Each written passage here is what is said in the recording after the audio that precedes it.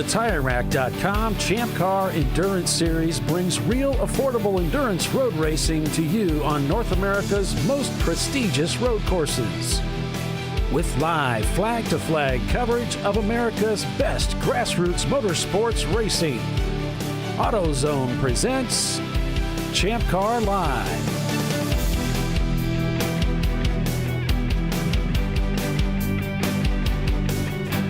Hello, everyone, and welcome to ChampCar.Live, presented by AutoZone. It's the TireRack.com Champ Car Endurance Series. This weekend's race, it's the Sahlen's Champyard dog at the Glen at Watkins Glen International. I'm Paul Veltum, along with Tiffany Alexander, bringing you full-length race coverage again this weekend. So let's take a look at Watkins Glen International, courtesy of Google Earth, as we head out onto the racetrack here. Front straightaway, not terribly long, not terribly fast. It does drop off considerably there as you go into turn one. Very constant radius turn one there. Nicely banked, by the way. You can really throw the car in there. Tremendous amount of grip on this racetrack, even in the wet. It's a lot of fun to drive here. Up through turns 2 and 3, a lot of fun. Uphill climb. You see a lot of that shot on television as they go through the S's there. Once you get to the top of 3 there, the fencing there kind of acts like a little tunnel. Makes it feel close to you, and it kind of kicks to the left a little bit, so it's kind of surprising the first couple times you go through there. Then down this straightaway section, very fast. It's the fastest part of the racetrack, and into this big bus stop chicane they call the inner loop. Very fast on the exit around the carousel here, which is also called the outer loop. It's a constant radius. Again, a lot of nice banking at this racetrack, and that carousel's no exception. Great passing zone. Heading down into the boot now, into 6. Fantastic turn. It's pretty much blind on the way in, blind apex, blind exit. A little bit off camber, just a lot of fun. Then racing down into turn 7 here is also tremendous fun. You're headed downhill, and you really toss the car into the corner hard. Harder than you would be able to at any other corner in the world, I think. It's just, the banking is just incredible, and the grip level is very high. So now we head down this straight section, which is uphill for the most part, heading into the heel of the boot, which looks like a constant radius. It actually, the track turns back on itself a little bit here. But again, it's a smartly banked turn here off to the right, which sets you up for turn 9. Turn 9 is fantastic corner. It's blind on the apex and blind at the exit. You're right up against the wall here at the exit. Quite a few cars that meet their demise there, unfortunately. But then a very fast turn 10. The challenge is just to line the car up so that you don't have to lift. Turn 11's a lot of fun too. Banked right up against the wall at the exit, and then it's down the front straightaway again. That completes a lap at Watkins Glen International. All right, welcome everybody to Champ Car Live, presented by AutoZone. The TireRack.com Champ Car Endurance Series race at Watkins Glen. It's the Sahlen's Champyard dog at the Glen. So, working on getting our team here signed in.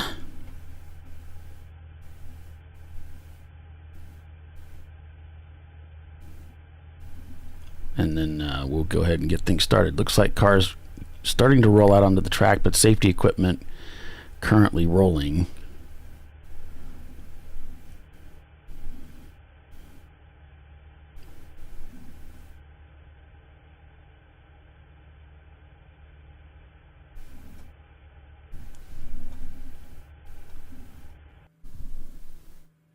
So cars parked at the track out. Welcome everybody.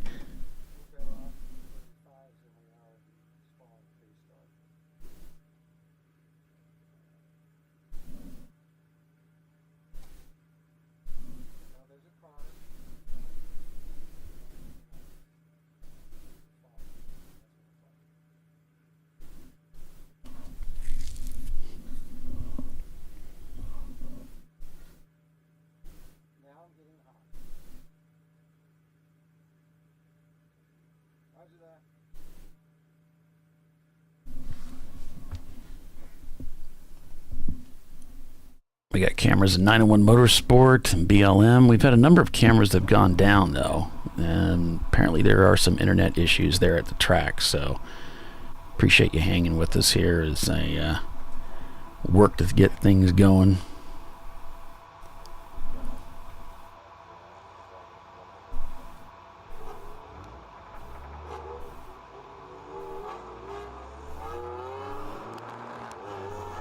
Okay, car's now beginning to roll.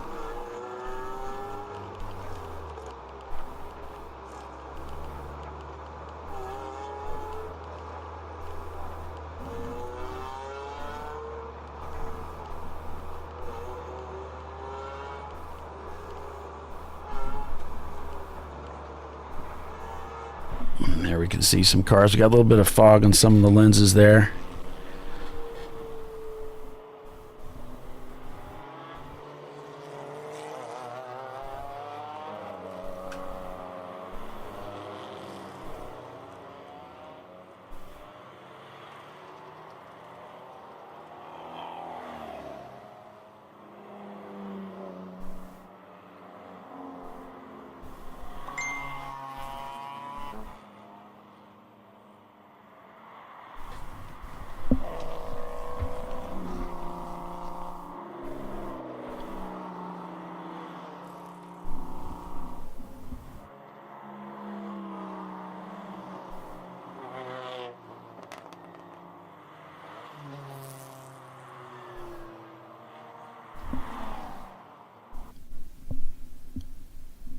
.901 Motorsport. That's a pretty bizarre looking.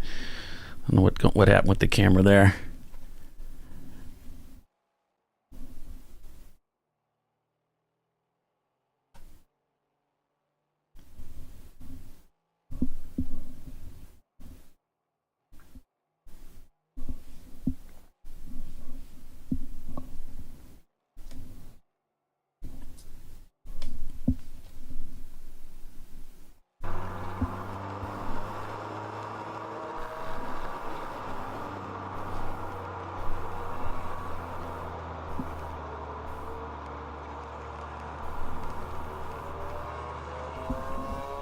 Let's see if I can get Tiffany here. Billy should be able to sign in here shortly.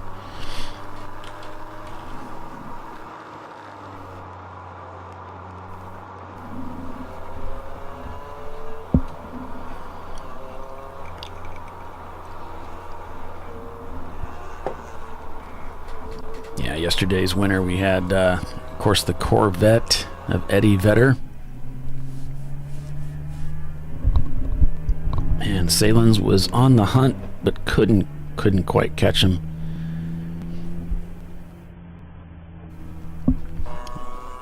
And BLM, Bogle Legacy Motorsport, the re-debut of that 944, had some mechanical issues yesterday, but they're back on track. They got our in-car camera working in there, so we'll hope to follow along with them today.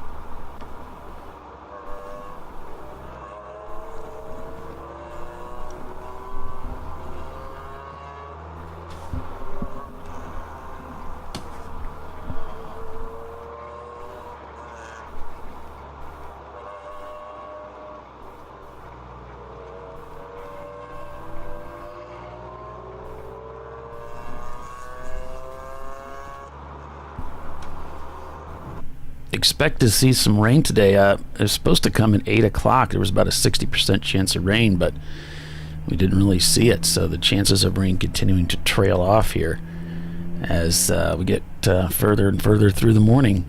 Still going to be about a 40% chance of showers, though, early on in the day here. Billy, good morning. You got Billy? You got me? I got Tiffany. I see Yay! Billy, but hey. I see Billy, but I don't hear him yet. I think he's muted on his board. In one of the places. Yeah. The tech seems to be fighting us this morning. Yeah, it's been kind of... It happens. One of those weekends. No, we don't have too many of them, really. Not really, no. Well, good morning. Yes, it is a good morning. Good morning to folks. Good morning to everybody out there. Hope you are enjoying your weekend and your Sunday. Your holiday weekend. It's holiday weekend. Off work tomorrow, yeah. Yep.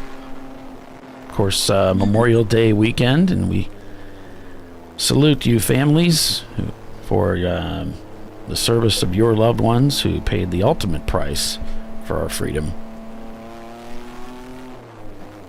And I'm back. Hey, Billy. Hey. That was fun. It's like as soon as we go live, it crashed. Yeah. Oh, well. Well, it was warning me that I was running near the edge of my subscription, and I thought, well, I don't know if it was really at the edge or if it was just trying to pitch me an ad. Right. And Well, it's working now, so that's all that counts. Absolutely. That's the most important part. yeah, the downside is we keep losing cameras, and we don't have a lot of cameras left, so not too many of them are working anymore. But you know, for a lot of our listeners, they're not viewers; they're just listening along, so it doesn't really matter. They're kind of like us, not working well. Well, this is a great camera. Nice clear view on the Sentinel camera. Yeah.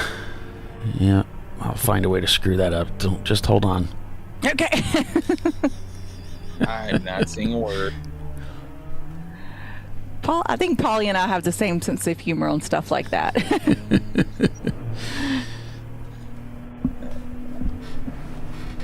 Good morning, Erwin, Mark, G-Track, Junkman, Average Joes. Good morning, everybody. We should be going green this time by. Yeah, and several of you have my number that I use for the broadcast. So if you want to send me any information you have about teams and friends and things, feel free. And also, if you have me on Facebook and you want to get through to me, you can send me a message and I'll get it, hopefully. Hopefully. Yeah, hopefully you can get a hold of one of us. I'm on Facebook too, but I think my Facebook's kind of locked down. After the Indy race we did, I just got inundated with spam bots and things, so I had to lock it down.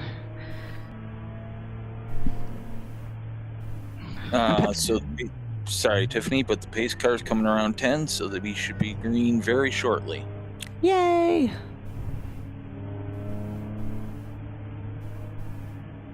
Coming around 11 right about now.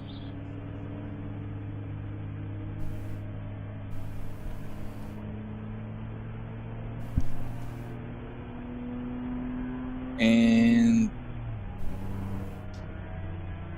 the green flag is in the air. We are underway Yep. on this Sunday at Watkins, Glen International. Looks like Les at the wheel here, the Turn-In Concepts Porsche.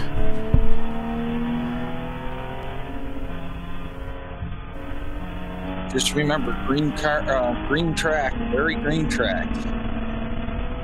Yeah, we had some showers yesterday, didn't we? Yeah, it was gully washer, that's for sure.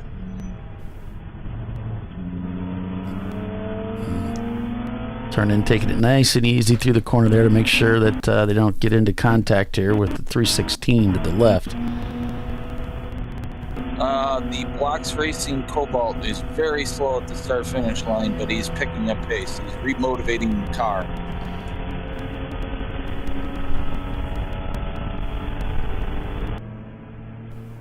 Rubber Soul on their way. Whoa, we'll check up there.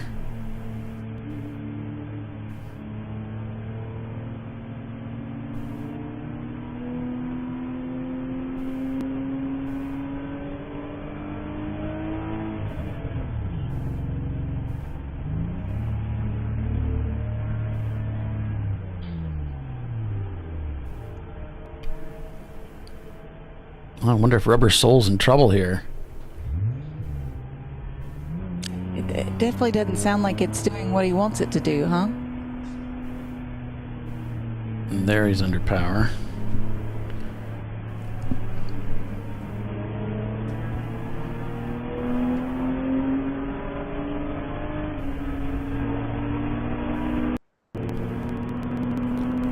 Looks like we were a little behind on the feed there. Got us caught up. Hopefully it stays there.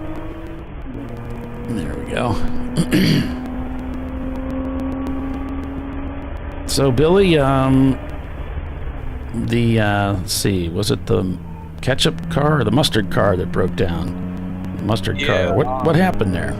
Sheared a bolt in the steering area, and no point getting it out there yesterday, so they fixed it last night, and away we went. Oh, okay. Both cars are out there today. Well, after Good that deal. first lap, looks like BLM up to the top three, actually in second place behind Ruben Performance, Rosmar number 129 in fourth, and then fifth it's reported as Turn-In Concepts.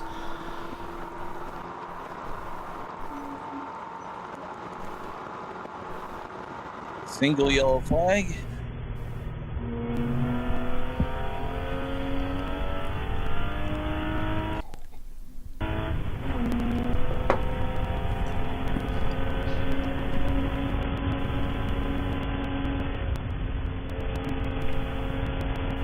And purple 35. Already. Yep. We got a lap and a half in. Yeah.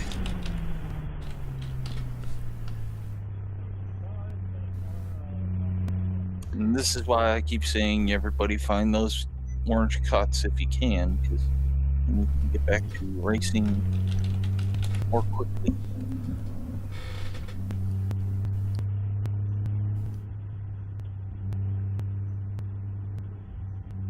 We've got a car stopped at turn 4, and that is the North by Northeast racing car. Oh, the 380. Yes.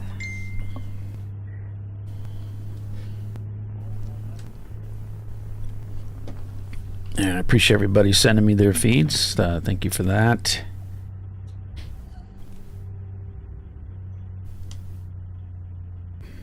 If anybody hasn't sent us a feed and they have one, please send it over to one of us. And we'll try to get it to Polly or get it up and running. If you get it to one of us, we'll figure it out from there, maybe. Keyword, maybe. It's a definite maybe. Yeah.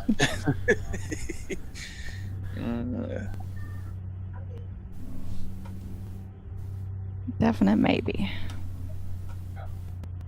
Yeah, my friend Kirk McKinley used to say that, and I thought that was he and Doc, just the king of one-liner. I mean, there was endless. I always was amazed with how many jokes that Doc could remember. You know what I mean? He just Yeah. had a whole litany of them. Kirk would just, no matter how much time you spent with him, it was always something different. He just had all these. And then I'd go back to him and say, I really like this one-liner you gave me once. And he's like, I don't remember that at all. He would forget them. Yeah, Just come to him at the time it needed to be said, right? I guess the guy was just always hilarious. And he said, some of my favorites for him were, nothing holds better than a good cross thread. And it's so crazy it might just work. There's just a bunch of them like that. It's kind of a Yogi Berra almost kind of thing, you know. It was always something funny.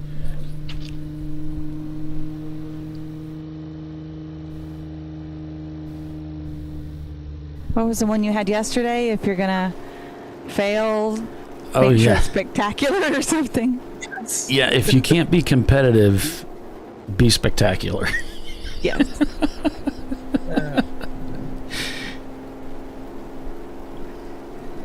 Now those are goals I can live up to. Yeah. And then my mother talking to her boss saying, you didn't hire smart, you hired pretty. You got pretty. If you wanted smart, you should have hired smart. You didn't. You hired pretty. That's fabulous. Yeah.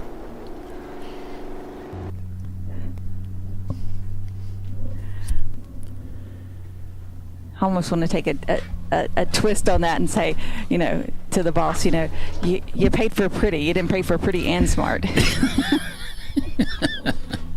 good, yeah.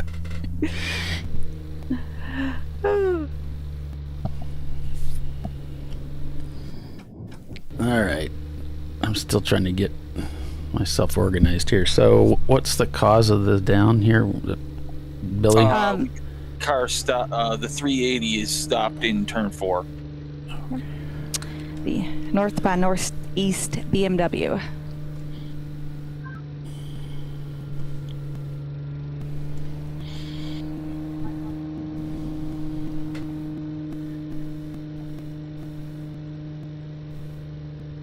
The car became unmotivated. Yeah, I think he said it kind of was going really slow through turn 1 and then finally came to a rest at turn 4. It looks like we're back to yellow flag, so Nope. let's see the green soon. Still at purple 35 here. Okay, well then it's going back to yellow. Maybe. If we can trust the crap that Bill writes, So I'll put a link in the chat. This is to the race control logs. So now it's yellow all around. There we So go. I can yell at Bill for, posting wrong stuff. Yeah. And the second link is for Race Monitor, so you can follow along with your favorite teams, timing and scoring. Unofficial, of course. We've got Rubin Performance Garage leading over the BLM Bogle Legacy Motorsport team. Rosmar Racing, the number 129, because they have multiple cars here this weekend. Turn-In Concepts in 4th. The Rosmar Racing, number 473, in 5th. I hear the speed picking up from OFIC. We've got a green flag.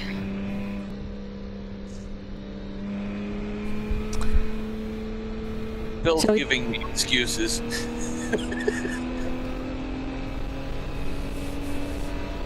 He's saying that he entered it in before Chelsea was ready, and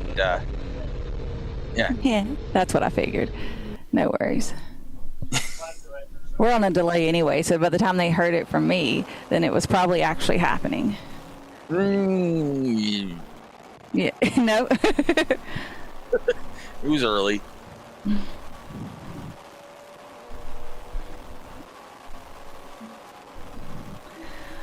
We got Mr. Fast Gloves in the car here on the 901 car. It's got to be Brett Shanaman. Shanananan. I prefer to say his name.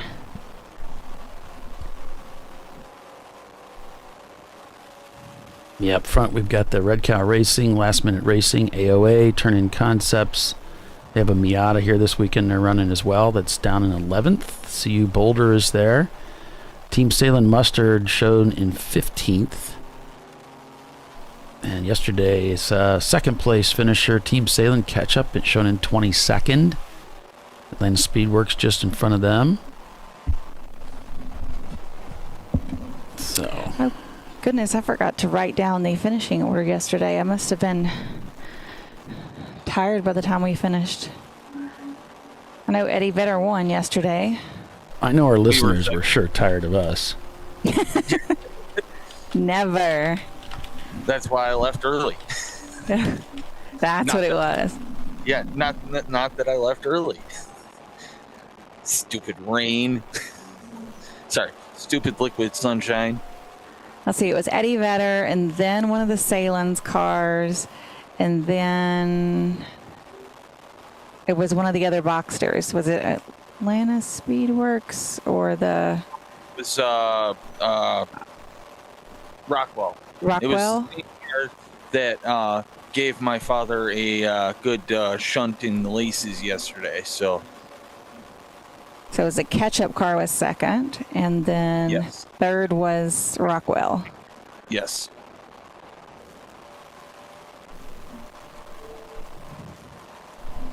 I'm like, I know it was one of those blue Boxsters.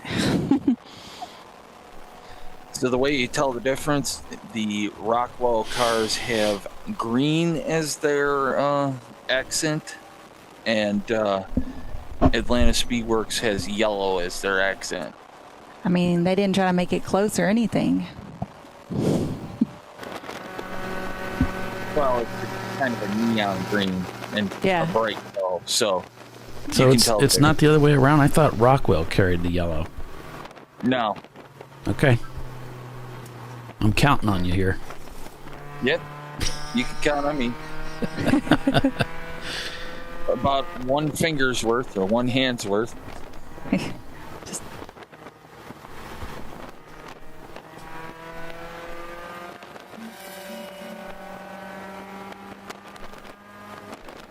one of the yellows is kind of a yellowy green neon, right? So Yes. That would be Rockwell. oh, okay.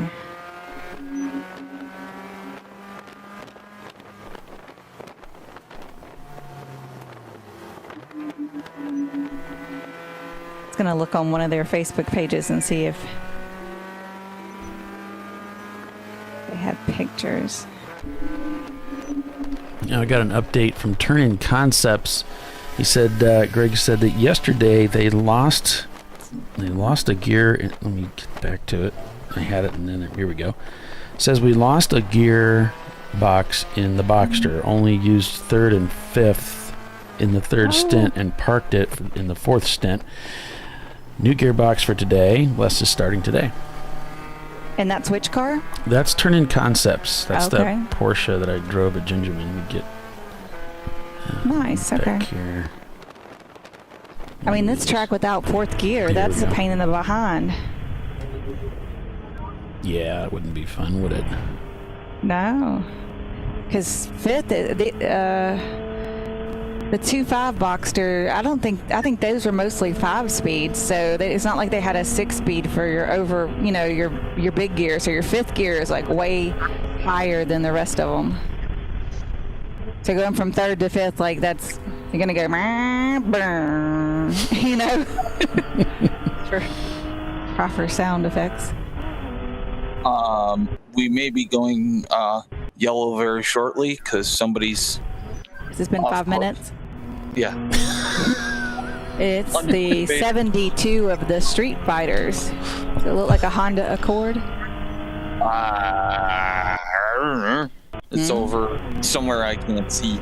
Oh, it's in 10 at the runoff for 10.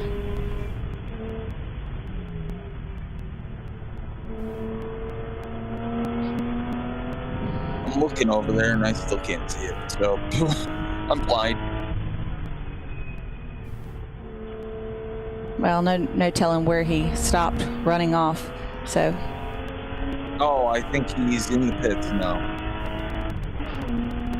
Yes, he is in the pits. okay, so he was able to get it there on his own. Good job.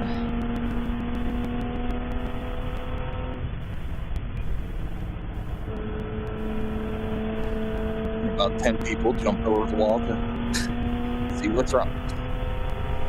Perfect.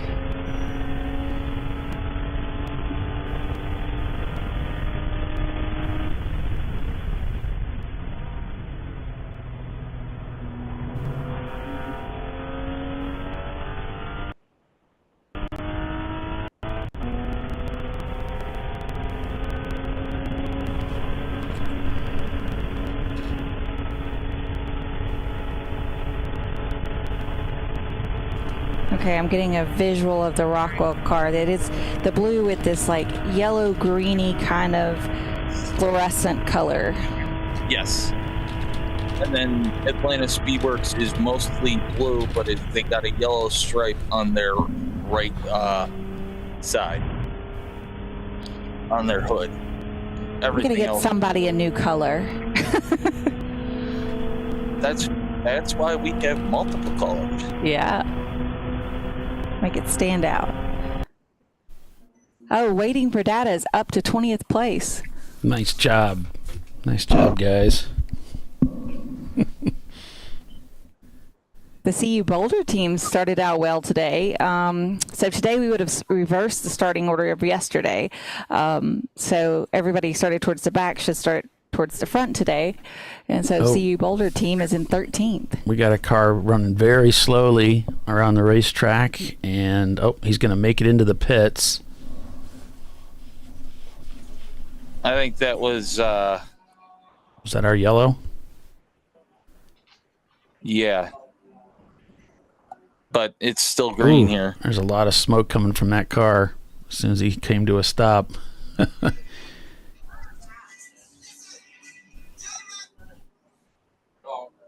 Don't really know who they are. Just found them on the internet, so figured I'd put them on the show.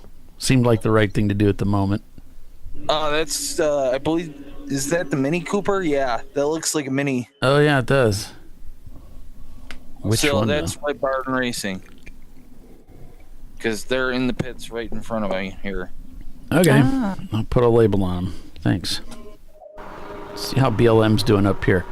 Excellent deduction. In third place. I guess that's our only mini. No, there's one more. The Oh, okay. 7. Oh, Gab Racing. That's a F-class card.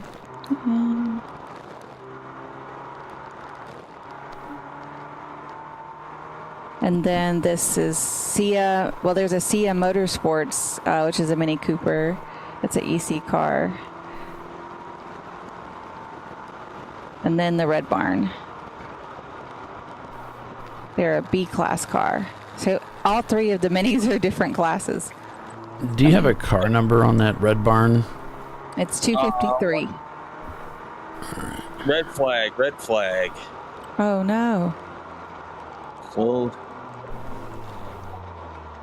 Yeah, I only have 2 track cams that are working, folks, so we'll just have to come across it somehow. Bear with us, yeah. Okay, so somebody, we got a right front brake fire. That looks like the 153 of Sia Motorsports. That's in that other Mini Cooper, the Mini Cooper S.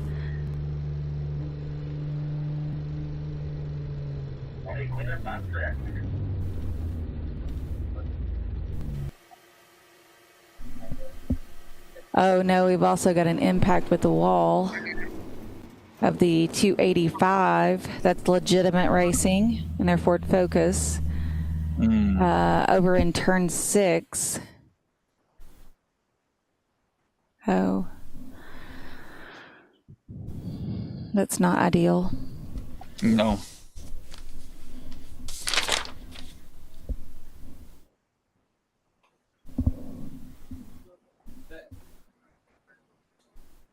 I like how Paulie labeled that some guy also in the race. Yeah, I didn't know his name. I didn't know who it was, so. Perfect. Yeah, that's Red Barn.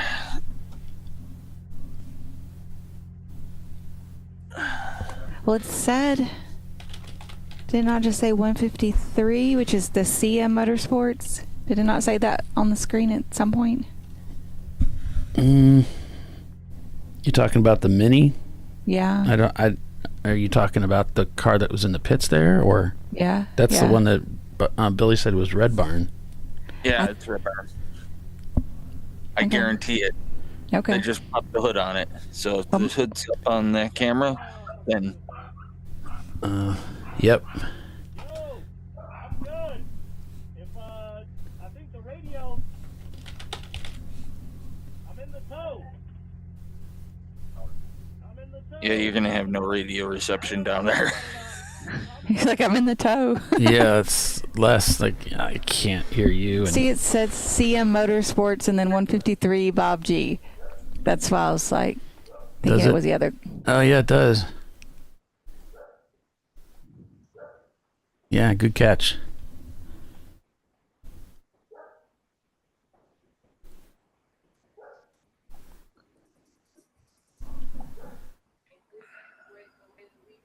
So we're under red flag condition here due to impact with the wall, and we had a fire on a brake rotor or something.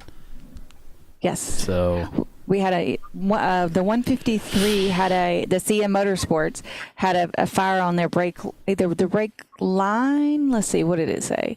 Right front brake fire. So, and then the 285 of Legitimate Racing, they had an impact with the wall in turn 6. Yeah, it looks like it's broke the tire belt, and so it's the car rolled over, but it's on all 4 tires, and they damaged the wall there.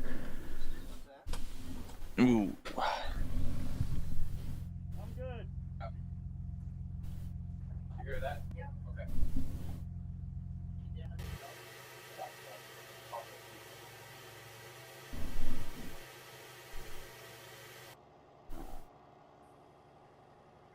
So everybody's going to take a little bit of a break, and since that's the case, we'll go ahead and take ourselves a little bit of a break too and head to commercial. We'll be back in just a couple minutes, so stay with us. You're watching ChampCar.Live presented by AutoZone. It's the Sahlen's Champyard Dog at the Glen, Day 2. We'll be right back.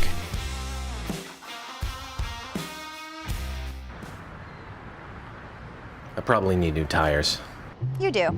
What if they sold tires online? We do. We're TireRack.com. They could offer lots of tires We have so many tires. and help you find the right tire. It's called the Tire Decision Guide. Oh, and they could ship them to a nearby mechanic. We shipped over 7,000 independent recommended installers. This is an amazing idea. Sorry. TireRack.com, the way tire buying should be.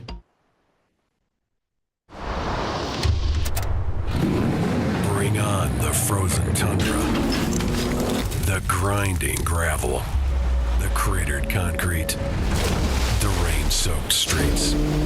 Come on, road. Do your worst. We'll be at our best. Reliable performance in unreliable conditions. Designed to meet or exceed original equipment performance. That's why more auto technicians choose Duralast parts. Exclusively at AutoZone.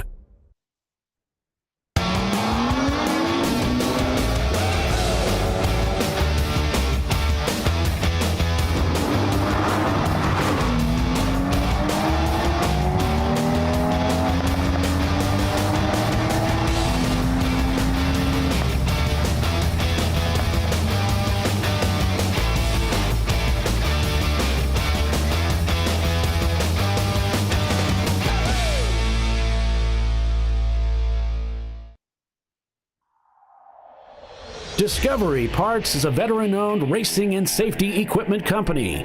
While we're located inside Atlanta Motorsports Park in Dawsonville, Georgia, Discovery Parts can also be found at the tracks, supporting a number of Champ Car Series events. We take pride in being a reseller of the best of the industry to Champ Car teams and drivers. We know racing, love racing, and look forward to tomorrow to even more racing. Visit us at discoveryparts.com.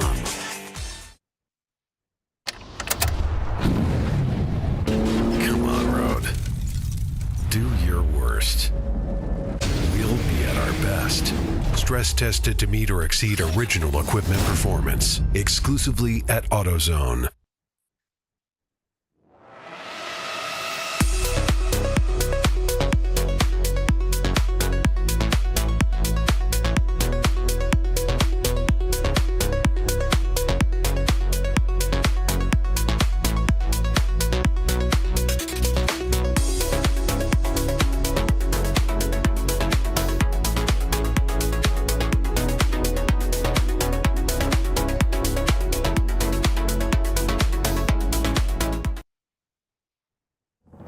Lifeline's continuous commitment to research and development ensures that we supply the most innovative and cutting-edge products available. Used by the majority of the world's motorsport championship-winning drivers, teams, and constructors, Lifeline has a stringent and proven history of success. Lifeline's continuous commitment to research and development ensures that we supply the most innovative and cutting-edge products available.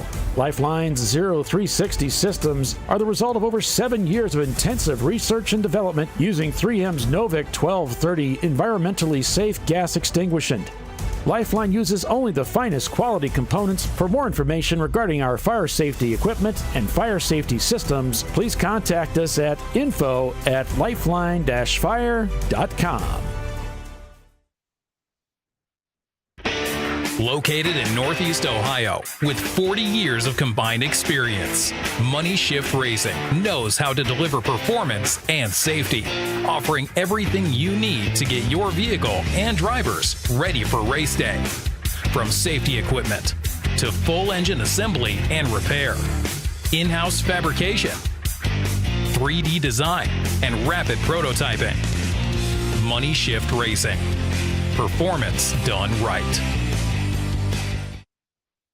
Sentinel is a comprehensive motorsports video solution incorporating live streaming, local recording, 3 cameras with picture-in-picture, flag status, and much, much more. Stop playing with multiple solutions. Sentinel handles it all, including timing and scoring, vehicle data, graphic overlays, adaptive bitrate encoding, network bonding, and more. Sentinel is the solution to sharing your motorsports experience with your friends, family, sponsors, and the world. What are you waiting for? Get your Sentinel today and never miss an on-track moment. www.sentinel.racing. Duralast, designed to meet or exceed OE performance, with 2-layer shims and OE-style slots and chamfers to eliminate noise. Backed by a noise-free guarantee when professionally installed. That's the Duralast difference, only at AutoZone.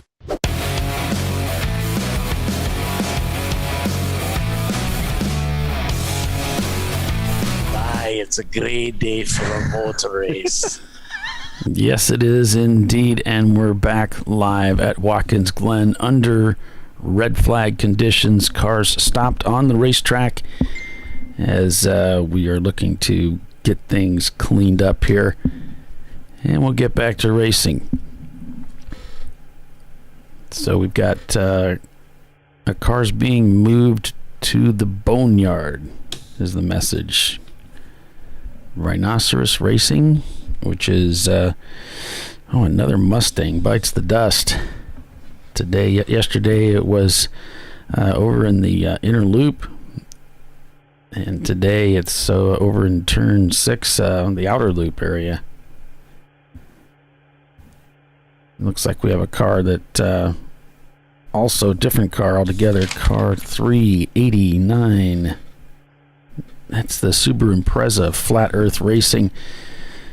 Looks like they blew a hose and they are stuck on track. It looks like it's oil, unfortunately, that's been placed on the track from that, so they're going to need to be picked up. That's over in corner 9.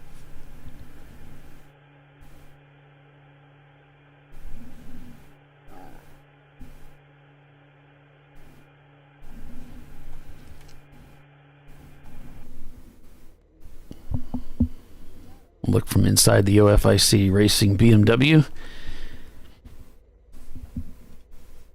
Temperatures gradually climbing today. Around 67 degrees right now. Pretty comfortable out there. Looks like we'll finish at about 81 degrees will be the warmest we'll have during the race.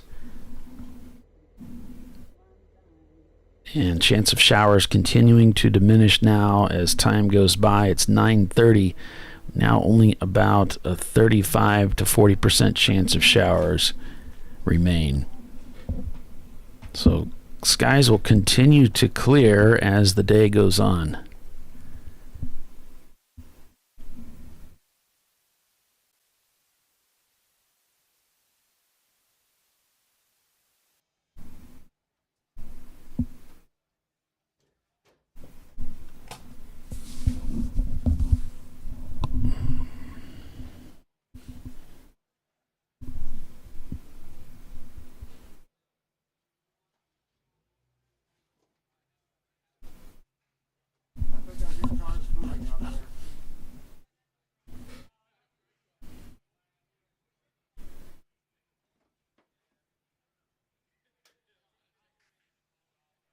Tiffany just sent me a notice that today is World Redhead Day, which I didn't know that. Wait, I didn't even know that. That's for Billy. Okay, that makes sense. Yeah, I guess this is a day to celebrate redheads, which is there should be, shouldn't there?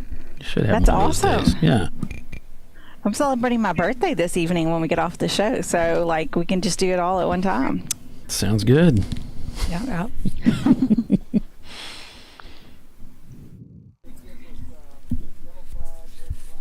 My brother and his fiance are having me over for dinner. Nice. So. What's on the menu? So he said he's smoking a butt. My husband already smoked some ribs. So very a Memorial Day type plan. I made some deviled eggs. I make these spicy deviled eggs with I used diced jalapenos instead of diced pickles. Makes them have a little extra kick. Maybe some cayenne pepper involved as well. And I don't know what else they're making. They did ask what kind of cake was my favorite, and from my husband, and he just replied back cheese. So I don't know if I'm going to get a block of cheese, maybe some brie with a candle on it, or I'm going to get a cheesecake. So we'll see. Yeah, hopefully they go to the cheesecake. I mean, I would take either one, but yeah, I love cheesecake. I'm not a big fan of birthday cake or cake and icing. I don't really care for that. I'll do pie and cheesecake any day. I mean, who doesn't like pie, or That's right. And I like all of that stuff. I don't really get into cheesecake, but I kind of like the idea of just going to pie instead of cake, because there are some folks that just don't like it, and there's different kinds of cake, and so if you go with pie, though, everybody likes pie. Yeah, American pie, American apple pie, everybody likes that. So you can't go wrong there. I like the coconut cream pie, or the lemon meringue pie, or the key lime pie. Anything coconut is no bueno. Yeah, you'd eat the banana cream pie, and I'd be like, bleh, do they have real dessert? I'm not a big sweet eater, so when I do eat sweets, it needs to be in the realm of one of those things that I really, really like, or else I'll just, just pass. I am I have many sweet tooths, not just one. Ah. And Fred Wolf, track manager from Nelson Ledges, has joined us and has mentioned that for 20 consecutive years, Watkins Glen has did host the United States Grand Prix, which is really cool. Fantastic history here at the track. Yeah. Which is, there were a few fatalities during those events, which is why the Chequered chicane was added in the S's. Unfortunately, and then there was for NASCAR in 1991, the inner loop was added in 92 because of a fatality back there. So, yeah, we were watching a video last night. I'm kind of mildly addicted to YouTube, but they were talking about the F1 races and some of the worst crashes, but then it wasn't just train wreck kind of drama for TV sake. It was the worst crashes that changed F1. So they went through, some of them were fatalities, some were not. There goes all my dogs. Sorry. And then, what they did safety wise. And then it went through some other really bad accidents that the person was able to walk away because of the safety changes that were made, due to a previous accident. So that's kind of a cool, way to put it all together. We're always trying to make the sport safer. It's not a safe sport, but we're always trying to make it safer. As safe as possible. Right. Yeah, I like that. I heard someone say once, and I agree, that when you say we're making, a sport safe for everyone. It's like, well, you really can't. I mean, unless you just don't engage in the sport, there's always Right. going to be risk.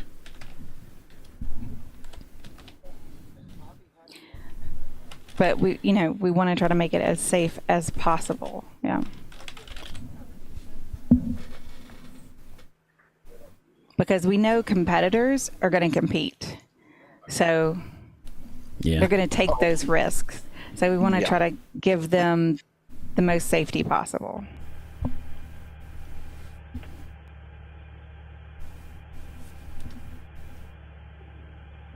We all know we're all, especially when we're younger, right? We just don't think it'll ever happen to us. So self-preservation isn't as strong in the youth.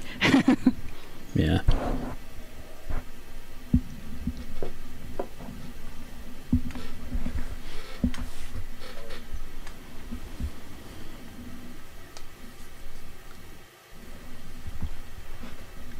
Mark Kruger must be watching the F1 race because I guess they're under red flag as well. Tiffany, did you see the thing I put in the Facebook chat? About Redhead Day? Yes. Redhead Day. World Redhead Day. Polly mentioned it. I haven't clicked on it, though. I'm going to click on it and see. I was telling Polly that I'm celebrating my birthday today, too, so we can celebrate World Redhead Day and my birthday all at the same time. I'm glad they decided to put it with my birthday kind of thing, almost. That's awesome. Do you know that, like, redheaded, green-eyed people are the most rarest form of hair and eye combinations, and redheaded, blue-eyed people is the second rarest. I'm the redhead, blue-eyed version. But the second rarest combination of hair color and eye color in the world. I've had people say that I was rare, but I don't think they meant it in a good way. Yeah, I agree. I've heard that too. Yeah, Do they call you special or bless your heart afterwards? Yes.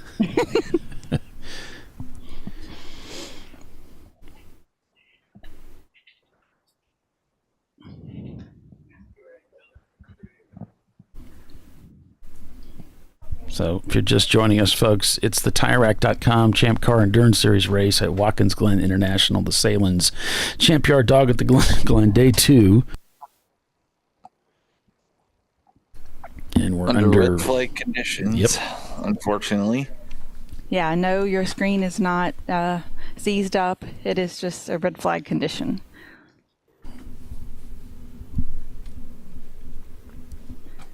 We had a little bit of a brake fire, and then we also had an impact kind of happen all at the same time. So we just shut it down and do what's in the best interest of safety for everyone.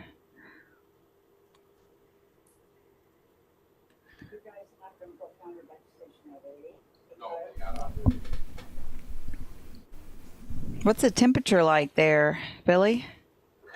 Shorts weather. Okay. At least shorts weather for me. Oh, that might be a different definition than it is currently 64 in, well, okay, hang on, I gotta switch it because it's telling me Watkins Glen, and technically Beaver Dams is better. Currently in Beaver Dams it's 66 degrees. Okay. So, when it gets really hot, and it's really sucks for the drivers to get stuck in the cars, but, that, I wouldn't say that's going to be comfortable, but that would be much less uncomfortable to be stuck in the car than when it's 90 at Sebring, for sure. Because I've done that. Well, I think I got stuck at 90-something at Daytona, which is rather unpleasant. And for those of you that are Kanakistanian or otherwise use non-freedom units, it is currently 19 degrees Celsius. I was wondering where you're going with that at first. And there's Ray Frank. Looking at that right front with them as they had a lot of smoke coming from that right front corner as they came in. So not sure if it's a brake issue or what the story is there. They've put it on the race log as a brake fire, but sometimes when flames or smoke is coming from a place, you don't really know until you get in there and get it out. Hello, Tiffany or Timothy. Hi, Timothy. My mouth went one way, and I was reading something else. It was weird. Just thinking about me. I guess so. You just are unforgettable there, Tiffany. You're unforgettable. That's not always meant in the most wonderful ways, but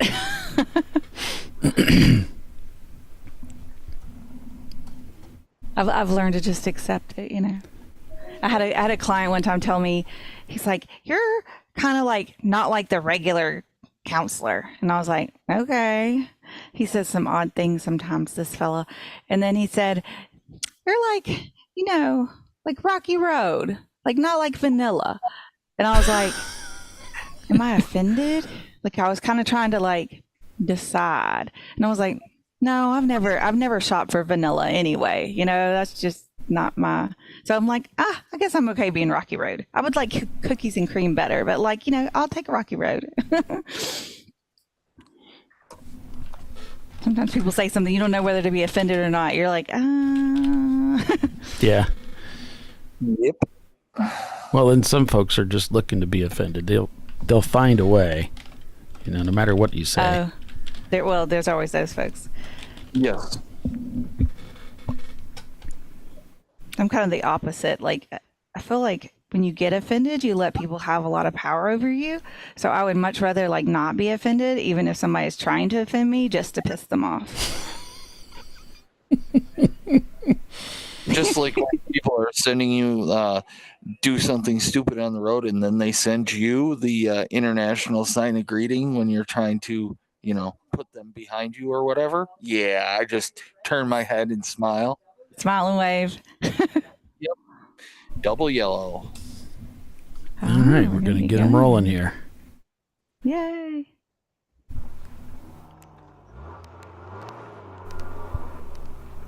Second place, BLM. Rolling out. That was not a good spot. Clive at the wheel. Looks like he's got his helmet there with his logo on it. He got it going. Yeah, that was the toe of the boot. He stopped in very interesting spot to stop. Now let's see if everybody gets their cars refired and on the move. 'Cause that's always an issue when we have to red flag. Does everybody recrank? So we're wanting everybody to bunch up.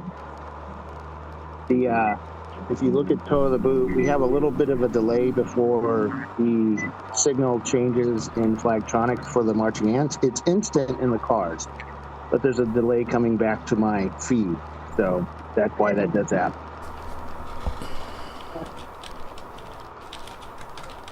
Alrighty. Does that make sense? Not really, but the magic works everywhere except in that corner. Okay.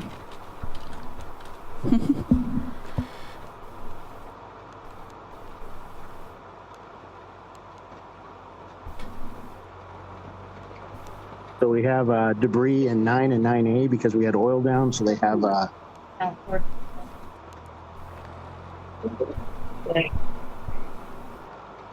hold on. So we've got some cleanup to do, it sounds like, before we can go back to green. Okay, driver stints do not reset. We're on regular driver stints. Okay. So we're not resetting the stints. So whenever your driver went in for the stint is still the stint start time. So that would be the start of the race. Most likely.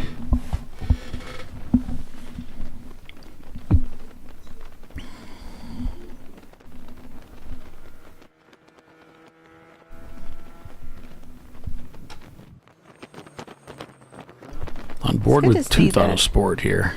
Yeah, it's good to see Tooth back out. I don't recall seeing them in a while. They used to be at a lot of the races. And Well, they're from Canada, so it's yeah, it's a long way. a bit of a journey. Yeah. I mean, I remember seeing this car all the way down at Barber for a Champ Car race. So I used to get around everywhere. I looked all through it because it's also a Civic. Yeah, they used to come down here and steal all our trophies. Right?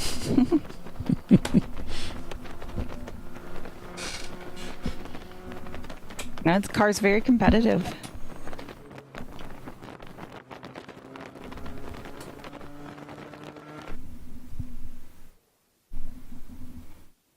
A little fog on the camera there. Yeah, both our track cameras have a little bit of fog on them from sitting out overnight.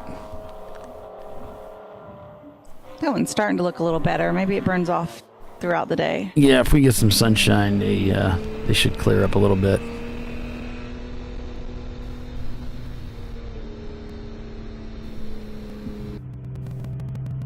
And there's one of the Sahlen's cars ahead of Turn-In Concepts. That's Mustard. It's a good looking car. That's a very big wing. They definitely got her up in the air there. Ready to take off and fly. I believe the term is wang. I was leaving that wide open for you. I appreciate that. Okay, lights out this lap. All right, going back green. Alrighty. Must have been a fairly quick cleanup then. Good deal.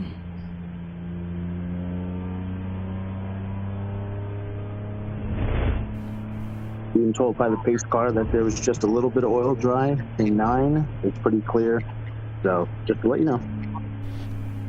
Yeah, that would be the area where the Subaru blew a hose over turn 9, that left-hander there. I think I got my track. Yeah, I got my track map working.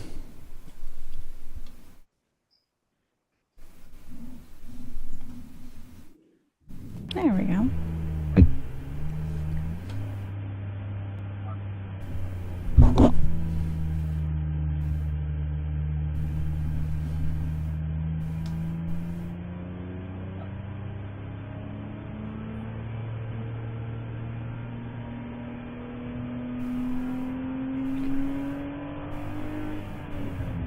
Hi, Timothy. Don't tell us any, no spoiler alerts on the F1 race. That's going to be post-Champ Car entertainment. Yep, that's what I always do. I always sit back and watch the F1 race and maybe some of the Indy race after the WGI race. Yep. You'd think I'd have enough, but you know.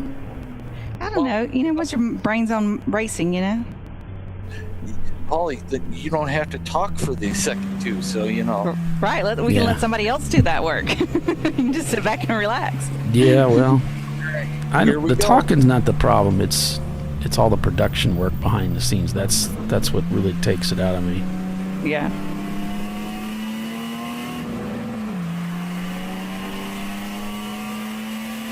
Getting back up to pace. Green flags in hand, green flags in the air. Yay! Back to green here at Watkins Glen International for the Sahlen's Champyard dog at the Glen. Continuation. Checkered flag scheduled for 4 o'clock this afternoon Eastern Time. About a little over 6 hours remain in the race.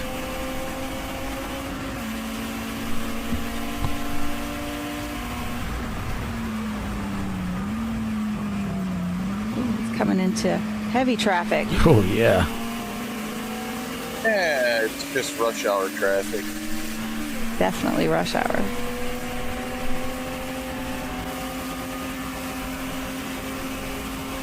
They now all know how I felt trying to get here on Friday.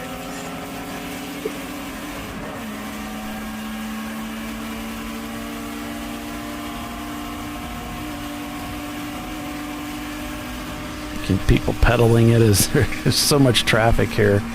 One wrong move and you've got a massive pile up. Yeah, everybody's got to be respectful and leave a little room while being. Whoop, someone's off in the grass. Yeah, they ran out of room. Yeah, gotta play nice. Like that was a blue Miata. It looks like a gigantic German fest. With all these German cars out here and one lonely Corvette. Two Corvettes. There's Porsches and there's Porsches and BMWs everywhere in this set. This group of cars.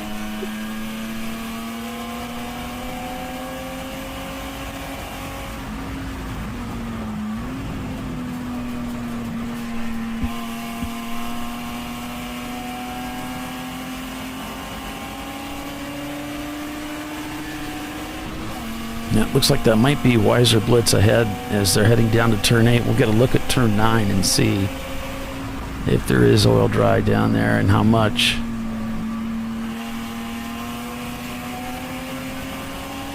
So turn 9 just up ahead, the left-hander here.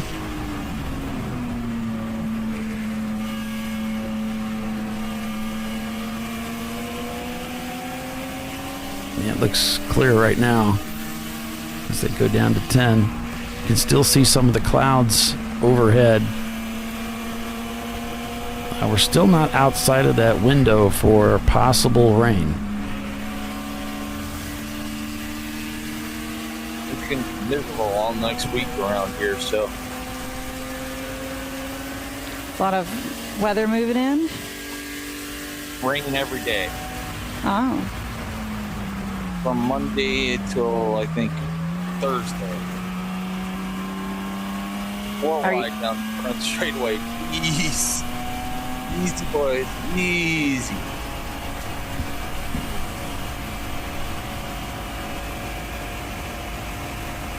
Nice and flat on the wood all the way up the hill.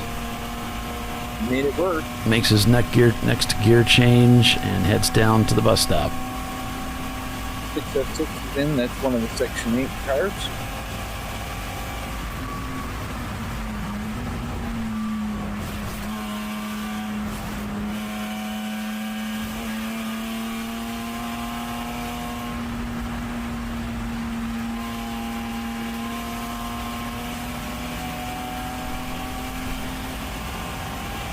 Nice.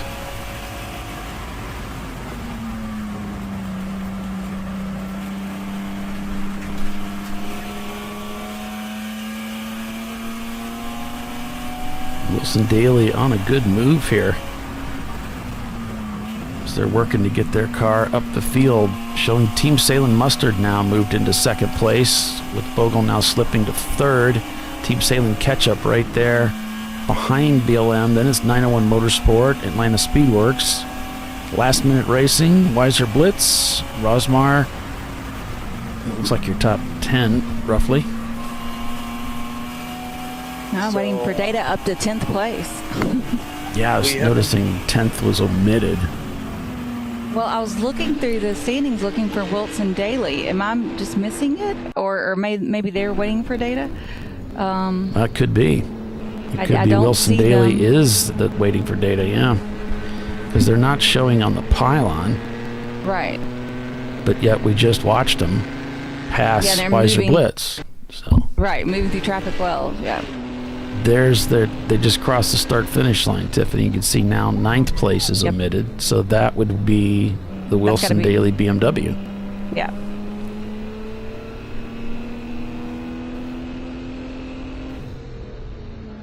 So it's obviously scoring them, just for some reason their name is not in there. Oh, I mean, I'm blaming somebody at the end of the booth here. It's always possible.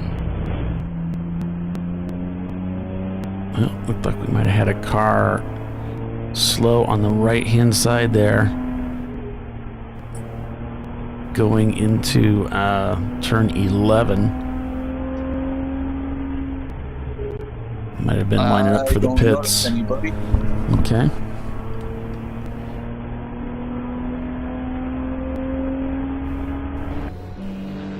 Lots of action here for OFIC Racing also, with a Mini Cooper there to the left.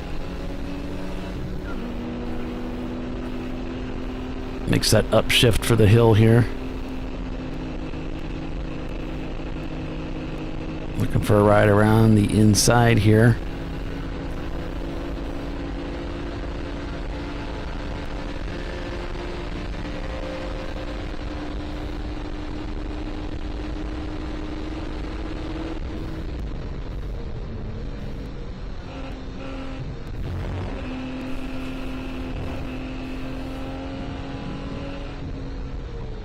The Subaru is headed back out.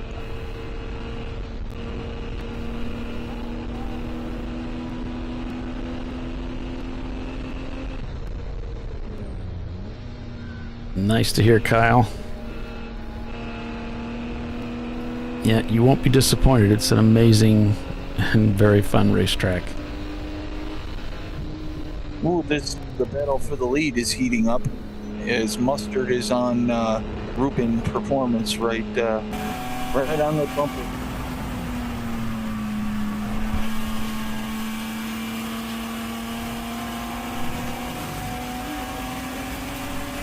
I think Mustard's going to be my pick for the day.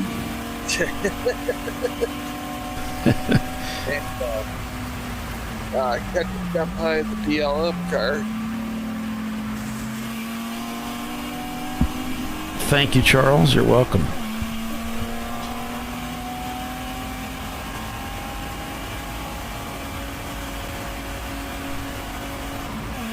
I mean, and they've got ketchup right behind them, so Yeah. what's the difference? Race Monitor is not as friendly as Race Hero is. No. Agreed.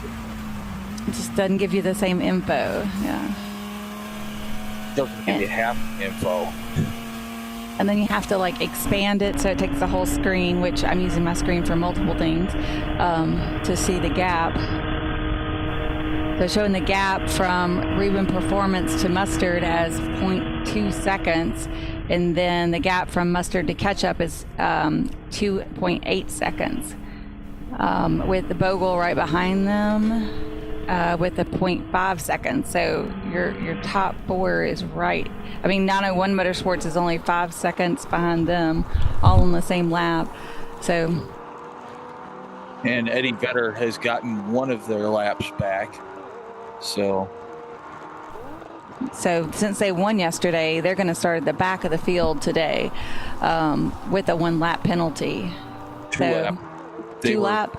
Yep, they were 1 lap ahead of the field yesterday. So they have a 2 lap penalty to start. Yes. Okay. And they started at the very, very back. Yep. Because they started up front yesterday. So that's going to be a lot for them to overcome. Uh-oh. Mustard disappeared. What? No. Tiffany and her commentator curse. I take it back.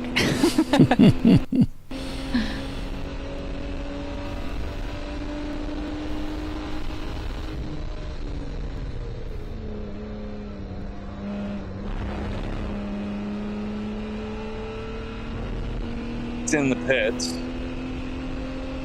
Wait, Mustard's in the pits? Yeah.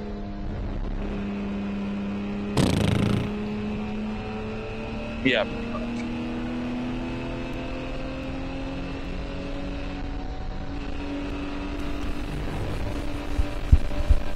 Hopefully we'll get an update on what's going on.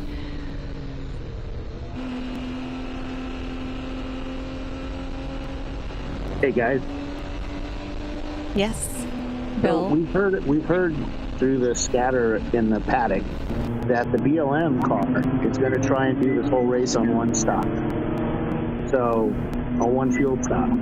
So that's going back to the way a Visceral would do stuff. So they're going to leapfrog depending on when they get their stops in and when everybody else gets their stops in, whether they get it under purple 35 or have to take them green. That'll make a huge difference. Yeah, they could have, potentially that could have got them the race yesterday without that wheel bearing issue they had. So they're thinking they can go 3.5 hours on fuel. I knew that they could go 3 hours. 3.5 seems a bit of a push. But we had a red flag. Yeah. And the Sahlen's car is on pit lane right now, and they've got the hood off the car, adjusting something. They're putting it back on, clamping it down now. And the 60, one of the Mustangs is on pit lane with the right side of the car up in the air with the hood up. Like the Section 8 cars? It looks like it, yeah. Yeah. And then there's a yellow Miata, too, with the hood up. And that's pretty much it on pit lane. Okay.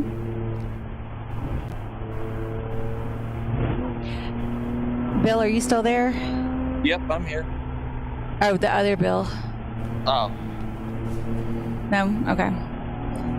He just likes to hop in, interrupt, and then run away. Just making sure he's sticking to his, his normal. Just kidding. Not really. I was just going to tell him to tell Troy about the Wilson Daily car. It's probably the waiting for data car. Yeah, he would probably. He'd probably have to refresh the 831 is headed race monitor feed. Track. 831. That's the MDR Motorsports Porsche Boxster.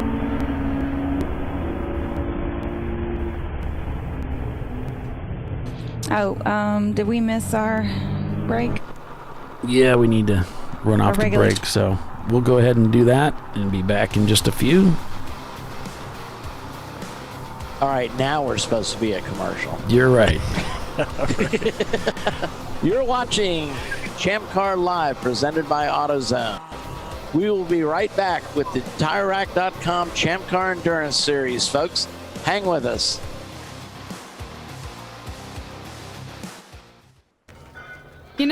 I'd buy tires online, but then what? We've thought about it. We're TireRack.com. They should let you ship directly to a mechanic. Actually, we call them independent recommended installers. They should have 1,000 mechanics. Try over 7,000 installers. Then you just make an appointment. At a time that's convenient for you. This could change tire buying forever. TireRack.com, the way tire buying should be. Come on, Road. Do your worst. We'll be at our best. Engineered to meet or exceed original equipment performance, exclusively at AutoZone.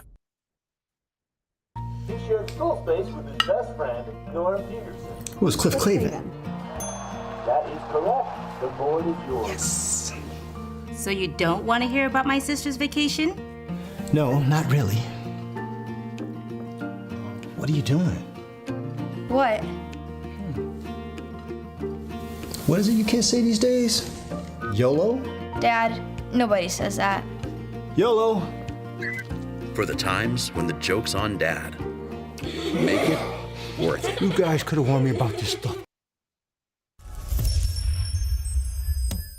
Frozen rotors from Diversified Cryogenics deliver increased performance and a higher level of safety, while significantly reducing braking system costs.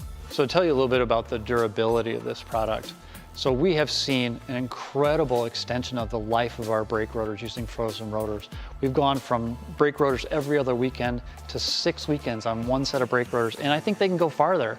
The durability has been amazing. And it's been a fantastic season, and man, a lot of that is due to the way our car can brake on those frozen rotors. For more information, go to frozenrotors.com. Located in Northeast Ohio with 40 years of combined experience, Money Shift Racing knows how to deliver performance and safety, offering everything you need to get your vehicle and drivers ready for race day. From safety equipment to full engine assembly and repair, in-house fabrication, 3D design, and rapid prototyping. Money Shift Racing. Performance done right. Discovery Parts is a veteran-owned racing and safety equipment company. While we're located inside Atlanta Motorsports Park in Dawsonville, Georgia, Discovery Parts can also be found at the tracks, supporting a number of Champ Car Series events. We take pride in being a reseller of the best of the industry to Champ Car teams and drivers. We know racing, love racing, and look forward to tomorrow to even more racing. Visit us at discoveryparts.com.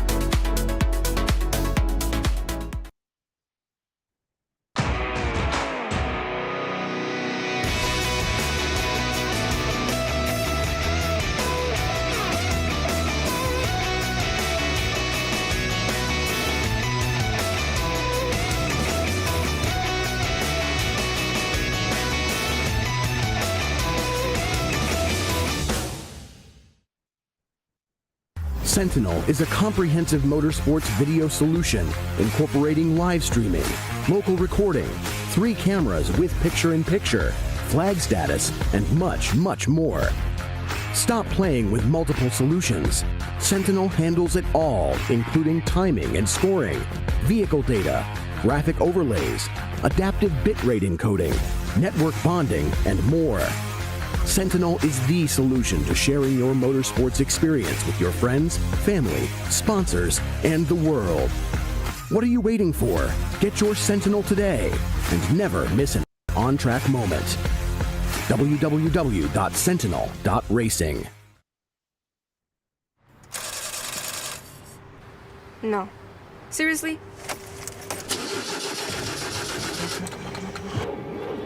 Come on. No. You for real? Dale. Really? Wow. So maybe just a cable? We can help you. Welcome to America's #1 battery destination, AutoZone, your battery solution.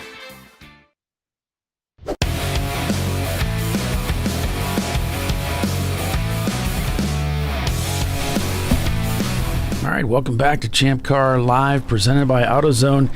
You know, today I'm sporting the 15-year event shirt from ChampCar. We're low in stock on it, but I tell you, this shirt is fantastic.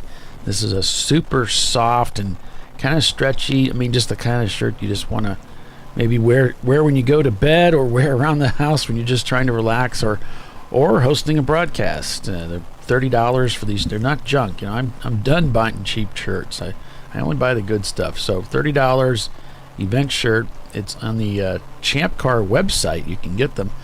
All you have to do is scroll down towards the bottom of the ChampCar.org website. Look for the merch shop, and you'll see a full selection of merchandise you can pick up there, including the same charcoal shirt that I bought earlier this year at Road Atlanta when I was there.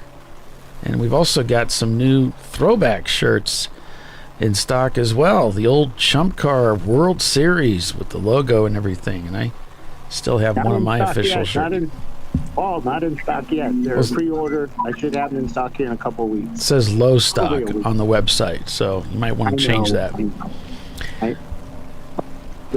Like I said, when I talk, people correct me. That's what this is all about. That's what we do, man. Hey, we got a report that 943 Sahlen, they had a brake caliper failure, so they're fixing that now in the garage. And Troy says hi. Oh, hey, Troy. But don't encourage him.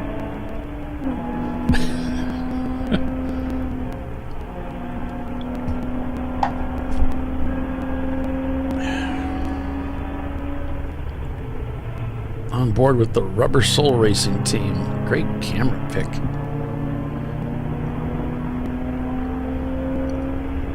So right now it looks like Team Sahlen Ketchup now in the lead of the race over BLM. That's the Bogle Legacy Motorsport team in their 88 Porsche. And then we've got Rubin Performance. We've got Atlanta Speedworks, Action Raceworks. Actually just passed Atlanta Speedworks there. As I was going through the rundown, 901 Motorsport, car number 903, is now in, I believe that would be 8th, make that 7th place. We've got a couple EC cars up ahead. Turn-In Concepts then behind them. I think that there's Turn-In. Yeah, Timothy, I hope he doesn't do that. Oh, the first to last? Yes. I mean, I was trying to, like, with 2 laps behind and starting at the back of the field, you would just think that would be impossible with some of the speed of some of the other cars. I mean, they're fat. That other car is fast, but that's a lot to overcome. They'll really have to have some things go in their way to come from the back all the way to the front. But we've seen GBU do it. So... Well, the difference between that was when at Mid-Ohio we started up front the second day and got our lap back because of it, and then got caution. Let's check in on Wilson Daly, see how they're doing. It seemed like they were moving up really well. So they must be in 8th place, maybe? Waiting for Data is in 6th place now, minus the EC cars, so that's 2 of them. So that would be 4th place. And that's who we think this is. Well, I've got Ruben in 4th. Ruben in 4th? You know, mine... Maybe try to refresh. That's because that's with the EC car added. Yeah, there's EC in 1st and 5th. Oh yeah, now I see 6th is missing. So. Yep. So I think that's what I think is Wilson Daly, but. Yeah. We'll see. Yeah, that tracks. Put him 4th overall, yeah. A lot of C cars you see represented by the green color there that are shown towards the front of the pack here. I'll cycle through these cars represented by class. So let's take a look at A class and see if that'll come up here for us. There we go. It's pretty quick. Haywood Racing leading A class, followed by JS Motorsports and Ramen Racing, or Ramen Racing, I'm not sure what they're going with there. Going to B class. There we go. Ruben Performance leading B class right now. Hera Flight Racing in 2nd, and then Red Barn Racing shown currently in 3rd. C class, Team Sahlen Ketchup leading over BLM, followed by Action Raceworks. Down to D class, Rhinoceros Racing, Eddie Vedder already in 2nd place in D class, and then it's MLC Racing in 3rd. EC, we just need at least 5 cars to start the event in order to award a trophy for EC. And I think, oh, it is working. Okay, so Team Bruce Innovation shown leading there over Open Throttle and Boston Whiners.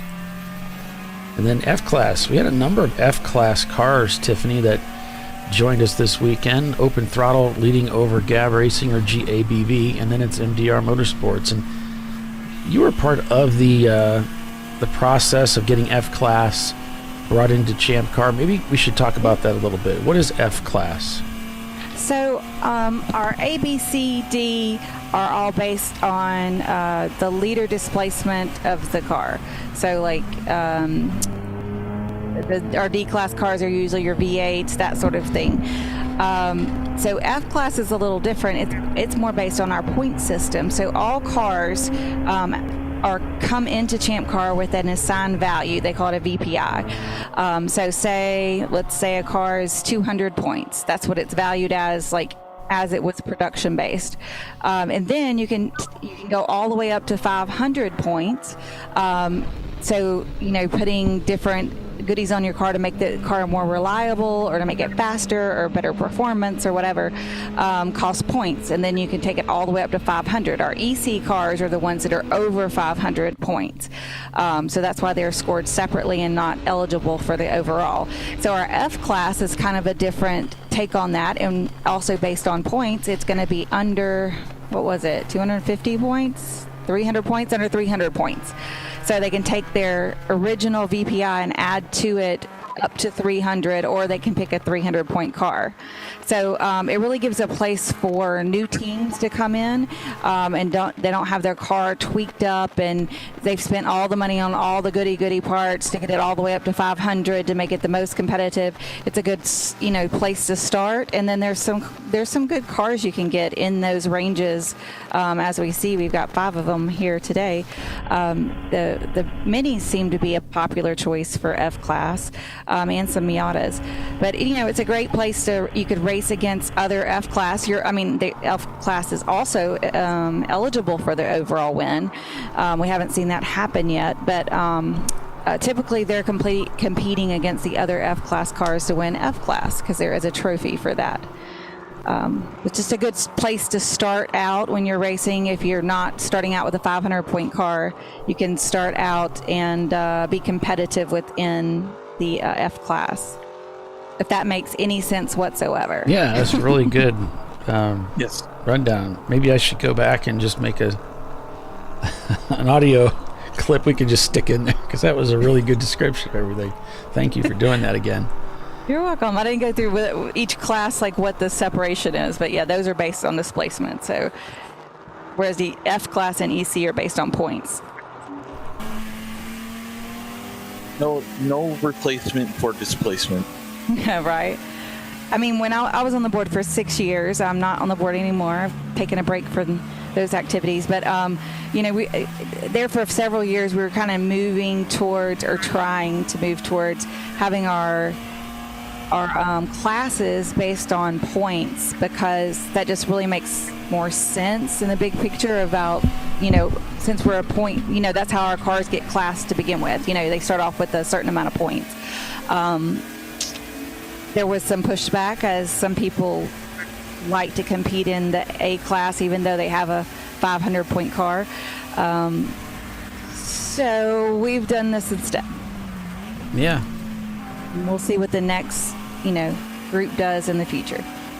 It looks like Wilson Daly's actually slipped back down now into 8th place. Something happened there. Oh, yeah. The car's fast. Yeah, looks like they may have gotten passed by the Atlanta Speedworks car and the Action Raceworks Camaro. Yeah, I don't know what happened to him there, but this guy's a good driver.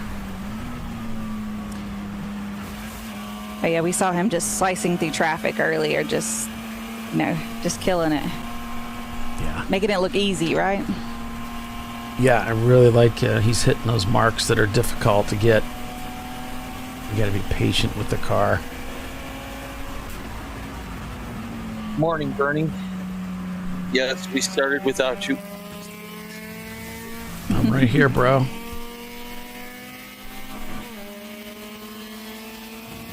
Man, that car is loud. The 181 and 191 is in the pit. Ooh, we got a car stranded track left. That's a local yellow right now. He's waiting for that yellow to clear so he can put a pass on this car up ahead. There's the green, so he might be able to sneak in here and get it done. There we go. So local caution. Oh, going full course caution now. We've got a car stranded between turns 7 and 8, driver's right. He's all the way into that little strip of grass up against the guardrail. Full Send Motorsports BMW. Purple 35. They'll need to go pick him up. He's in need of a bit of rescuing, it looks like.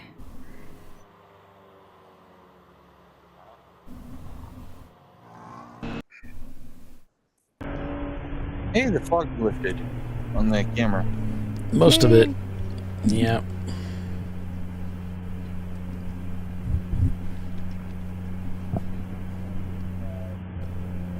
The 43 Camaro is in. That is, hang on, I can tell you in a second. The Action. Yeah. Oh, 901 Motorsport. 903 has come into the pits on this.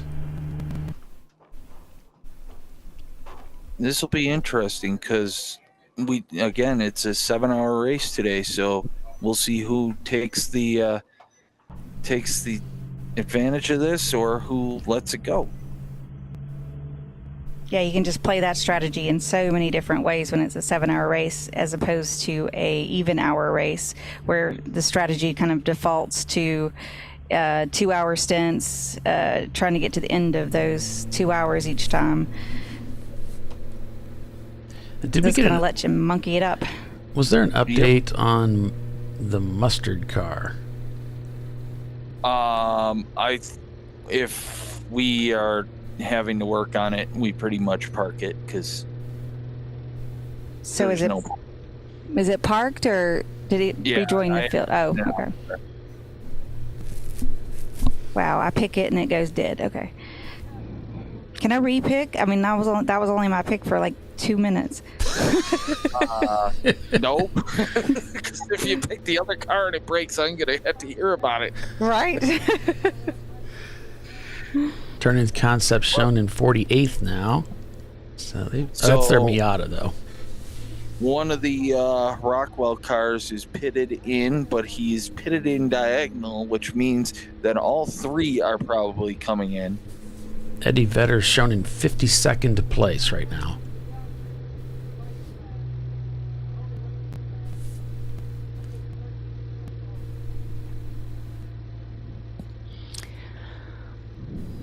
So right now your standings unofficially coming off of Race Monitor. We've got Team Sahlen Ketchup leading this race over BLM, followed by Rubin Performance, Atlanta Speedworks, Weiser Blitz, Turn-In Concepts, Rockwell Autosport Development. So 3, 4, 5, 6, 7, 8, 9. Then we've got Last Minute Racing, Sent from the Gourds, OFIC. Now, did we miss Wilson Daly? I didn't see them in the standings, so that's why I think they're the waiting for data. I don't see a waiting for data, though. Oh, did they go away too? So let me refresh this. See what we got. I have a waiting for data in 26th. But unless they had some kind of issue, that shouldn't be them either. But maybe they did, because I don't see them otherwise. North by Northeast is in. They're pushing back the second Rockwell car and releasing it, so that might have been just a driver change, and the first one is released. So that's the 41 and the 10 that came in. So there's 10th on the pylon. I'm wondering if I need to reset that pylon. 9, 10. There's 72. So I'll wait for that to cycle around.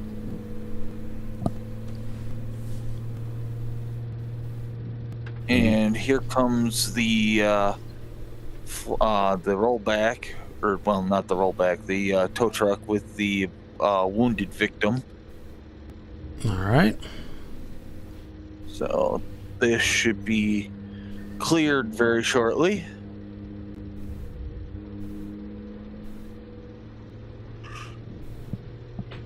Okay, it looks like this is reset. I don't see the gap any longer on the pylon. So, that's good. The 903 car is in. 903 car is in, along with the 15, which is... Wilson Daly.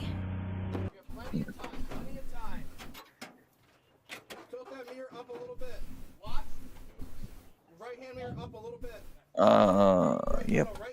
So the car is behind the wall.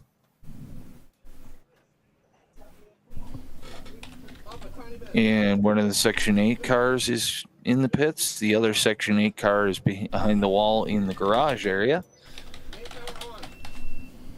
So that's the 605 that's rolling into the pits. And 617 is in the pits for their stop.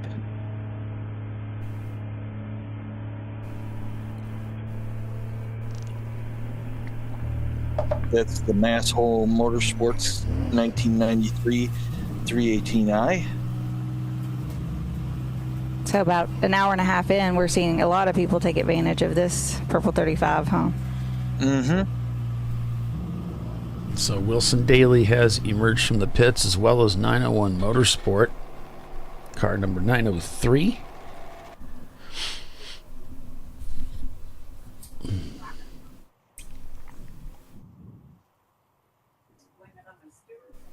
And it was called at car 660, the Full Send Motorsports BMW.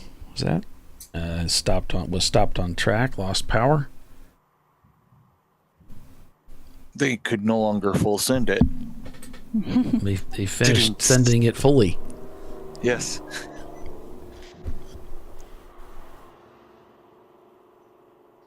So we currently have a emergency truck over by the S's here by 10 and 11. So he should be pulling off shortly. Should is the key term.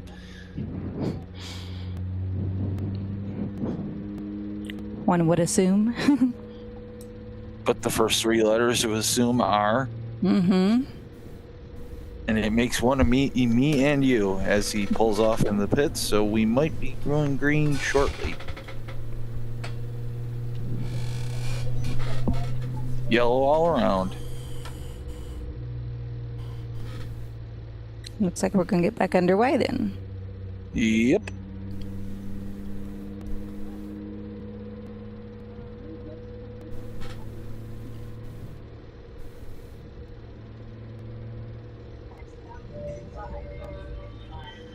Green flag's out.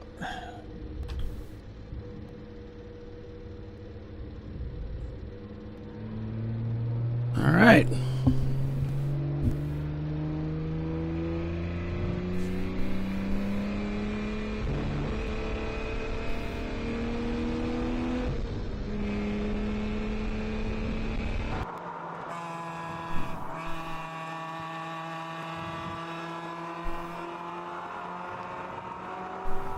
Be a really fantastic result for BLM if they could pull off a podium finish with this car.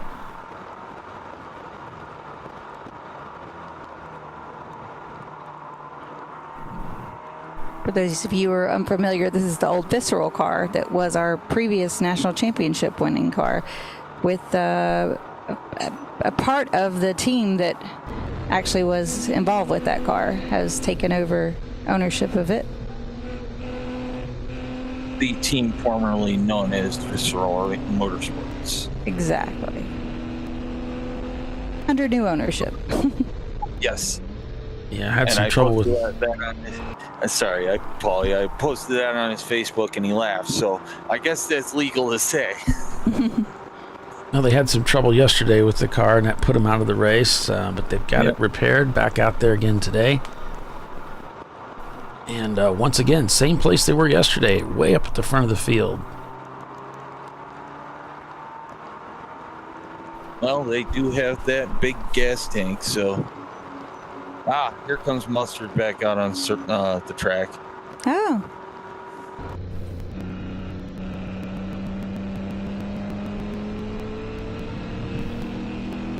Many laps down, but... Yeah, I was trying to see where they're going to rejoin the race at.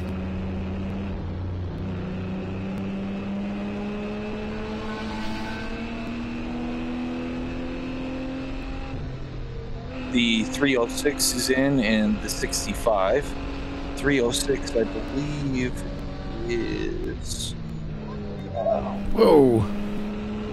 So Mustard is rejoining in 74th, looks like. The Boston Winers is the 306 car, and then the 65 Open throttle. Yep.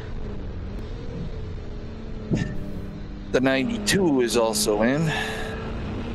OFIC all four off. I'm trying to get by this Mustang.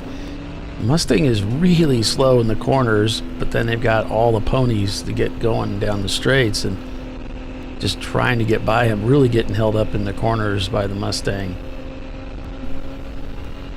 So frustrating as a driver. Oh, trust me, in my Forza League, I've experienced that many a time.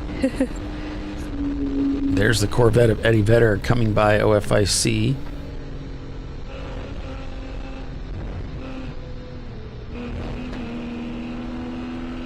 Looking for a way around the outside. The idea, follow the faster guy. If he's making a hole, there's chances are that car's going to stay there and you can follow him around.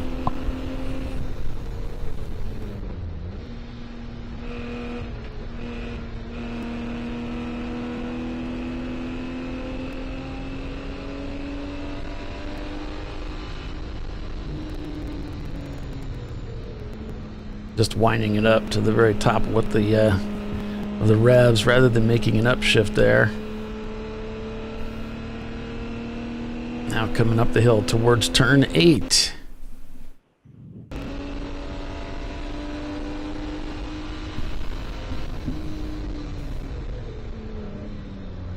All right, with that, we'll take another commercial break and be back as we return for more racing here at Watkins Glen International.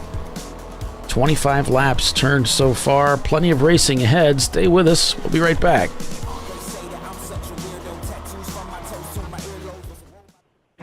An important decision is afoot. This man is about to buy tires on TireRack.com.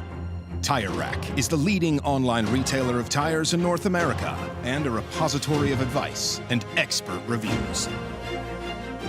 And it's done! All that's left is to arrange for safe, easy installation at one of our independent recommended installers. Well, I guess he did that too. TireRack.com, the way tire buying should be. Come on, Road. Do your worst. We'll be at our best. Engineered to meet or exceed original equipment performance, exclusively at AutoZone. Oh, that never happens last night. I'm sure it doesn't. But that explains why you're dressed like a train conductor. Nice bodysuit. When do we start jazzercising?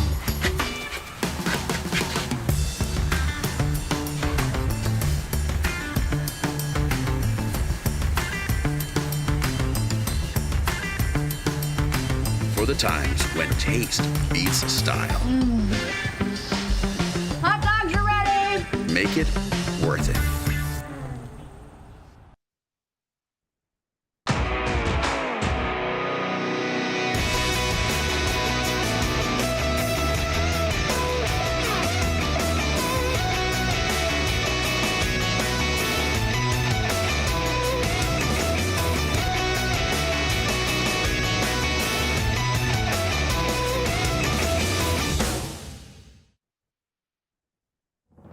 Lifeline's continuous commitment to research and development ensures that we supply the most innovative and cutting-edge products available. Used by the majority of the world's motorsport championship-winning drivers, teams, and constructors, Lifeline has a stringent and proven history of success. Lifeline's continuous commitment to research and development ensures that we supply the most innovative and cutting-edge products available.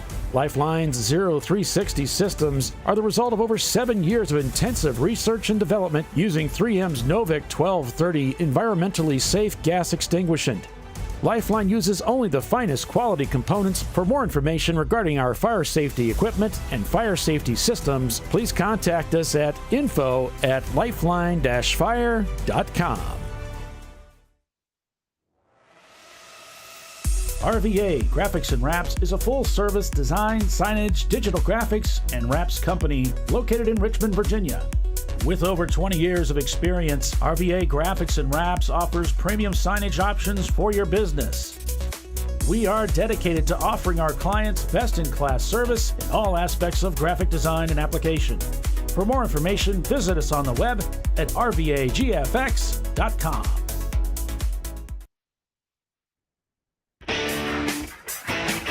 Located in Northeast Ohio with 40 years of combined experience, Money Shift Racing knows how to deliver performance and safety offering everything you need to get your vehicle and drivers ready for race day. From safety equipment to full engine assembly and repair, in-house fabrication, 3D design, and rapid prototyping. Money Shift Racing. Performance done right. Sentinel is a comprehensive motorsports video solution incorporating live streaming, local recording, 3 cameras with picture-in-picture, flag status, and much, much more. Stop playing with multiple solutions. Sentinel handles it all, including timing and scoring, vehicle data, graphic overlays, adaptive bitrate encoding, network bonding, and more. Sentinel is the solution to sharing your motorsports experience with your friends, family, sponsors, and the world. What are you waiting for? Get your Sentinel today and never miss an on-track moment. www.sentinel.racing. Duralast, designed to meet or exceed OE performance with OE-matched friction formulations and fitment for 97% of cars on the road. Backed by a noise-free guarantee when professionally installed. That's the Duralast difference. Only at AutoZone.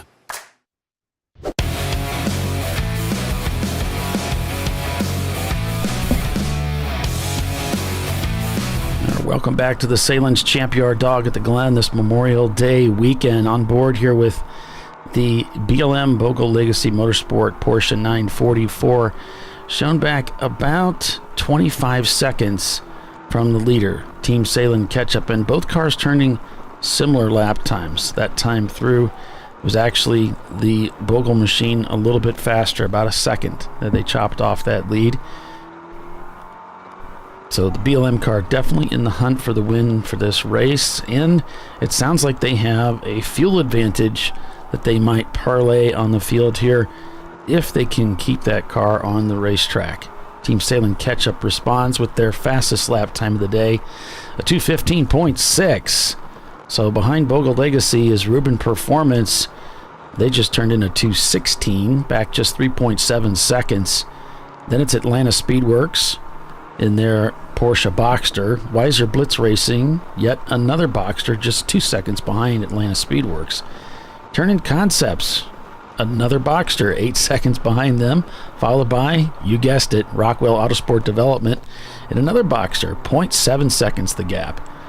And then it's Sent from the Gourds behind them. It's roughly your top 10 on track right now, and you can see the clouds are beginning to recede more and more. We're beginning to see more and more sunshine bathe the racetrack here at Watkins, Glen, New York. Welcome, everyone. My name is Paulie. We've got Tiffany and Billy joining you as well, calling the race for you again this weekend. We see a car ducking into the pits there. Just so you know, Mustard has pulled behind their wall and has pulled over by the trailer, so it's done for the weekend. All right. Thanks for the update there, Billy. Sorry to hear that. It is what it is. That's racing. Sometimes you're the bug, sometimes you're the windshield.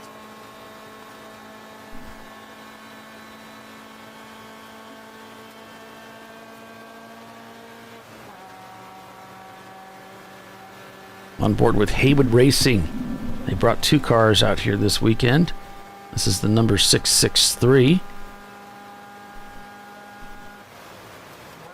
And they've been racing with us for quite a while, and they frequently bring these 2 cars out to the track, or at least one of them. But yeah, they're scored in 35th place. They just set their fastest lap time of the day on that last lap at 2:17.189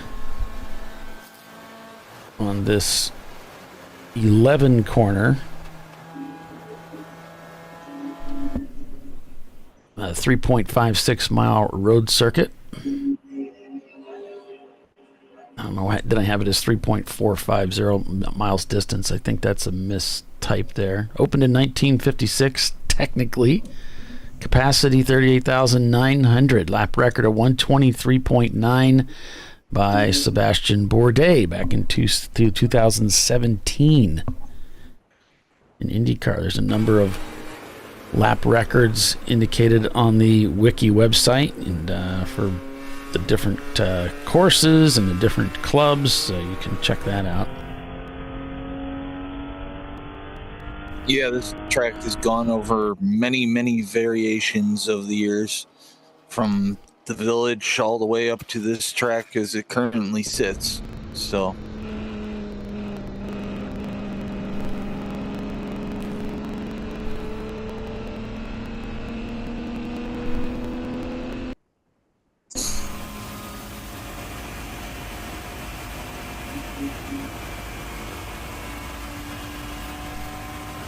just looking down through the fields here, sent from the Gourds in 11th. Then we've got Last Minute Racing, JS Motorsports, OFIC in 14th. And again, there are some EC cars up ahead, so they're technically higher in position than that. Ramen Racing, Hera Flight Racing, Gorilla Sticker shown in 17th, followed by Red Cow Racing, CU Boulder in 19th. 20th, it's another Rosmar Racing car, the 473.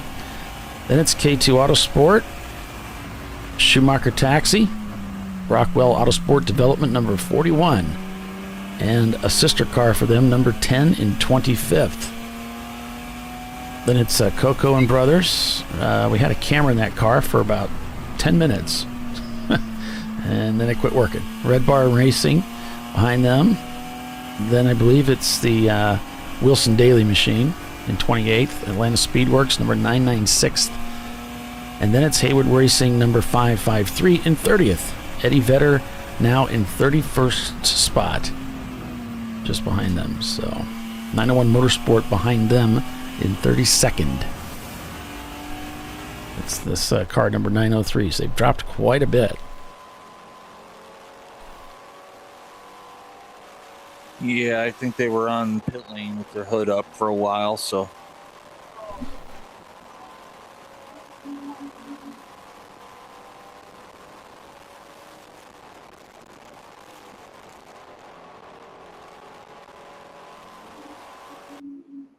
been a long that's never a good sign. Yeah, they've picked the camera up and it's on their golf cart here. They're driving around the back of the paddock, it looks like. Shaky cam.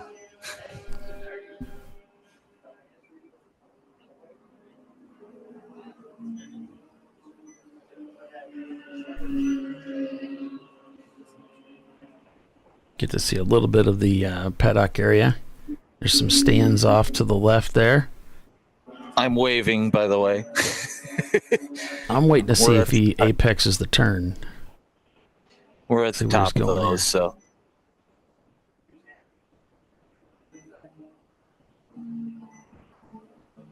This looks like the back of the pits here. Yep.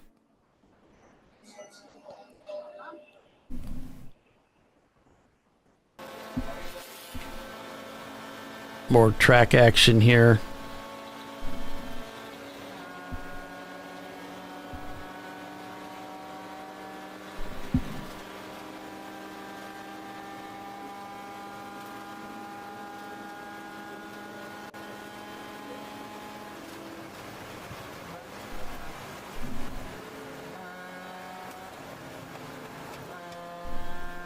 Yeah, pit lanes are hopping in place right now. We got the one of the Atlanta Speedworks cars. I can't see the number because it's way down the way.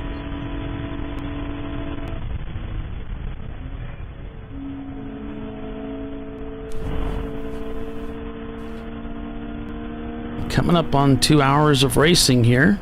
15 minutes will be the top of the hour. Driver stints did not reset after that red flag, so clock kept running.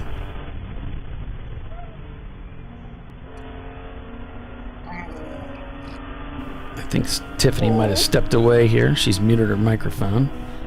Yep. Either that or she's talking to us and doesn't realize she has herself muted. Well, that's why I said something. I've done that a few times in my Forza League. We'll head back to the front of the field here with BLM and see how things look up here at the front of the field. Still trying to reel in the Sahlen's Porsche.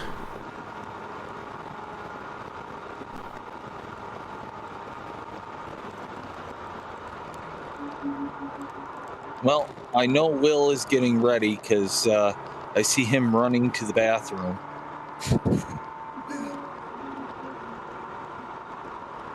With his helmet on, so, you know. Yeah, I see the catch-up car shown leading over Bogle now. The distance 27.9 seconds. And they're all turning very similar lap times. BLM lost a couple of seconds on that last lap. Make that 3 seconds.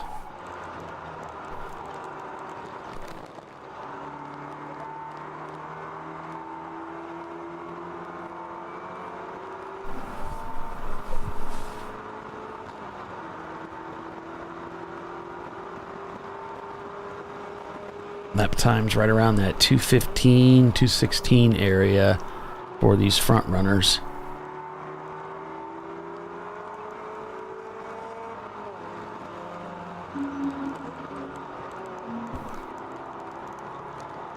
The leader working lap 32 now.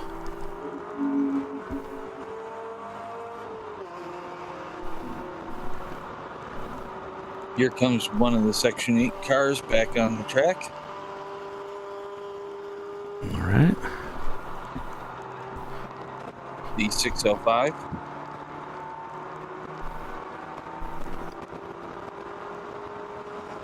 So the Bogle Legacy Motorsport turns in another 2:19 on that last lap.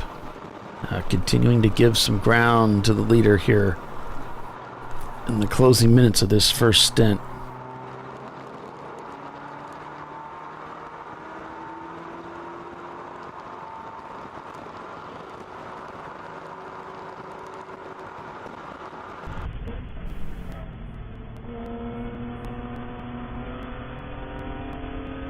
As the 981 from Atlanta Speedworks is exiting the pits.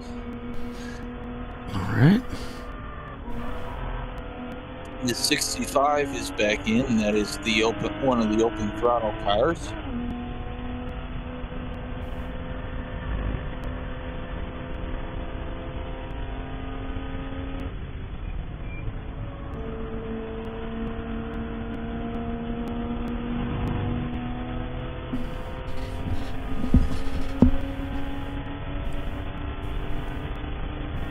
Yeah, I don't know, Kev, K.A., I don't know if there was a spin there on the 129. Let me see if there was anything reported.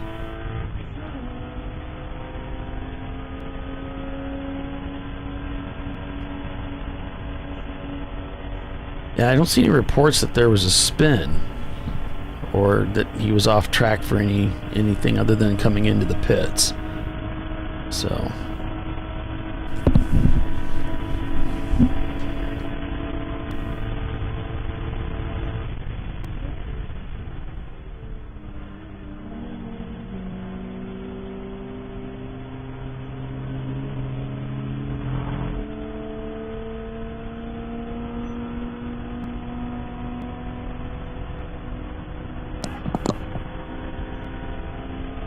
There's Tiffany. Hi. Yeah. We were just commenting that you got lost or something. Yeah, I found my little miniature chicken. I went to go. Yeah, I check on them on the brakes and stuff. She was taking a bath in hydrated lime, which is very caustic to their skin. So I was trying to figure out what. So my first instinct was to rinse her off, and then I found out that activates the lime. So then I was trying to dust her off. I don't know why she wanted to take a bath in that stuff. She found it in the garage. I know, right? Nice pit cam we got now. Hey, yeah. Yeah. We appreciate it. We can see the front straightaway a little bit now. Yeah, I've threatened to buy one of my own cameras and just put it in the pit lane like this so we had a pit cam view. The 717, which is the turn-in Miata, is in the pits. And sister car to the Porsche, of course. The Porsche doing well.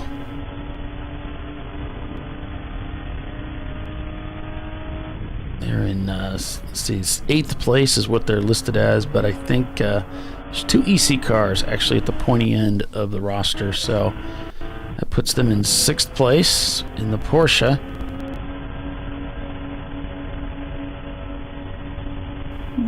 Ketchup just turned their fastest time of the day again. Yeah, the 2:15.4. BLM with a 2:17, continuing to give some ground now. 31 seconds the gap. No, got that wrong. Several people entering the pits. We got the 591. We've got the, I can't tell because there's a donut on their door, but it's a red Miata JS Motorsports from Miata. And I believe the Boston Liners, one of their cars was in. AC car, that is.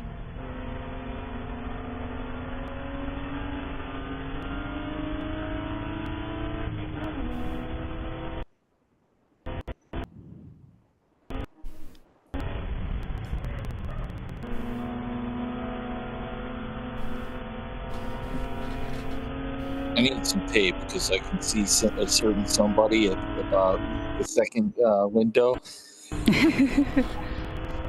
Block that out. Yeah. There's Troy. Well, of course he'd be sitting by Troy, right? Yeah. Well, they both like cars, certain cars. There may be a mild bromance going on. Yes. In fact, the background of this screen is both their cars in picture, and it's like, I'm tempted to change it to a Sahlen's car just to... Oh, that'd be fabulous. So Ketchup is leading the race, the Sahlen's Ketchup car, with the BLM behind them. So, and then their BLM's going to do that maybe one fuel strategy for the race, hoping to leapfrog maybe. Yep. But what was I going to say? Oh yeah. Mustard has gone back to the garage, and I believe is getting put on the truck. So they are done for the day. I was noticing that Ruben Performance, Rockwell Autosports, Turning Concepts, the Weiser Blitz, Sent from the Gourds, all of those are OFC as well, all in the same lap.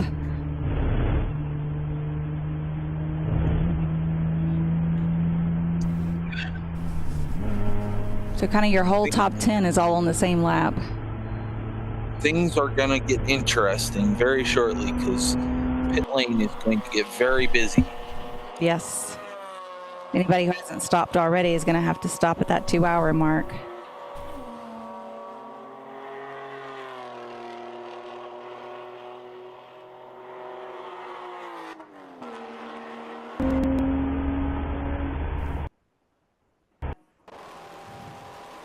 There's so many cars in here, I can't tell you all the numbers because, you know. It looks like 35 seconds now the gap from second place to first place. Team Sahlen catch up for Bogle Legacy Motorsport. Ruben Performance, Rockwell Autosport behind them, followed by Turn-In Concepts.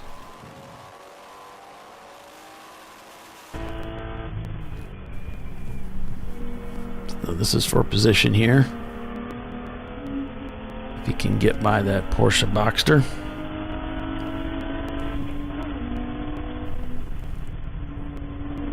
The 966 is exiting the pits. That's one of the Atlanta Speedworks cars.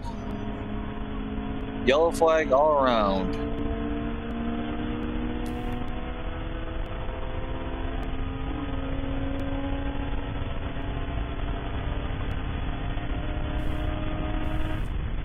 And this might be purple 35. So this will be when we probably duck in. It's being reported. There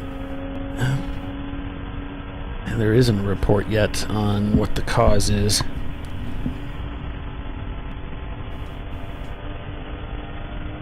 A vehicle stop.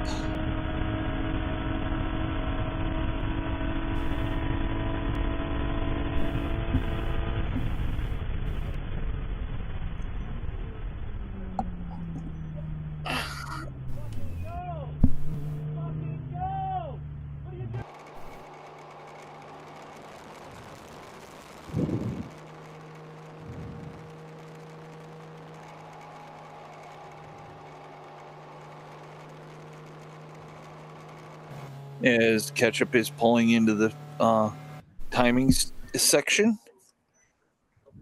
Yeah, cars are they're gonna start taking advantage of this, just like you said. And along with that, we're gonna take advantage of the time to take a break here for commercial, as we are under caution here at Watkins Glen International. Stay with us. We'll be right back.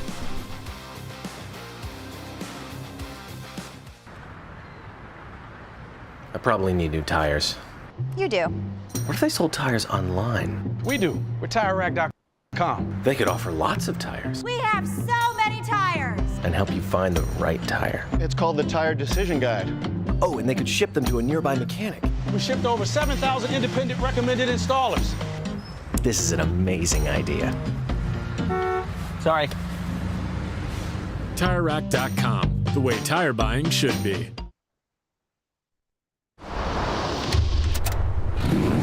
Bring on the frozen tundra, the grinding gravel, the cratered concrete, the rain-soaked streets. Come on, road. Do your worst. We'll be at our best. Reliable performance in unreliable conditions. Designed to meet or exceed original equipment performance. That's why more auto technicians choose Duralast parts. Exclusively at AutoZone.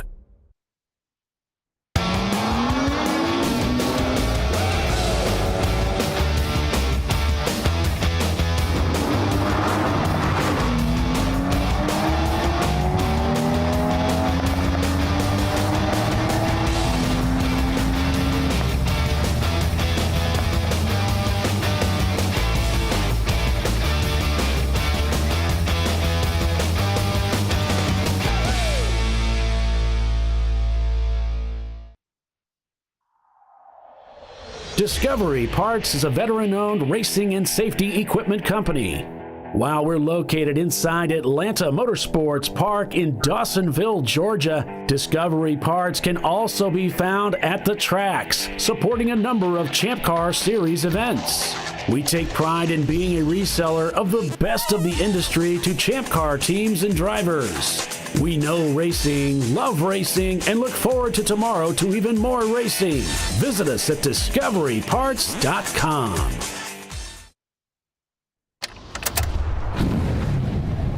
Come on, road. Do your worst. We'll be at our best. Stress tested to meet or exceed original equipment performance. Exclusively at AutoZone.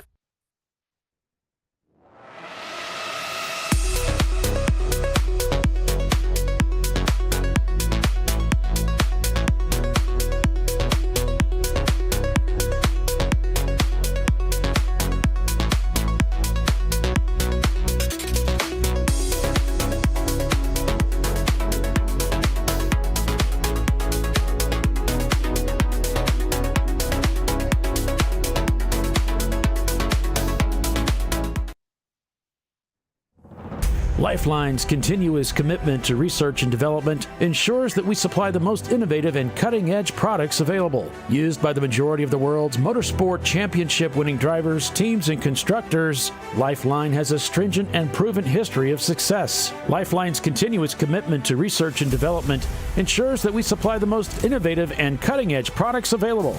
Lifeline's 0360 systems are the result of over 7 years of intensive research and development using 3M's Novik 1230 environmentally safe gas extinguishant. Lifeline uses only the finest quality components. For more information regarding our fire safety equipment and fire safety systems, please contact us at info@lifeline-fire.com. Located in Northeast Ohio with 40 years of combined experience, Money Shift Racing knows how to deliver performance and safety, offering everything you need to get your vehicle and drivers ready for race day. From safety equipment to full engine assembly and repair, in-house fabrication, 3D design, and rapid prototyping. Money Shift Racing. Performance done right. Sentinel is a comprehensive motorsports video solution incorporating live streaming, local recording, 3 cameras with picture-in-picture, flag status, and much, much more. Stop playing with multiple solutions. Sentinel handles it all, including timing and scoring, vehicle data, graphic overlays, adaptive bitrate encoding, network bonding, and more. Sentinel is the solution to sharing your motorsports experience with your friends, family, sponsors, and the world. What are you waiting for? Get your Sentinel today and never miss an on-track moment. www.sentinel.racing. Duralast, designed to meet or exceed OE performance, with 2-layer shims and OE-style slots and chamfers to eliminate noise. Backed by a noise-free guarantee when professionally installed. That's the Duralast difference, only at AutoZone.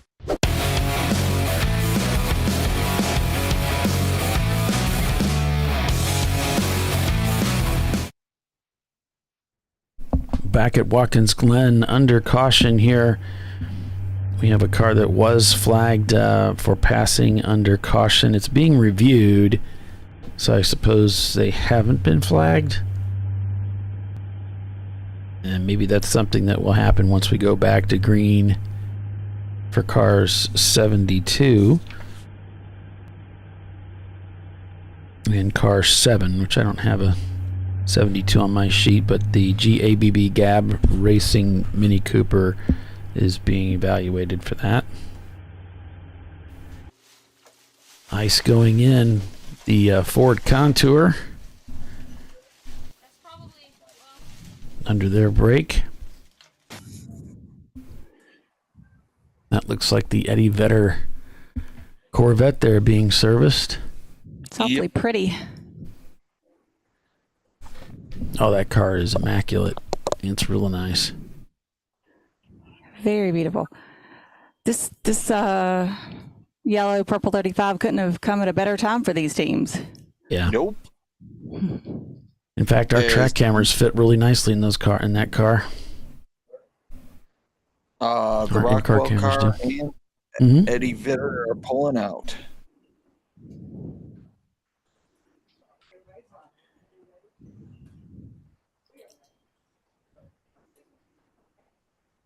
Did you already mention that 72 and 7 have a passing under yellow? Yeah, I mentioned something about it. It's under review. Yeah, under review. Don't really know. I guess we'll Yellow see. Around.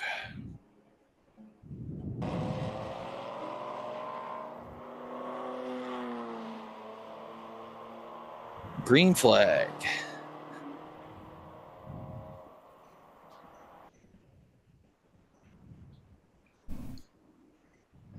That one's still got a dash of a smudge on it. It's like Turning Concepts stopped at pit out. Must be waiting for their clock to run down. There, they've been waved on. New driver plugged in.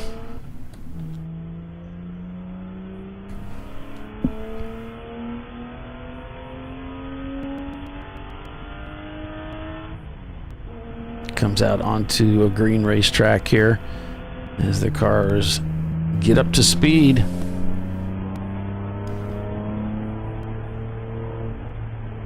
The leader working lap 37.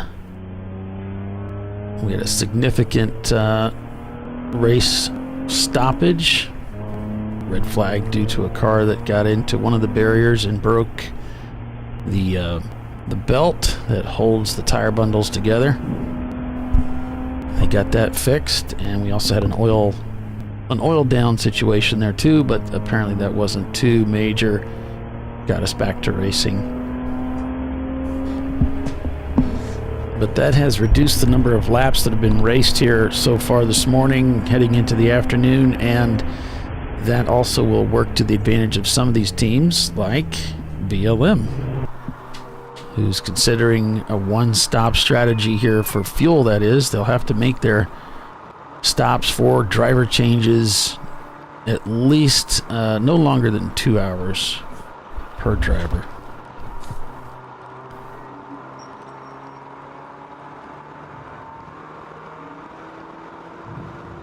Yeah, I think 2 hours the maximum. Then they have to get out of the car for at least an hour before they can go back into the car. Or any other car, for that matter. Mm-hmm. Well, Greg just sent me a message that the owner of Turn-In Concepts is now at the wheel of his Porsche Boxster, sponsored by Turn-In Concepts. Oh, nice.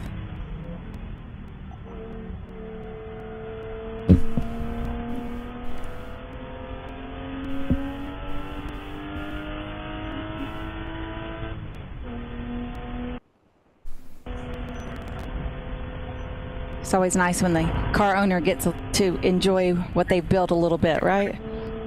Well, I think the car owner is Greg Platt. I think this fellow is the owner of Turn-In Concepts. Oh, gotcha. Sponsor owner, yeah. That's my presumption. Okay, gotcha. I was thinking they were one and the same, but I see what you're saying, yeah. Yeah. I try not to see because it gets me in trouble. It's just like me trying to think. I don't think because it gets me in trouble. Or at least that's what I say. Ooh, things getting a little close here.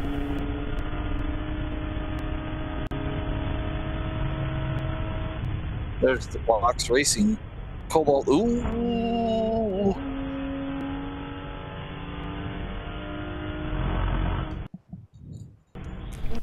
Getting a little tight there, huh? Yeah, he was in that vortex of danger there. Almost had a collision there. Fortunately, the driver ahead saw him coming.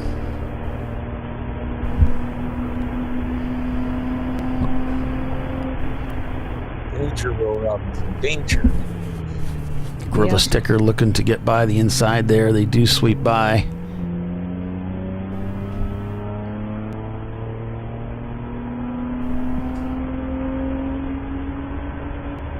That run up through the S's, it's so famous coming up through here, and a lot of camera shots right here as the cars crest that hill and head down that back stretch there towards the inner loop. And just past that grandstand on the left, or well, the right-hand side, or the left-hand side, you can see the world's most famous barn. Oh, yeah.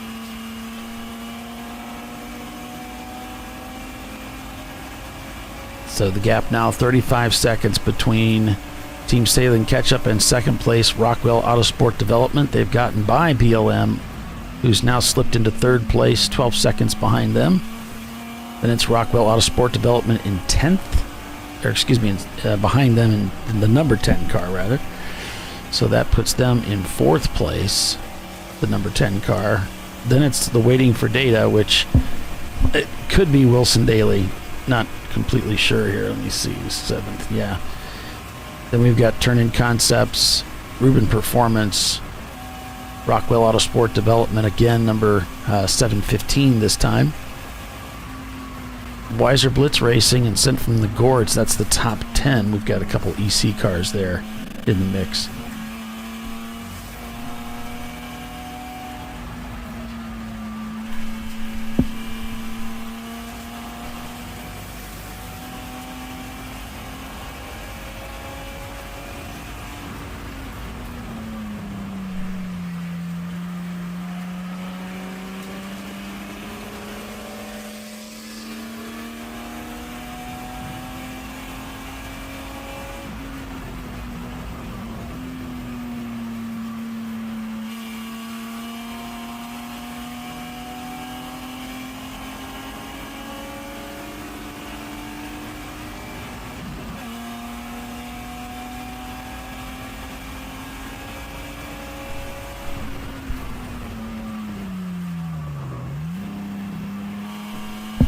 definitely close in on that car quick. See if we can get around him safely here. Yep. Been good.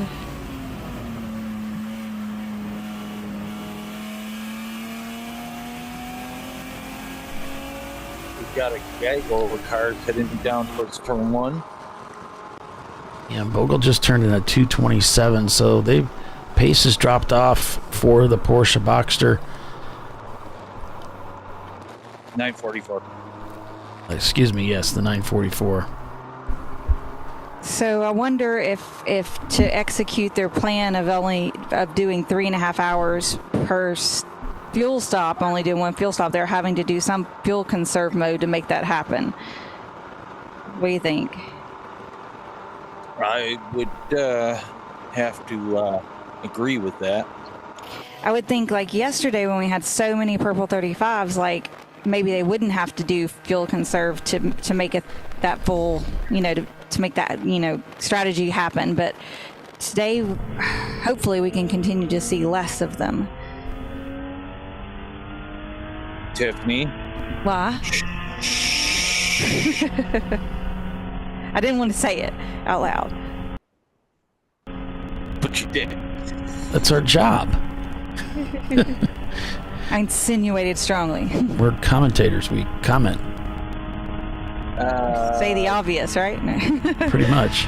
There's 3 cars entering pit lane. One is getting a nice talking to over at the entrance there. Ooh, that Miata. That Miata took the diamonds, hopped the curb. That was a bold move there. He is aggressive around the inside there. So's the Porsche here, trying to get around the outside. Mustang, the meat in the sandwich. Now they're lining up to the right, and that looks like one of the open throttle BMWs giving way to the Porsche as they come down through the entrance to the boot. Turn number 6. They'll rocket down here, downhill here, setting up for 7. The toe.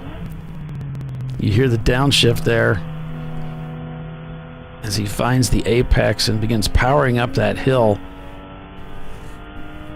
Pops out of the tunnel here, so to speak, with that high fencing towards turn 8.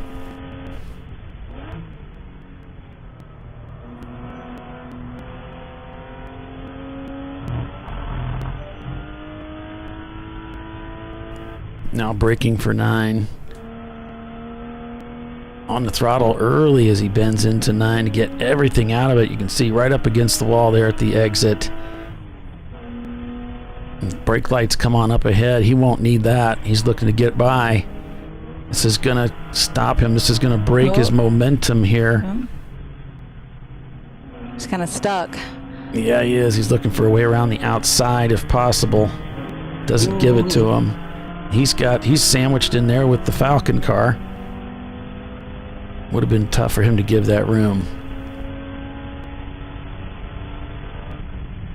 Outbraking everybody for that right-hander, Tiffany. Yep, that made it work.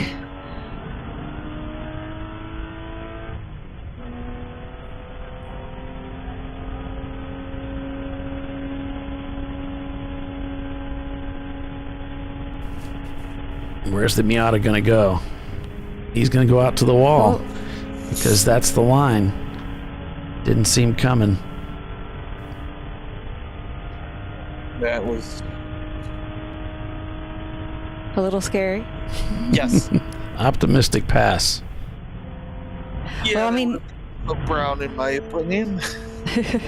You're like, are they going to turn into me, or do they see me? Of course, earlier they tracked out on him. So, but I mean, I think the other car was tracking out on the car that tracked out on him. So, well, he's putting passes on cars at the track out point on the outside.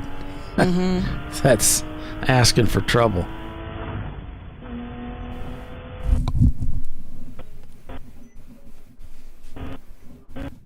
But so far, it's been all right. Let's see what Wilson Daly can parlay here.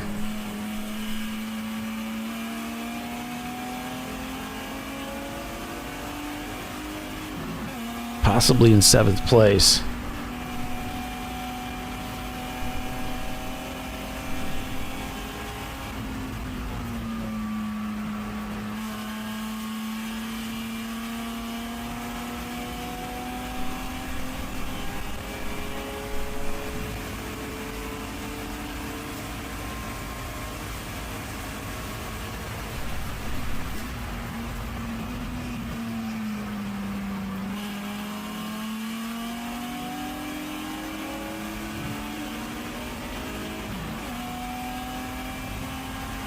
Quite a bit of traffic out there in there as we started 80 cars today. Had 90 registered for this race in total. Lost a couple yesterday.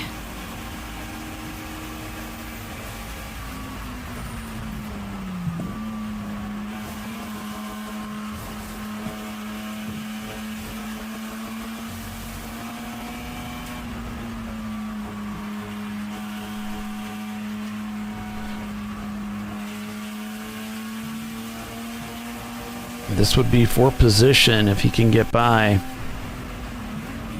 And it looks like he's doing really well. I think it's the Rockwell car. Is it the 10? No, that looks like the 981 possibly. Yeah. So where's that car at? That's what I was looking for. They're back in 31st place, so the 10 car is the one that they need for position. And that's a ways away. We'll get a bit of a gap here on the clock, but I think Billy would see it sooner. Yes, I'm looking for it now. All right, 10 car just hit start finish now. Okay. 18 seconds. No. That's the gap between the two Rockwell cars up at the front here. Team Sahlen catch-up still leading the race.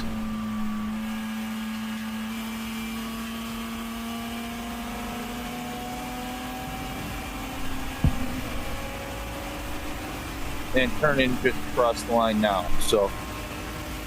Yeah, it's 17 seconds, the gap from what I believe to be Wilson Daly up to Rockwell Autosport.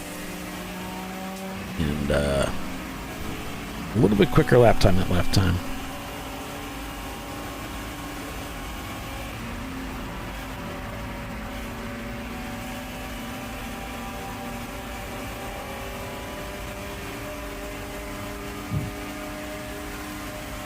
Okay, so Troy said he has tried clearing and resetting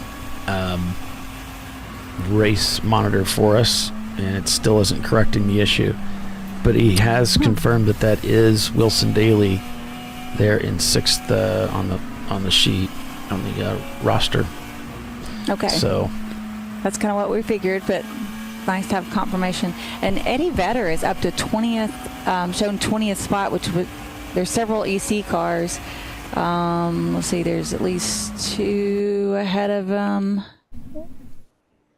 Yeah, so that'd be 18th. They've moved from last place, Eddie Vedder has, all the way to 18th place. That's pretty amazing. It is amazing. That car is very fast. Like lightning.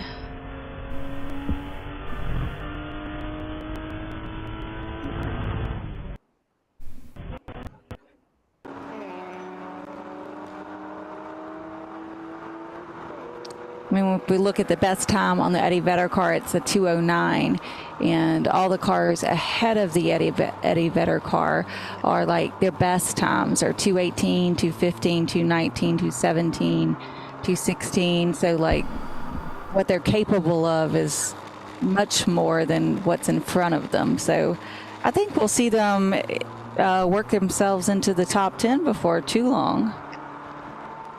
And Weiser Blitz looking to get the pass on BLM. They're about 22 seconds in the rears of BLM, about 5 seconds a lap faster that last time through, as BLM has dropped down to 8th, I believe that would be, with the EC cars up ahead. Oh, coming in fast here, turning concepts. Ooh, taking the middle spot. Yeah, that's an interesting pass. I love doing that. Going into a corner and passing through the center. Yeah, I'd be wary of that one.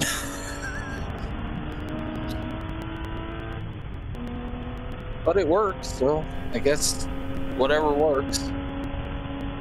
Yeah, I always like one of my favorite passes is the coming on to the front straightaway of Barber. So you taking a later turn in, and then when you're in a lot of traffic, because everybody tracks out, right?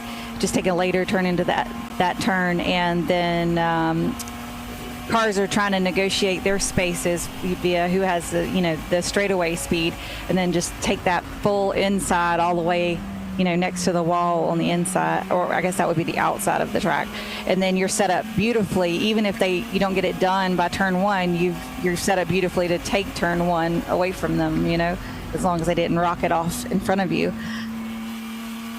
Yeah, it's a good time. Yeah, I could see how that would be good. Mm-hmm. Go ahead and maintain that space from the exit of whatever that is, turn 17, coming out of the last turn at Barber. Now, when you crest that hill coming out of that sort of a sweeper, does the track go to the left again a little bit? Or to the right or something? It seems like there's a jog there. Coming over 4 at Barber? No, you go through one, right? You turn left, you go around the sweeper, and then you go up a little hill. Yeah. And the track does continue turning left or right, something, doesn't it?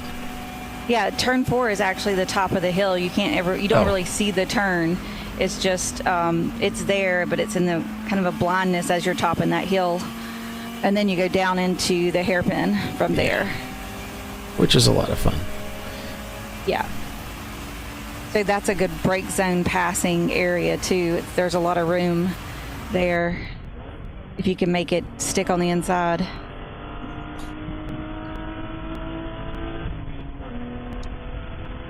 Boys are getting feisty out there. I won't be surprised if we get a purple 35 soon. Yeah? Trying to occupy the same space sometimes? Yes. Boys and girls, I should say. I don't take offense to that. Personally, I don't know about other females, but I know that probably 90% of the drivers are males, so, and I was raised around all boys, so I'm totally used to you guys. I call my girlfriends you guys. I'm like, you guys this, what, that, so to me it's like, just a term of all you peoples. Mm-hmm. Now, yeah, turning got a little wonky there. I've been through that situation myself going into the bus stop. You're trying to give somebody room at the entrance, and it really makes it hairy at that left-hander. You end up having to use a lot of curb.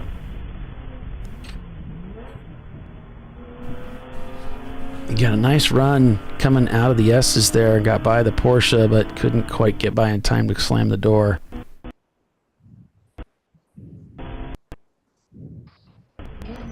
This is a part of the track where the bandwidth isn't so good, so we get usually a little bit of breakup here in the coverage. Just for a few seconds.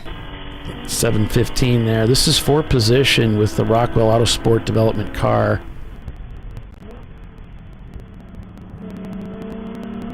Which Billy says is not a yellow stripe, but it sure looks yellow to me. It is green. Very much green. It's like a yellowy green. Yeah, it's not green, buddy. Fluorescent. It's got a lot of yellow in it. Here we come around 10 and see if the BMW gives him room. He does, as he tussles over to the left to get lined up for 11 here. Porsche carried more, or the Rockwell car carried more speed though. Yeah, he sure did, didn't he? Got a nice run off that corner, and now barrels down into one. Nice clean pass. The turning car is not being able to maintain closeness with the Rockwell car enough to be able to take the passes with him, so he's having to force his own passes. It's less advantageous. Yeah. You can kind of sneak in there with them. Once they know a car is there and they let them by, you can kind of go with. That makes it way easier. The car in front has to work for the pass, and then you get to take it, the easy way. And Wilson Daly just set their fastest lap time of the day, and so did the competitor just 5 seconds behind them, Rubin Performance Garage, both turning in 2:16s on that last lap. So those two guys vying for 5th and 6th place, or 6th and 7th. They got a couple of EC cars up there. Turning, looking for a way down. Definitely don't want the outside line going into the boot. You want the inside. Does the switch back to the other side to get that line. 606 is in the pits. So is the 831 and the 660. So MDR, Section 8, and Full Send Motorsports. All in.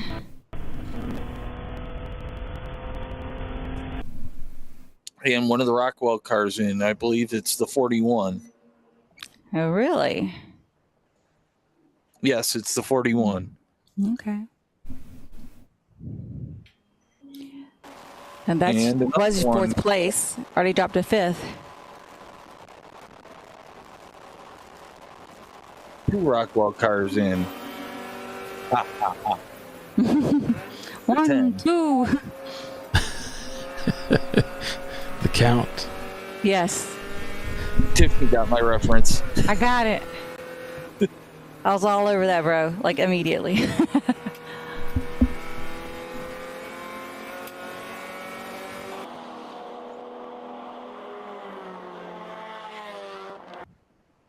I love Count Dracula.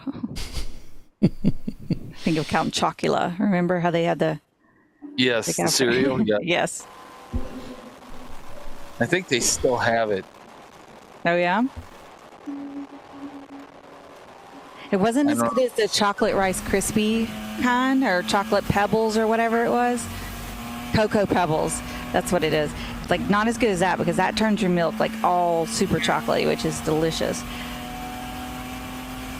Well, Count Chocula wasn't on that level, but it was close.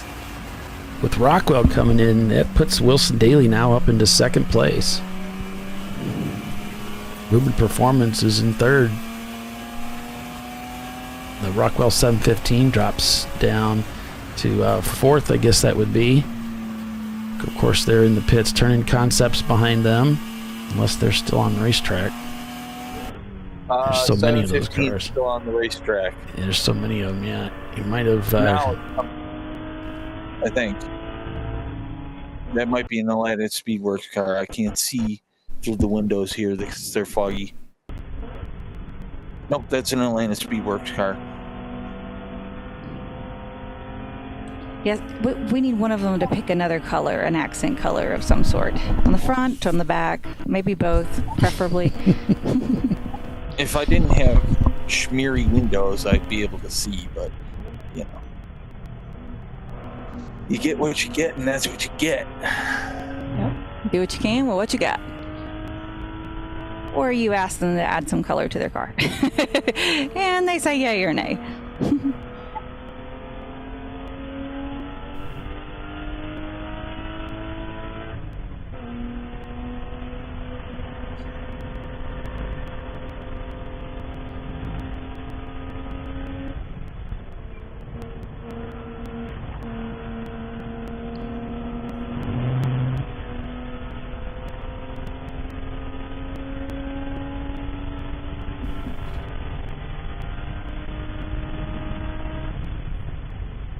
Mr. Are we a little late? No, I'm just watching the standings here. I just wanted to get a feel for where we were at, because we got Team Sahlen catch up.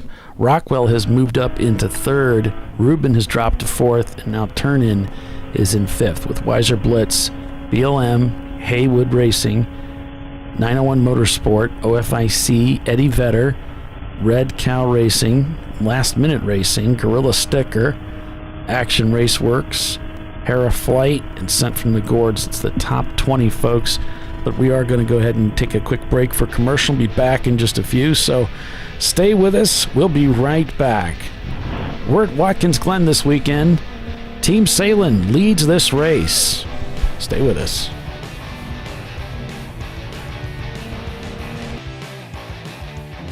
An important decision is afoot. This man is about to buy tires on TireRack.com. Tire Rack is the leading online retailer of tires in North America and a repository of advice and expert reviews. And it's done! All that's left is to arrange for safe, easy installation at one of our independent recommended installers. Well, I guess he did that too. TireRack.com, the way tire buying should be. Come on, Road. Do your worst. We'll be at our best. Engineered to meet or exceed original equipment performance, exclusively at AutoZone. Oh, that never happens last time. I'm sure it doesn't. But that explains why you're dressed like a train conductor. Nice bodysuit. When do we start jazzercising?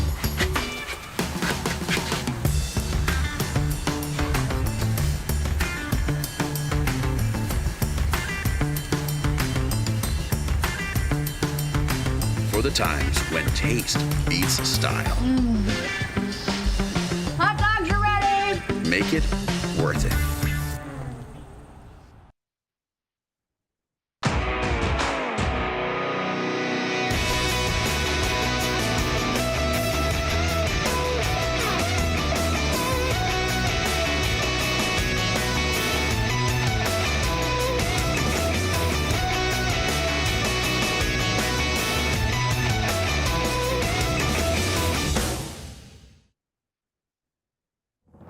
Lifeline's continuous commitment to research and development ensures that we supply the most innovative and cutting-edge products available. Used by the majority of the world's motorsport championship-winning drivers, teams, and constructors, Lifeline has a stringent and proven history of success. Lifeline's continuous commitment to research and development ensures that we supply the most innovative and cutting-edge products available.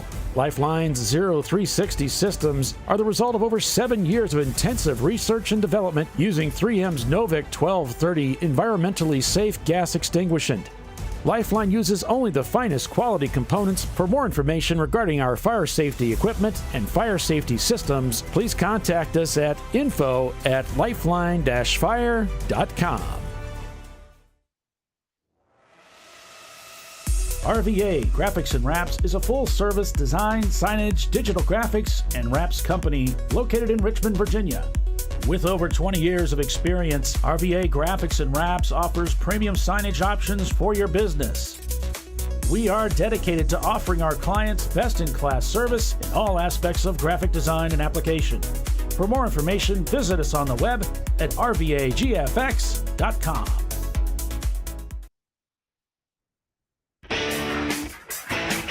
Located in Northeast Ohio with 40 years of combined experience, Money Shift Racing knows how to deliver performance and safety, offering everything you need to get your vehicle and drivers ready for race day.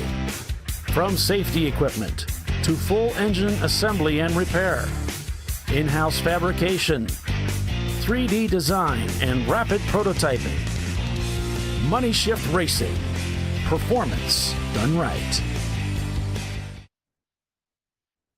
Sentinel is a comprehensive motorsports video solution incorporating live streaming, local recording, 3 cameras with picture-in-picture, flag status, and much, much more. Stop playing with multiple solutions. Sentinel handles it all, including timing and scoring, vehicle data, graphic overlays, adaptive bitrate encoding, network bonding, and more. Sentinel is the solution to sharing your motorsports experience with your friends, family, sponsors, and the world. What are you waiting for? Get your Sentinel today and never miss an on-track moment. www.sentinel.racing. Duralast, designed to meet or exceed OE performance with OE-matched friction formulations and fitment for 97% of cars on the road. Backed by a noise-free guarantee when professionally installed. That's the Duralast difference. Only at AutoZone.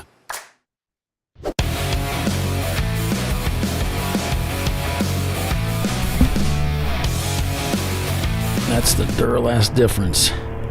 Well, if you didn't hear us talking about it yesterday, you can buy your own Sahlen's hot dogs right over the internet from the Sahlen's website. Even Walmart sells them. If you have a Publix nearby, you might be able to swing by one of their stores and pick one up. In fact, I saw that Kroger's carries some of the Sahlen's products as well. So some opportunities for you to support Sahlen's and also enjoy some great food as well. So might check that out. Working lap 51 is the leader of the race.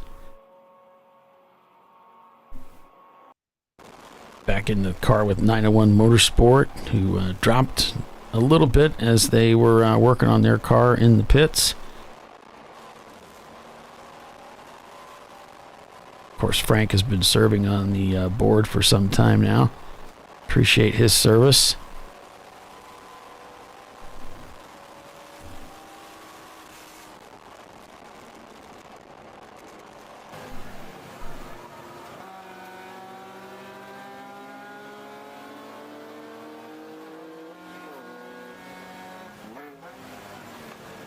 Haywood Racing in the fight here. A little difficult to see out there windscreen with the contrast like that. The sister car to Turn-In Concepts, the Miata, down in 50th place, just set their fastest lap time of the day with a 2:23.7.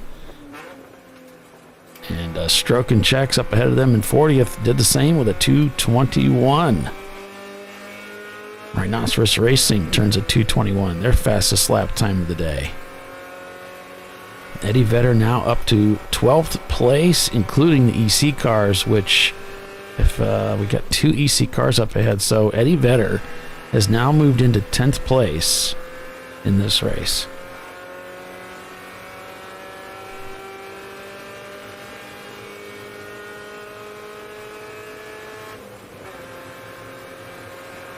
On board with the Sennhauser Racing team in their Mazda Miata.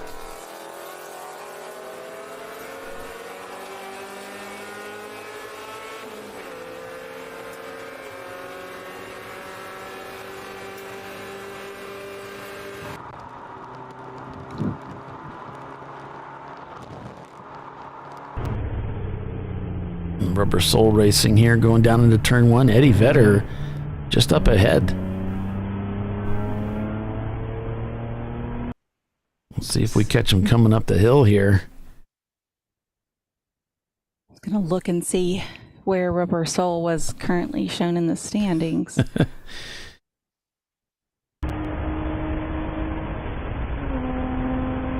Such a big field. Yeah, it's a lot to look through there, isn't it? Yep. They're currently shown in 65 minus the EC cars, so that's a couple of spots up. Probably closer to 60. Mm-hmm. Probably. Yellow flag's out. Yellow flag, okay.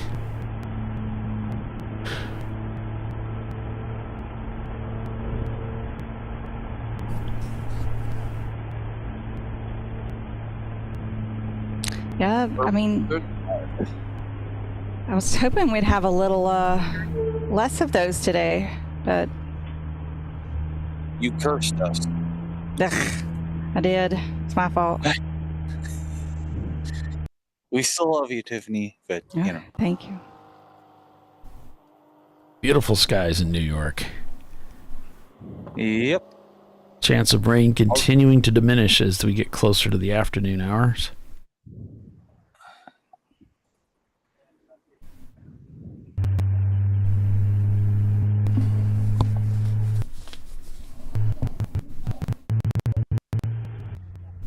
Two cars in the laces of boot.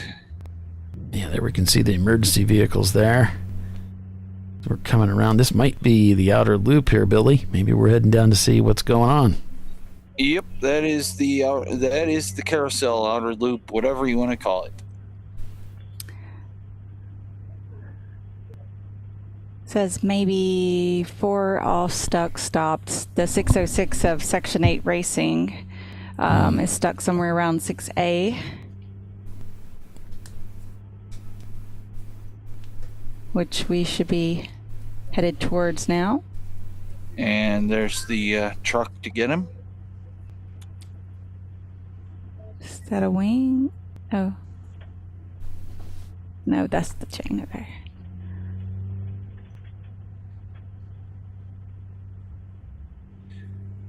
Do you see him? I don't see him yet. Mm-mm. Not quite yet. Is that them Tow right vehicle's there? getting there. Yep. On the left. We might get blocked in the vision. That's the spot where the data's not very good down there. But we can get an idea roughly what's going on. Car stopped, track left at the entrance to turn 7. One of those Section 8 Mustangs. Yeah, it seems like they end up in the news a lot. Mm-hmm. Mustang drivers, you know, to be expected.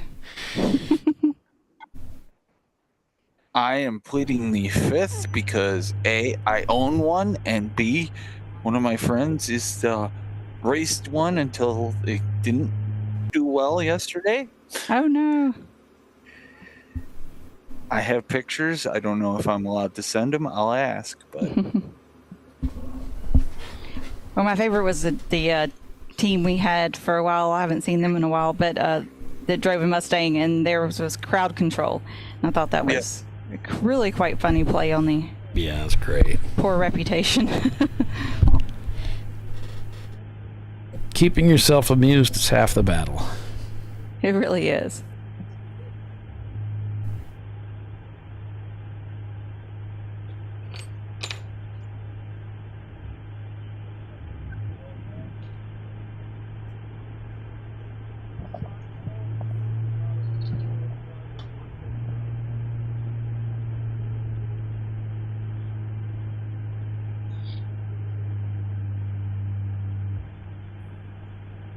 And car 65, which is one of the turn-in cars, is headed back to the garage area behind the pit lane. Jeff said, haha, this is the Mustang drivers. Yeah, and I'm in the Southeast too, so like Mustangs and Camaros are super popular cars for the sports car enthusiasts. But that's never been I've actually owned a Mustang and I've owned a Firebird. Oh, that was a piece of crap. But I've always been a fan of the European cars, especially the German cars. So I'm used to my opinion not being popular in my current geographical location. So So you're an instigator. Oh yeah. Well, it's always fun. So when my last Boxster, I still have it actually, but it's a full race car, was still like streetable.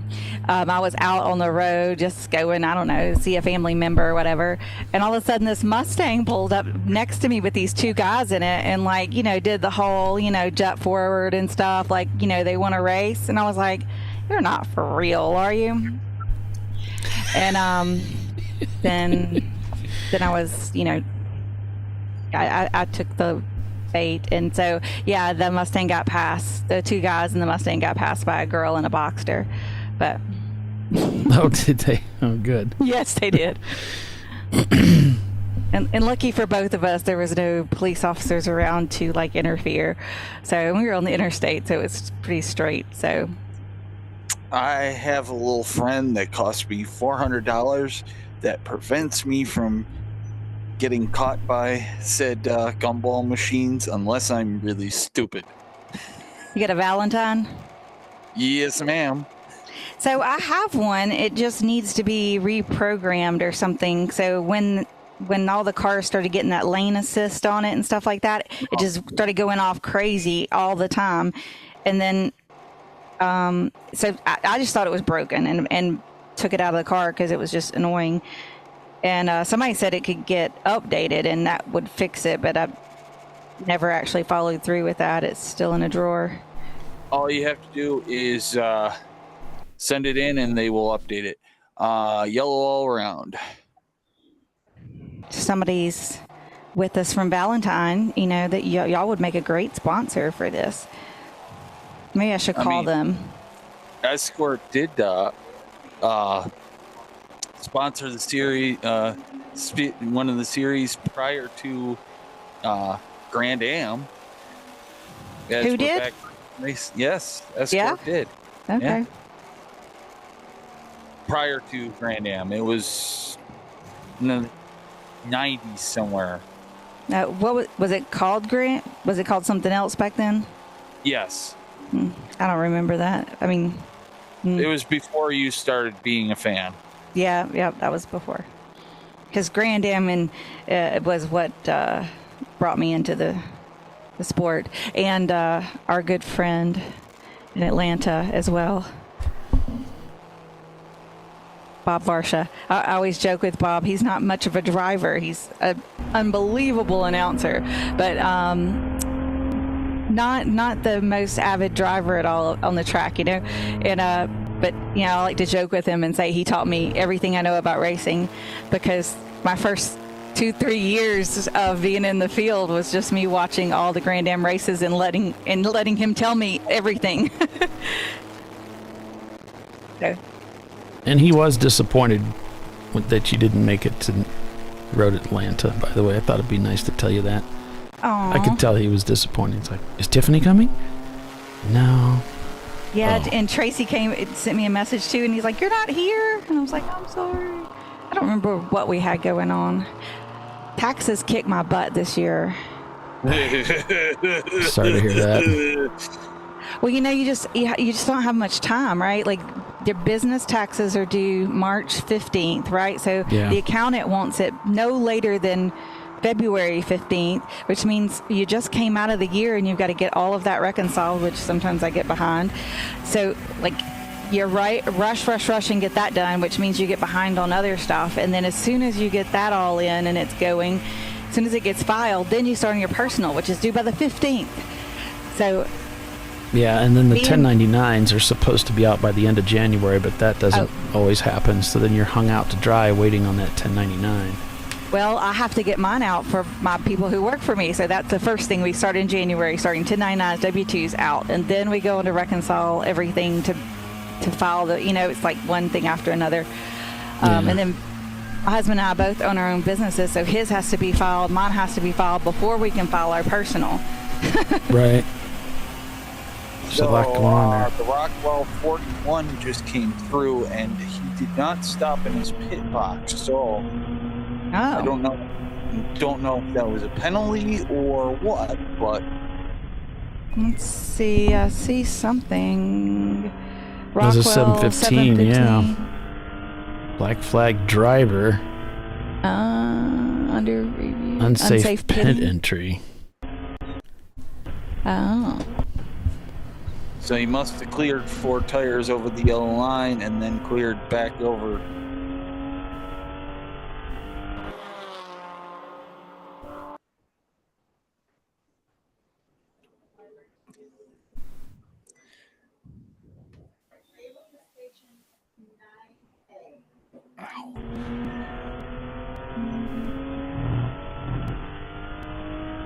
I just moved my finger and it didn't want to move, and well.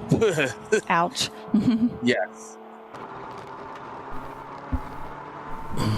As the Section 8 car gets towed back to its paddock. Oh, okay. And all the way back to the paddock. Yep. That's right in front of me. Hi, Max. Welcome to the show. Glad you're watching from California. I did send a message over to Brian Belansky. I like saying that, Belansky. I don't know why I like saying his name. He might be joining us here a little bit later on. We'll see.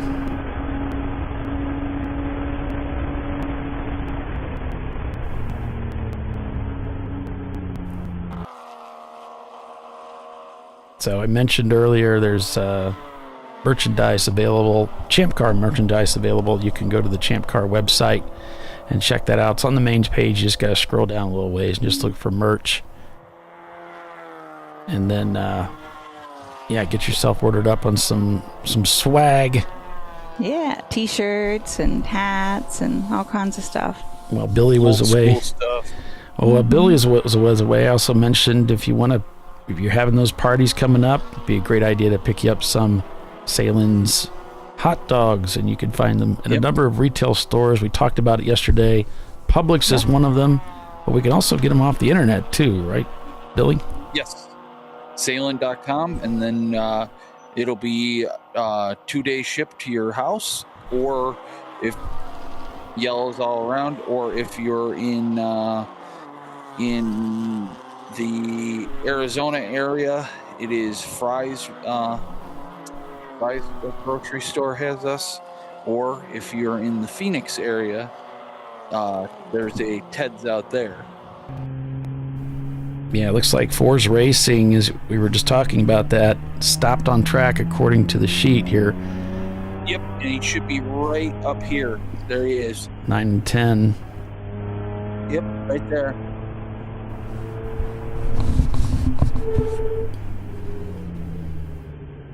I blame Tiffany.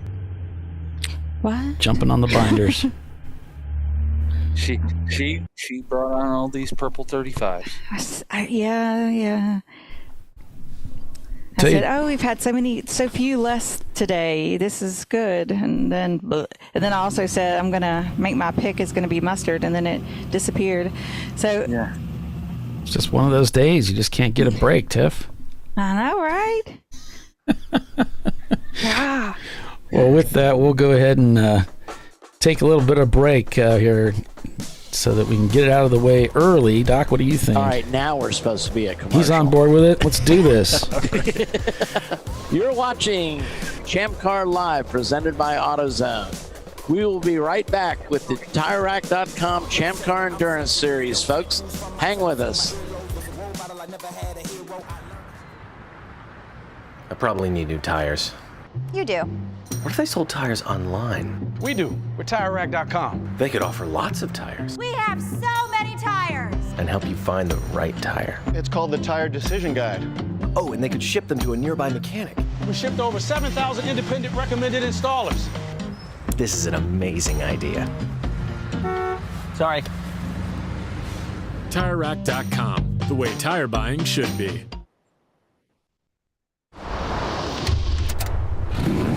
Bring on the frozen tundra, the grinding gravel, the cratered concrete, the rain-soaked streets.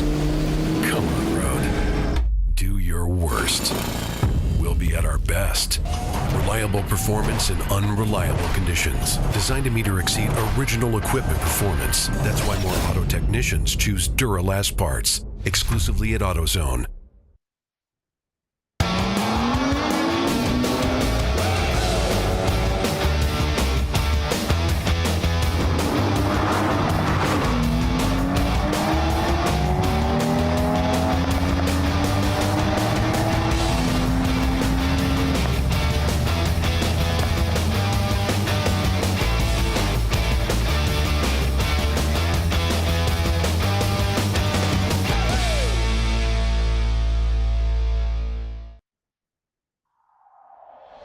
Discovery Parts is a veteran-owned racing and safety equipment company. While we're located inside Atlanta Motorsports Park in Dawsonville, Georgia, Discovery Parts can also be found at the tracks, supporting a number of Champ Car Series events. We take pride in being a reseller of the best of the industry to Champ Car teams and drivers. We know racing, love racing, and look forward to tomorrow to even more racing. Visit us at discoveryparts.com.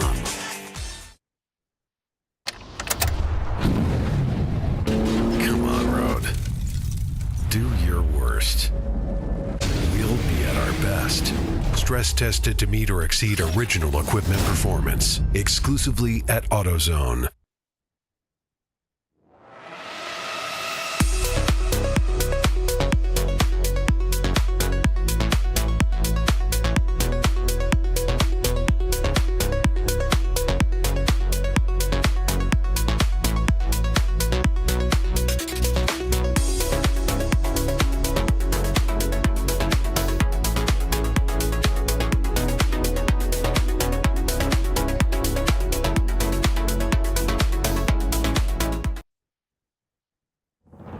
Lifeline's continuous commitment to research and development ensures that we supply the most innovative and cutting-edge products available. Used by the majority of the world's motorsport championship-winning drivers, teams, and constructors, Lifeline has a stringent and proven history of success. Lifeline's continuous commitment to research and development ensures that we supply the most innovative and cutting-edge products available.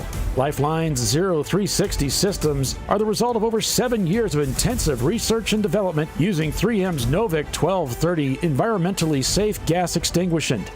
Lifeline uses only the finest quality components. For more information regarding our fire safety equipment and fire safety systems, please contact us at info@lifeline-fire.com. Located in Northeast Ohio with 40 years of combined experience, Money Shift Racing knows how to deliver performance and safety, offering everything you need to get your vehicle and drivers ready for race day. From safety equipment to full engine assembly and repair, in-house fabrication, 3D design, and rapid prototyping. Money Shift Racing. Performance done right. Sentinel is a comprehensive motorsports video solution incorporating live streaming, local recording, 3 cameras with picture-in-picture, flag status, and much, much more. Stop playing with multiple solutions. Sentinel handles it all, including timing and scoring, vehicle data, graphic overlays, adaptive bitrate encoding, network bonding, and more. Sentinel is the solution to sharing your motorsports experience with your friends, family, sponsors, and the world.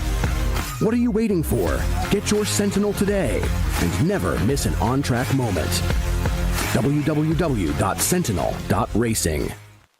Duralast, designed to meet or exceed OE performance, with 2-layer shims and OE-style slots and chamfers to eliminate noise. Backed by a noise-free guarantee when professionally installed.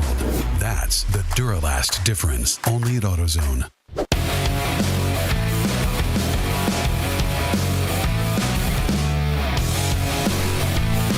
All right, looks like we're back to green here at Watkins Glen, the Sahlen's Champyard dog at the Glen. As Team Sahlen Ketchup still leads this race over Rockwell Autosport Development now, Rubin Motorsports, or Rubin Performance behind them. Then it's Turn-In Concepts, Haywood Racing, Weiser Blitz Racing, Eddie Vedder now continuing to charge in that Corvette, yesterday's winner, now up in 7th place, if you can believe it. BLM behind them, then it's 901 Motorsport in the 903. On board with them now. I said it earlier. I said, at the rate they're going, they'll be in the top 10 before long. And sure enough, there they are. Killing it. Yep. The car is wicked fast and well driven, so.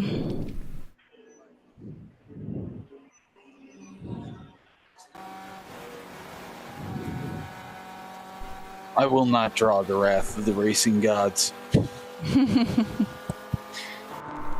I will keep my thoughts to myself. It looks like BLM has made another driver change, so they must have come into the pits. This looks like an outlap for BLM here. We've got a black flag going out. I don't know who it's to because I couldn't hear the number, but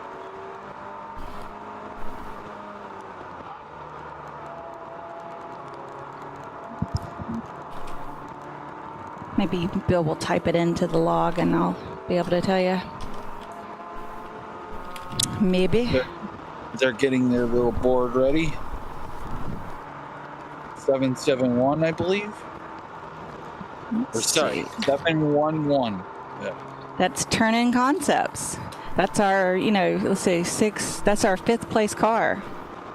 No, sorry. Yeah, it's 711. I screwed up. I apologize. 711 is Turn-In Concepts. Oh, that's the Miata then, That's the Miata. The Miata is well down the standings. They have 2 cars. Okay. Oh, I thought you said 711. No, yeah, 711. It says Porsche Boxster. The Boxster is 717. Okay, that's not how they have it labeled here. Yeah, So- 717 has the Miata on the roster. Yeah, I they've don't got know. But it's I- inverted. By what I see. Okay. Okie dokie. That happens. Yeah.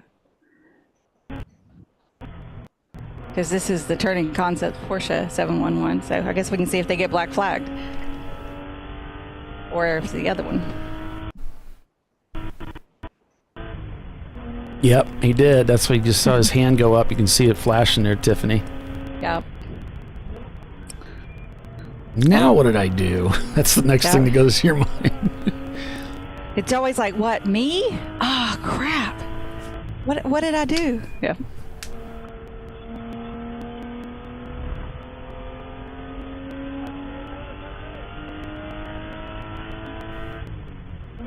I don't see anything in the race control log, though.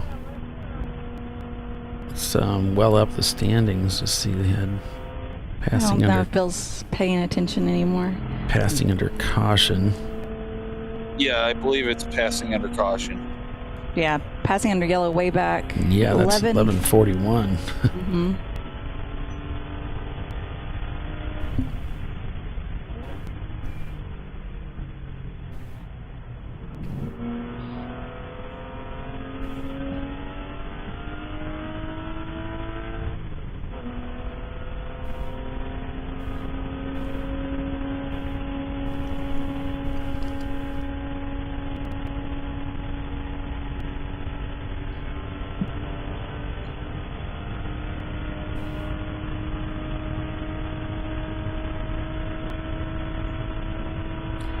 The bad thing about passing under yellow is, I mean, most of the time it happens because you haven't seen the yellow yet. You know, you're. Yep. So then you don't even realize you did it. You know. The 606 Section 8 car is back in. That's why mounting your Flantronics in a place where your driver can see it is very important. Not only see it, where it's like a place where you can't not see it. Like it's part of your peripheral at all times. Inside their helmet? We have ours right up on top of the dash, so as you're looking out the windshield, it is in your view, kind of to the corner, right? Not in the way, but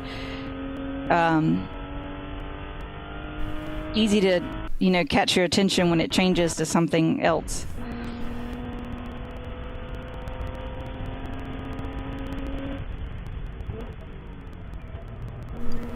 Now he'll Go ahead. be in place for a few minutes, and then he will feel ashamed.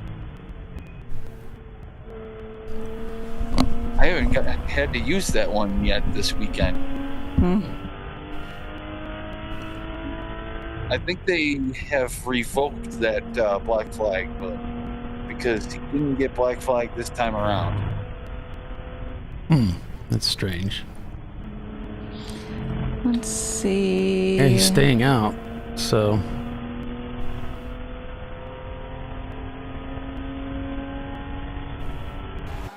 Waiting video review is what it says. So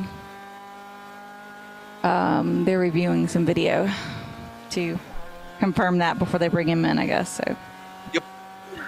I guess, and that's what happened.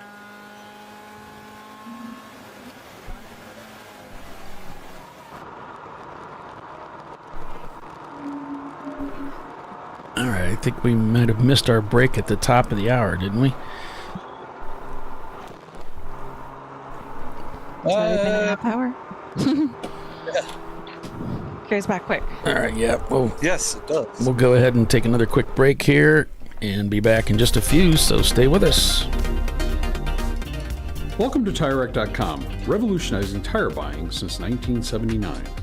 With our unmatched selection of branded products, finding what fits your vehicle and is right for you and how and where you drive has never been easier. Through helpful online shopping tools that include our professional hands-on reviews done at the introduction of a tire and consumer reviews that give real-world feedback over the life of the tire, you can make the right tire choice and find exactly what you need.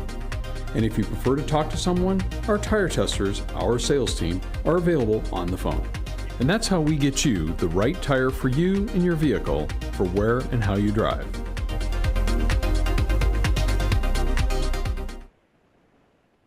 At AutoZone, you get what you need when you need it. Got a today job? Pick it up free same day at your local AutoZone. More of a tomorrow project? Order as late as 10 p.m. with free next day delivery. Getting the job done just got easier.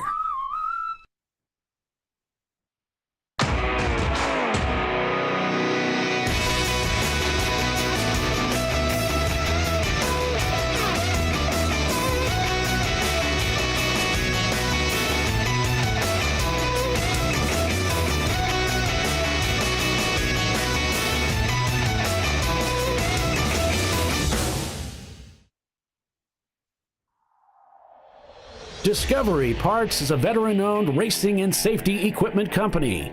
While we're located inside Atlanta Motorsports Park in Dawsonville, Georgia, Discovery Parts can also be found at the tracks, supporting a number of Champ Car Series events.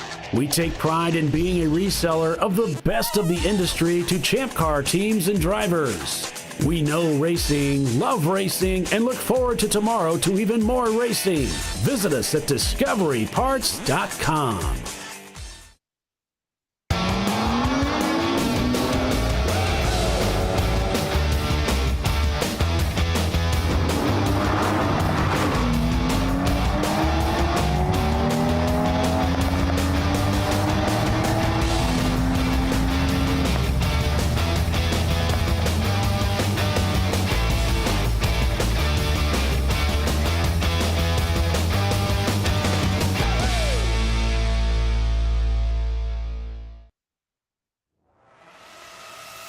RVA Graphics and Wraps is a full-service design, signage, digital graphics, and wraps company located in Richmond, Virginia. With over 20 years of experience, RVA Graphics and Wraps offers premium signage options for your business. We are dedicated to offering our clients best-in-class service in all aspects of graphic design and application. For more information, visit us on the web at rvagfx.com. Lifeline's continuous commitment to research and development ensures that we supply the most innovative and cutting-edge products available, used by the majority of the world's motorsport championship-winning drivers, teams, and constructors. Lifeline has a stringent and proven history of success. Lifeline's continuous commitment to research and development ensures that we supply the most innovative and cutting-edge products available. Lifeline's 0360 systems are the result of over 7 years of intensive research and development using 3M's Novik 1230 environmentally safe gas extinguishant. Lifeline uses only the finest quality components. For more information regarding our fire safety equipment and fire safety systems, please contact us at info@lifeline-fire.com. Located in Northeast Ohio, with 40 years of combined experience, Money Shift Racing knows how to deliver performance and safety, offering everything you need to get your vehicle and drivers ready for race day. From safety equipment to full engine assembly and repair, in-house fabrication, 3D design, and rapid prototyping. Money Shift Racing. Performance done right. Frozen rotors from Diversified Cryogenics deliver increased performance and a higher level of safety, while significantly reducing braking system costs. So to tell you a little bit about the durability of this product. So we have seen an incredible extension of the life of our brake rotors using frozen rotors. We've gone from brake rotors every other weekend to 6 weekends on one set of brake rotors, and I think they can go farther. The durability has been amazing. And it's been a fantastic season, and man, a lot of that is due to the way our car can brake on those frozen rotors. For more information, go to frozenrotors.com.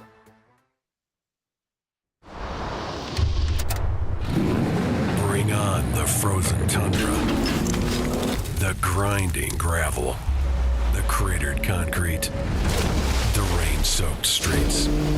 Come on, road. Do your worst. We'll be at our best.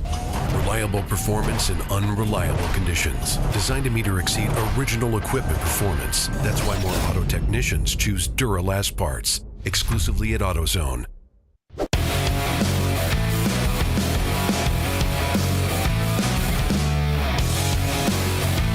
the story is Chris Economaki was interviewing Jackie Stewart. Jackie Stewart loved racing in the rain. Mm-hmm. So it's just miserable. I mean, it's pouring down rain, and Chris Economaki sticks a microphone in front of Jackie Stewart and says, "What do you think of the conditions today?" And I mean, it's literally appalling. And Jackie says, "It's a great day for a motor race." That is the story, isn't it? Well, welcome back, everyone, to ChampCar.Live, presented by AutoZone at Watkins, Glen International, the Sahlen's Champyard dog at the Glen. Paul Velton with Tiffany Alexander and Billy Sahlen calling the race for you this weekend. As we head into the final, what do we got here? 3 hours and 46 minutes unofficially left in the race today. Officially unofficial. Officially unofficial, right. Official by really nobody's means.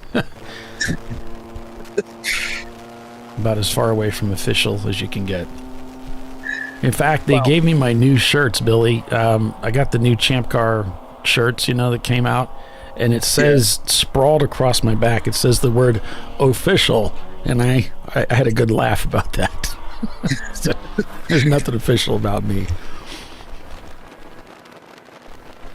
My wife during the break said there was something you were going to say during the show. We were watching one of those Naked Gun movies, Leslie Nielsen.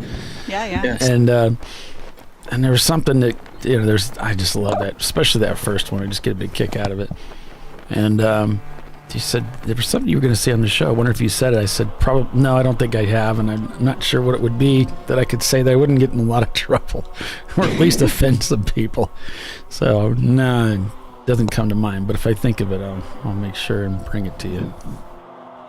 The one I want to say, I probably shouldn't say. I'm not going to.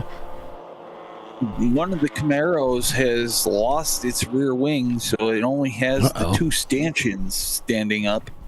Uh-oh. Team Sahlen in their pits. Well, Team Sahlen turned in a 2:15. Eddie Vedder a 2:14. Let's see. Rockwell turned a 2:17. So did Ruben Performance. I think that Sahlen's is just kind of gapping the field right now. I'm not sure there's anybody but the Corvette that really has the pace to catch them at this point. Bogle, BLM, because of their strategy. Yeah, they might get you on strategy, yeah. Man, they've really dropped a ways down there, haven't they? Down in about 20th place. They've got some EC cars up ahead that will help get them up around that 16th, 17th position, but they've dropped quite a bit.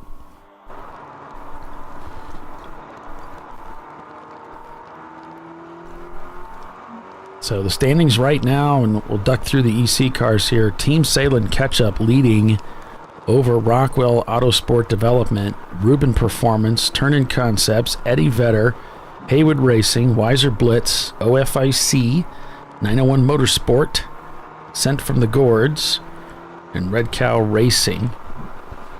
And we'll go through the class positions as well. Did Tiffany come back? Yes, she did. You want to go through these, and I'll run through them here. Populated. Yeah. Let's see. Let's take a look at A class here. So A class, our smallest displacement class, is being currently led by Haywood Racing, the 663 car, followed by their sister car, another Haywood Racing car, the 553, and then Rossmeyer, the two Rossmeyer cars are third and fourth currently in A class. So in B class is being led by Ruben Performance, then the number 600 car, followed by Hera Flight, second in B class, and Red Barn Racing in the third position. In C class, led by our overall leader, Team Sahlen Ketchup, followed by Rockwell Autosports Development and Turn-In Concepts. B class currently being led by Eddie Vedder, our winner yesterday, Rhinoceros Racing, and Team Z. And then our EC class, not eligible for the overall win, but for an EC, trophy, led by Team Bruce Innovations, Open Throttle Racing, and then MLC Racing. Last but not least, our F-Class cars, our under 300-point cars, is led by GABB, or GAB Racing, MDR, and Open Throttle Racing, our top 3 in F-Class. Well done. Thank you. Thank you. Anything I can do to help. Absolutely. Reading. And then there's me.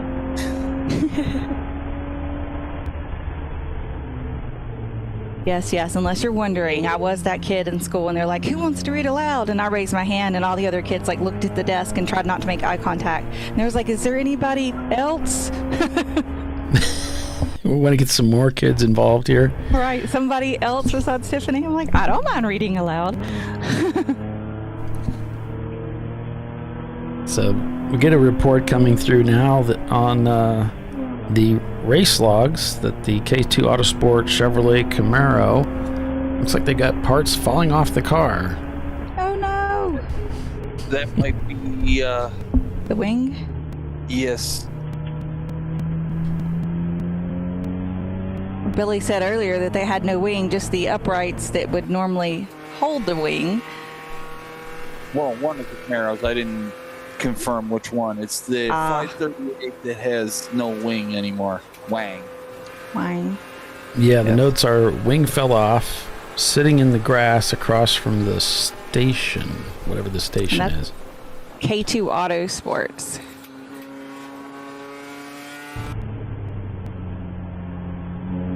Yeah, we had that situation at Sebring. Oh, lost the wang?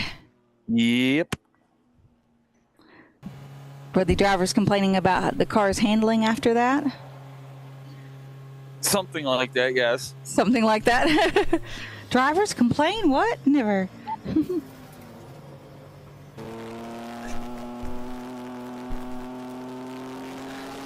Infinite Loop Racing, Ford Contour, sending us a feed again today. Sean Hannon looks like at the wheel.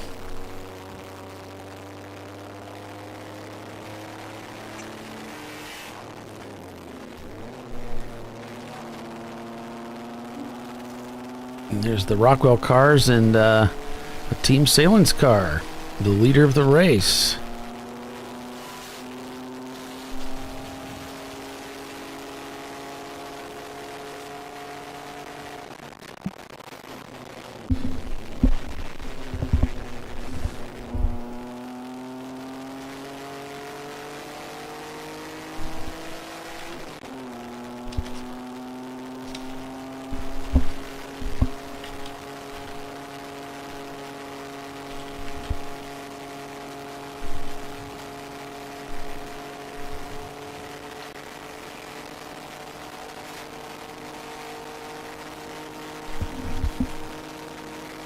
Yeah, I was working on a Toyota Camry last week. It was my daughter-in-law and my son said, well, we got this terrible noise in the front of the car.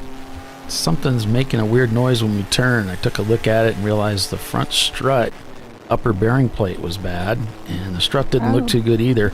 Well, nowadays you can buy in the old days, what we did was we replaced the strut, or we replaced that what's called the hat, the upper bearing plate, and they were separated. You would have to use a spring compressor on a McPherson strut to compress the spring and then change it out. It's kind of take your life in your hands with the spring compressor, because there's a lot of energy stored in those springs when you compress them.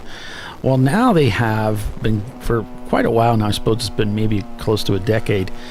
They've been selling struts as an assembly. So you get the strut, the spring, and the upper bearing plate from AutoZone, $168 retail. Just pop it in and she's good to go. So it's a pretty convenient, very affordable replacement part, and you get the spring, it's all assembled. You don't have to mess with the spring at all. Pretty good deal. So if you're looking to replace shocks and struts, you can just get a loaded strut right from AutoZone, part of their Duralast line, and and get that service done. It's pretty easy. So easy, a caveman could do it. Well, maybe not. Mango salsa. Love those caveman commercials. They're so despondent the way they're treated. Yes. It's great. Back when the Sabres were in the playoffs and those commercials were airing, people would put up signs in the arena for the other team, and it was the roast duck with the mango salsa line. And the other one was, I have no appetite. The good old days back when the Sabres were good.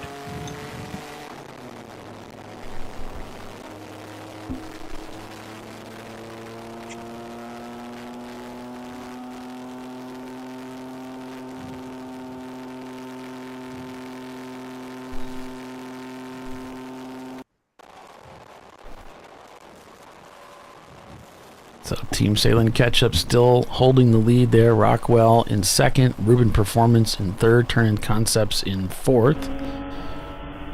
Go on board with them now.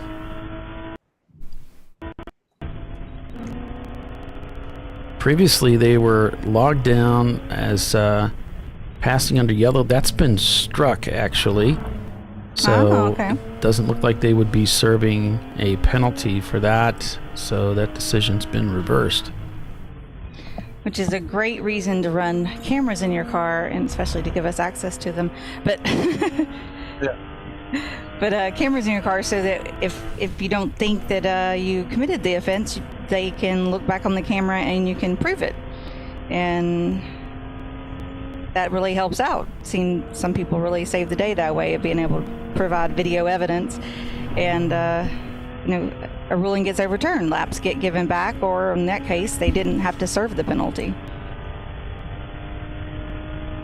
So we did get a message here on the log that car 606, this is one of the Section 8 cars, again, had a 4-off and continue at 5A, and it's what's called a no yes yes, which I believe the translation on a no yes yes is, did they gain an advantage? No. Did they come to a full stop? Yes. Did they re-enter safely? Yes. I believe that's what that is for. That's the inner loop. So if you blow the bus stop and come to a complete stop and don't gain an advantage, then you're able to continue on your way, merry little way, and no harm, no foul. It is the same thing for the boot, but most of the time, if you do that, you're just trying to get back to the pits or the garage area instead of, racing. Gotcha.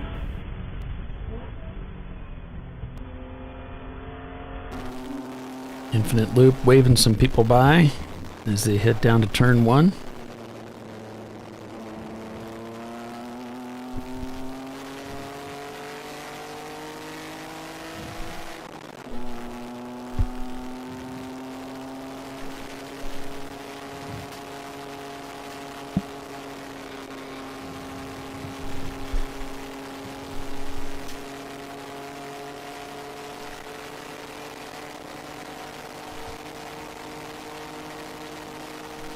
Eddie Vedder up into 5th place now.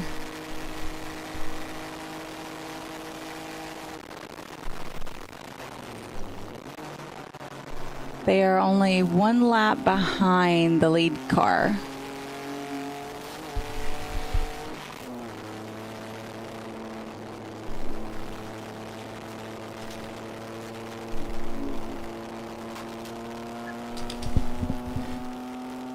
Is one of the open throttle cars is in, and then one of their Miatas. I can't tell the number because the door is open, but in a second I will. The 92 is in.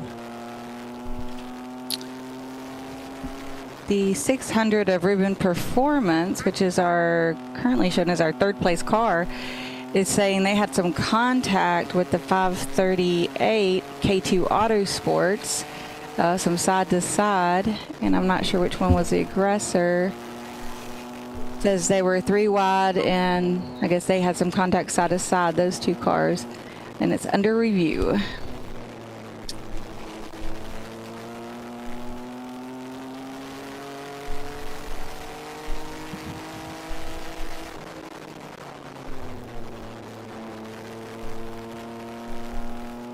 So I guess they'll be deciding whether it's just kind of a racing incident and everybody was, doing their best, or if they feel like someone was an aggressor. The 316 is in.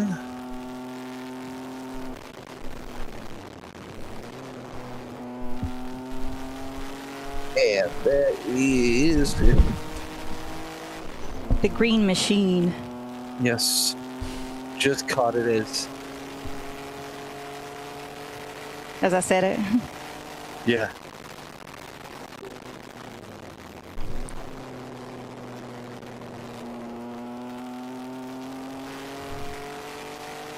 See, I pause and I wait for you to find it, then say it. Figures. Right?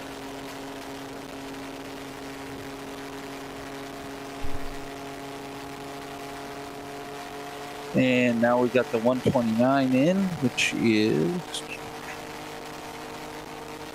Rossmar. Yep. Rossmar Racing. See, I do have my sheets in front of me, but I'm not fast enough. Damn it. I have mine in alphabetical order and in numbers, a car number order. So it makes it easy just to hop back and forth between them. Lucky you. Well, it's just an Excel spread. I just take the whole roster, drop it in Excel, print it out one way, and then switch it up and what do you call that? Resort, and then resort it by the car numbers, and then print that one out. Yeah, some of us don't have Excel. I love Excel. I mean, I know it can do 97,000 things more than I know how to do with it, but just the things I know how to do with it are quite entertaining.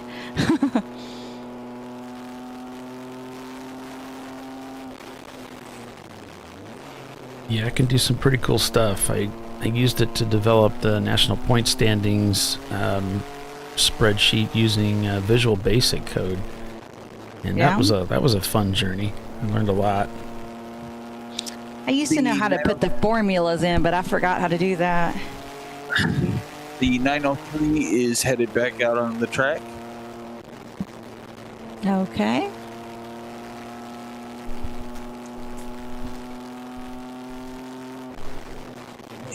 It's currently shown at about 30th, maybe 29th.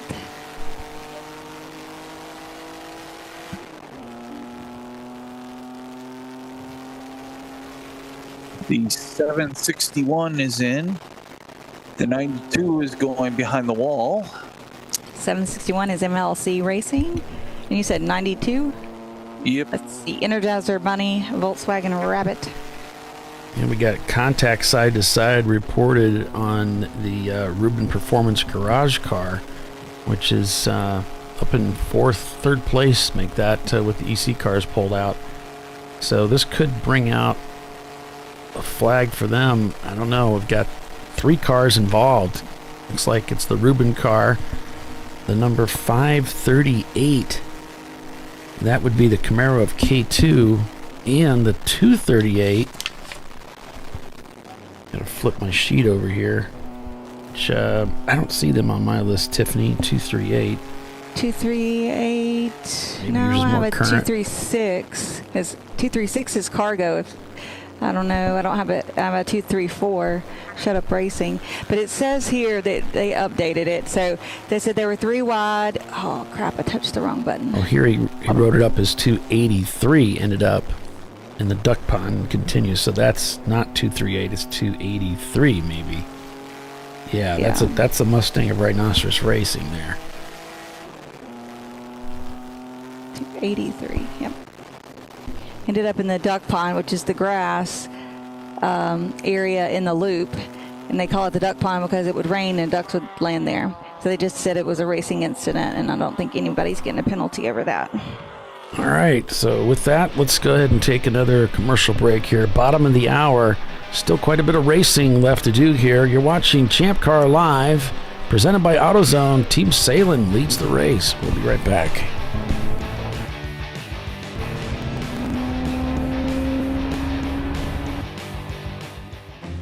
An important decision is afoot.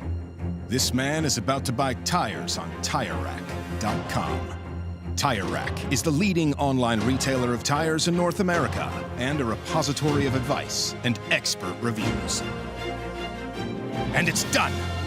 All that's left is to arrange for safe, easy installation at one of our independent recommended installers. Well, I guess he did that too. TireRack.com, the way tire buying should be. Come on, Road. Do your worst. We'll be at our best. Engineered to meet or exceed original equipment performance, exclusively at AutoZone. Oh, that never happens last time. I'm sure it doesn't. But that explains why you're dressed like a train conductor. Nice bodysuit. When do we start jazzercising?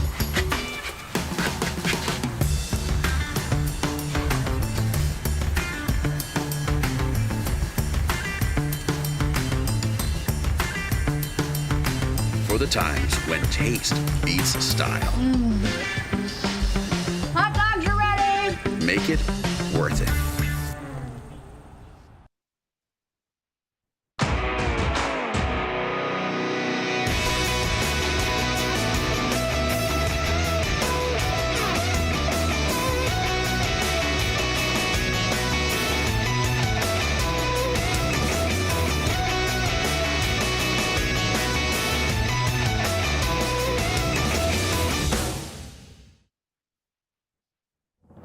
Lifeline's continuous commitment to research and development ensures that we supply the most innovative and cutting-edge products available. Used by the majority of the world's motorsport championship-winning drivers, teams, and constructors, Lifeline has a stringent and proven history of success. Lifeline's continuous commitment to research and development ensures that we supply the most innovative and cutting-edge products available. Lifeline's 0360 systems are the result of over 7 years of intensive research and development using 3M's Novik 1230 environmentally safe gas extinguishant. Lifeline uses only the finest quality components. For more information regarding our fire safety equipment and fire safety systems, please contact us at info@lifeline-fire.com. RVA Graphics and Wraps is a full-service design, signage, digital graphics, and wraps company located in Richmond, Virginia. With over 20 years of experience, RVA Graphics and Wraps offers premium signage options for your business. We are dedicated to offering our clients best-in-class service in all aspects of graphic design and application. For more information, visit us on the web at rvagfx.com.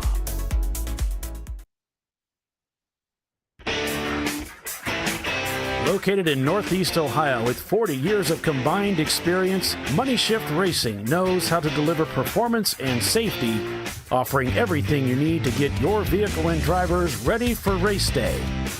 From safety equipment to full engine assembly and repair, in-house fabrication, 3D design, and rapid prototyping.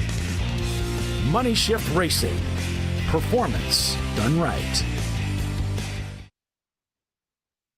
Sentinel is a comprehensive motorsports video solution incorporating live streaming, local recording, 3 cameras with picture-in-picture, flag status, and much, much more. Stop playing with multiple solutions. Sentinel handles it all, including timing and scoring, vehicle data, graphic overlays, adaptive bitrate encoding, network bonding, and more. Sentinel is the solution to sharing your motorsports experience with your friends, family, sponsors, and the world. What are you waiting for? Get your Sentinel today and never miss an on-track moment. www.sentinel.racing. Duralast, designed to meet or exceed OE performance with OE-matched friction formulations and fitment for 97% of cars on the road. Backed by a noise-free guarantee when professionally installed. That's the Duralast difference. Only at AutoZone.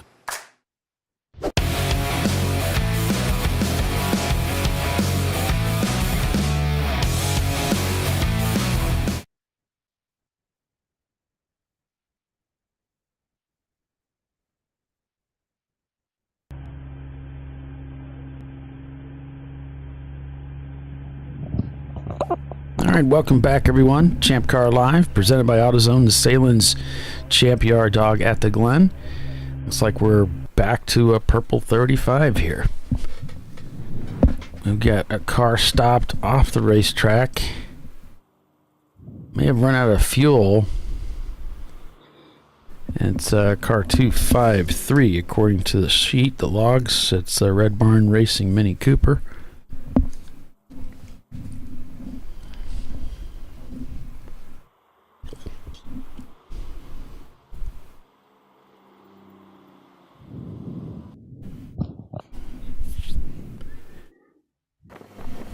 So while we wait for that, Eddie Vedder is My up favorite in fourth Dilbert place. cartoon is the one where he says we're gonna give you more responsibility and so there'll be more pressure on you, but there's no money.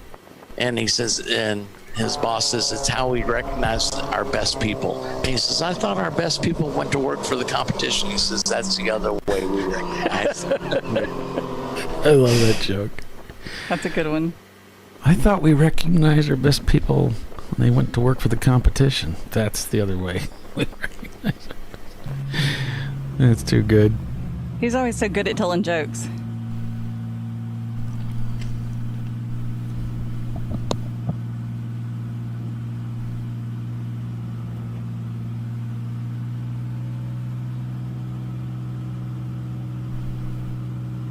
What is this? Let's see. So the 538, they're saying that their wing will be at garage number 1 if you would like to reclaim it. 538, your wing is in garage number 1. That's K2 Autosports. I know they were listening earlier yesterday.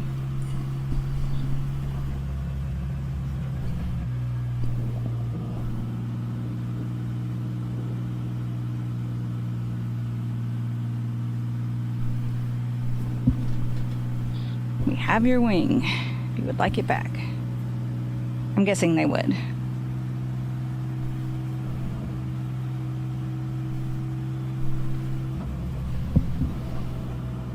Yeah, probably.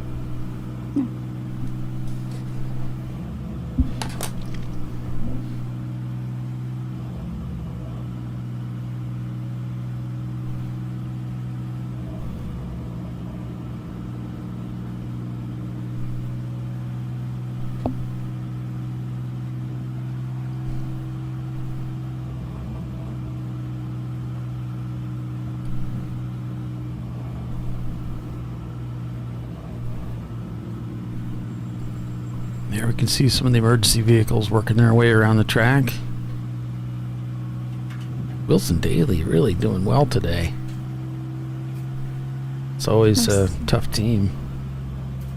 So, oddly enough, this is just a glitch probably, but the 715 of Rockwell Autosports shows their fastest lap of the race. Last lap by at 7 minutes and 28 seconds. It's funny. So the 253 is being towed in, and they're into pit lane now. Gotcha.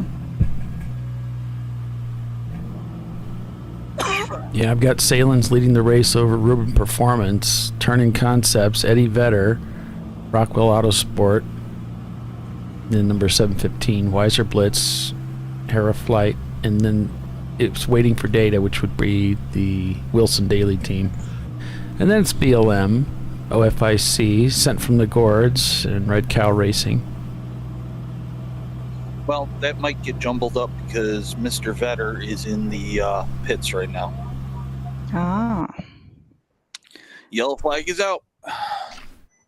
Oh no, is it going to catch them doing their fuel and go back green while they're in there? Maybe they're almost done.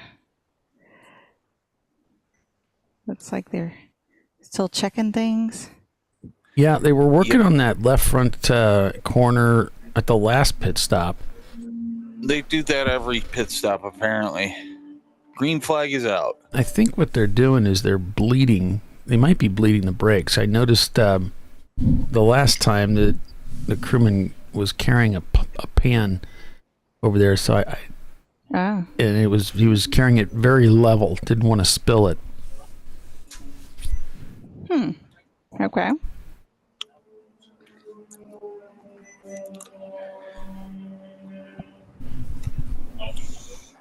So maybe they're having some kind of issue with the brakes, you think? Could be. Yeah.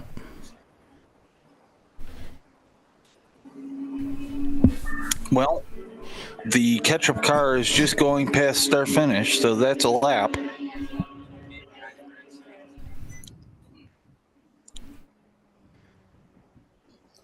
Yeah, a lap that they're not making because they're sitting in the pits. Yep. Good for ketchup, not so good for Eddie Vedder. Exactly. That was my non-biased me kicking in. Sorry. I'll slap my wrist now.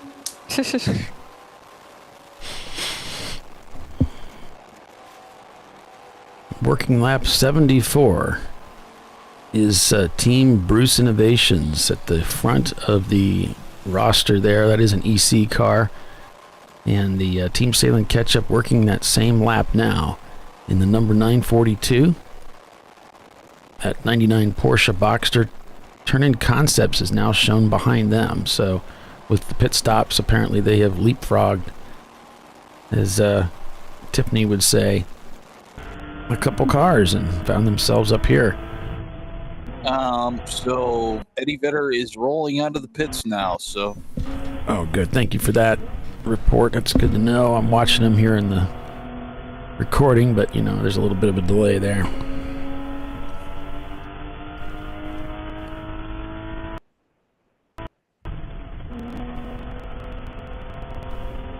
So it's possible, depending on where Wilson Daly is, Eddie Vedder may come out in 5th place.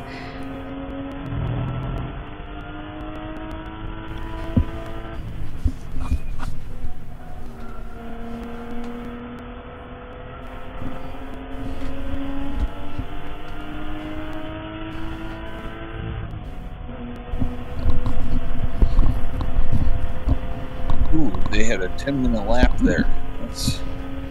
I know they were in the pits, but Yeah, that's a little longer than you would expect. 7 minutes is what, you know. You kind of expect, yeah. Mm-hmm. Well, it was under purple 35, so it may have taken them a little time to get to the pit entrance. True.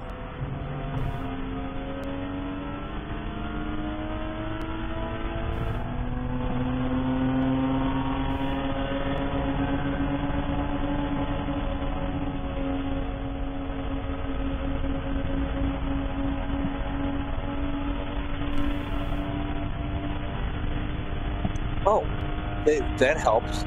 So the Rockwell cars have their numbers in the back window. I just saw the 10. Ah. So there you go.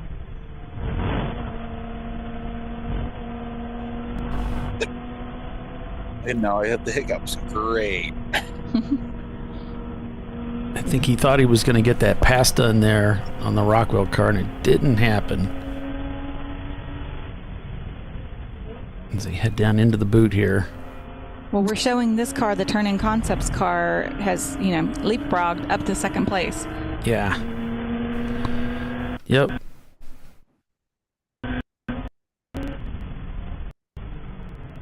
And Eddie Vedder is shown down at 7th now as they're rejoining. Yeah, I imagine Concepts hasn't pitted yet.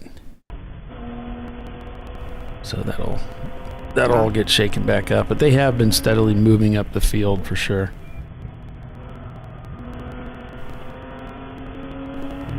Everybody pulling out all their tricks today to try to take home that trophy, right? Mm. Yeah, still waiting to see how the Bogle fuel strategy works out for them.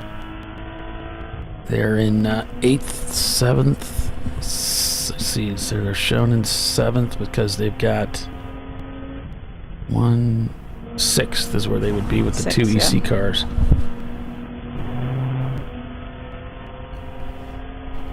I think it'll help them. I'm not sure they can pull out a win. Let's see, they've got what's the difference here between the leaders? So ketchup is pulling into the pit. They're a couple laps back. Under a green flag conditions. They needed to pit. Why didn't they pit before? Must have been on the wrong side of the track to take advantage of it. Well, if Turn-In gets the advantage here where they can carry this for another couple laps, where Sahlen's leaves under green and they pit under yellow, that would help them quite a bit. Yes.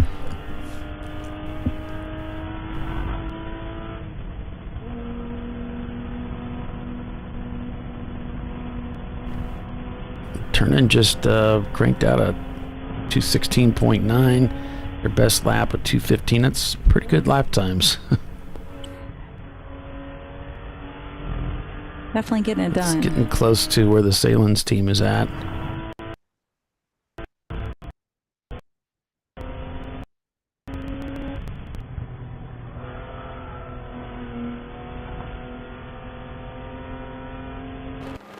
Check out the Start Racing team in their Mazda Miata.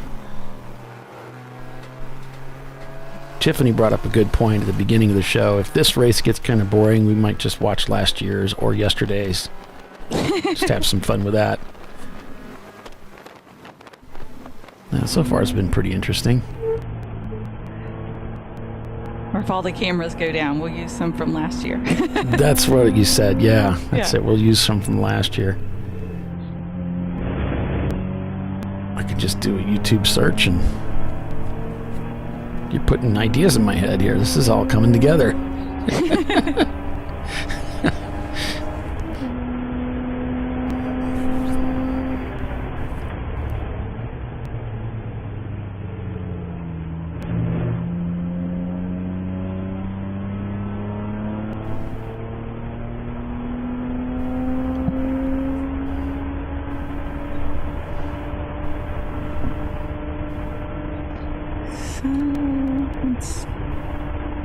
So I'm on board with the 613, and then I got they had a spin and continue. The 613 did, Rebel Soul Racing. They just got a warning, a pit lane warning. No black flag currently.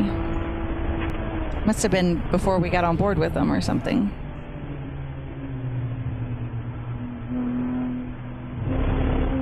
Well, Turn-In Concepts, they've had such a battle on their hands since Gingerman losing an engine. Then yesterday, gearbox trouble. So they're really putting a lot of effort into puts a lot of stress on the team, and it's really difficult when you're going through a lot of equipment like that. Mm-hmm. So to have an engine failure and then right away have a gearbox failure, that's hard. It's definitely annoying for your checkbook, right? Yeah, because then the next you need those spares, right? So yep. Turn-In Concepts takes the lead of the race for the first time today. They are leading this race over Team Sahlen Ketchup for the time being until, of course, they have to stop for their pit stop.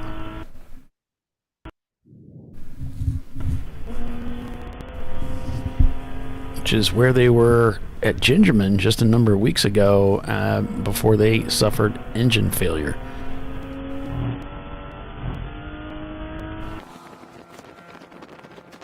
Tooth Autosport.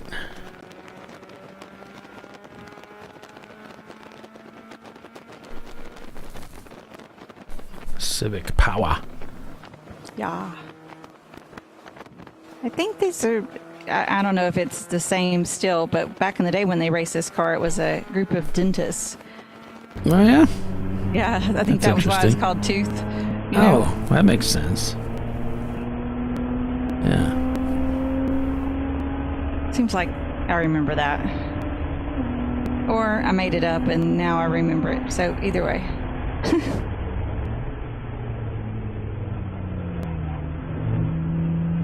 I apologize. I'm dealing with the hiccups here. Oh, it's all right. Just look at Bill. That was funny. So, Billy, I'm wondering if, since we've lost our start-finish camera, if it's possible that you could stick around to the finish to call the end of the race. We don't have any way of seeing the start finish.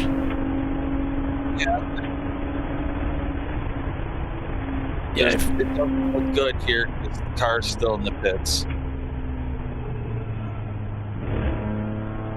If you could, that would be great. If you can't, we understand.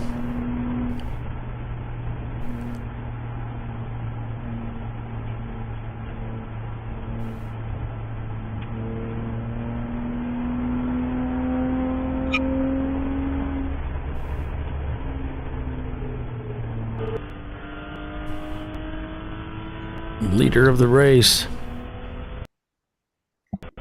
Team Sahlen catch up now, drops into third place behind Ruben Performance. And they just dropped behind BLM and Rockwell too. I mean, that cost them a lot to do that stop under green when we've had so many cautions and everybody else has done a stop under purple 35. I have a feeling it's going behind the wall. Uh-oh. This could be it for Sahlen's after leading the majority of the race today.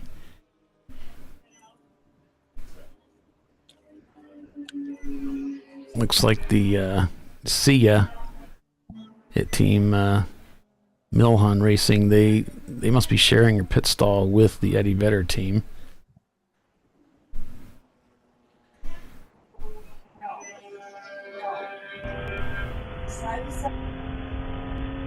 A little bit of a mirror issue in the Turning Concepts Porsche. A number of the drivers having to continually adjust that inside rearview mirror.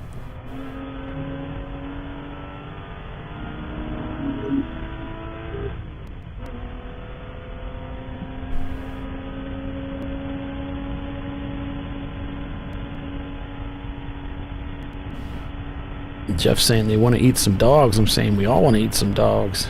Some of them Sahlen hot dogs. Yeah. And if you do get them, don't boil them. It's highly recommended to grill them, whether gas or charcoal, preferably charcoal. But don't boil them, huh? Yeah, no. It toughens the casing. Ah. See, we got insider information. Yeah.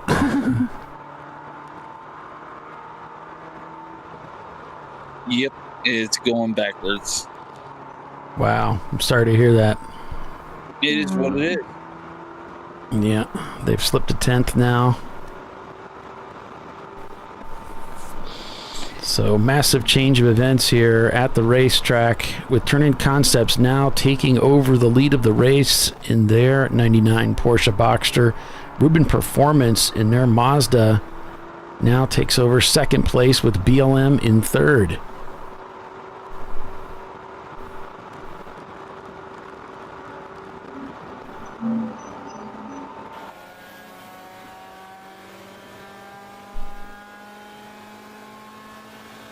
Haywood Racing back out on the racetrack now. The Sennhauser Racing Team, another Mazda Miata. Car number 302. Drew D at the wheel.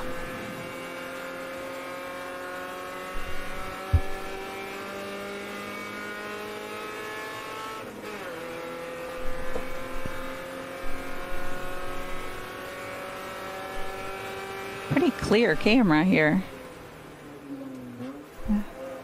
I like these. They don't have the glare on the windshield like some of the other cameras do.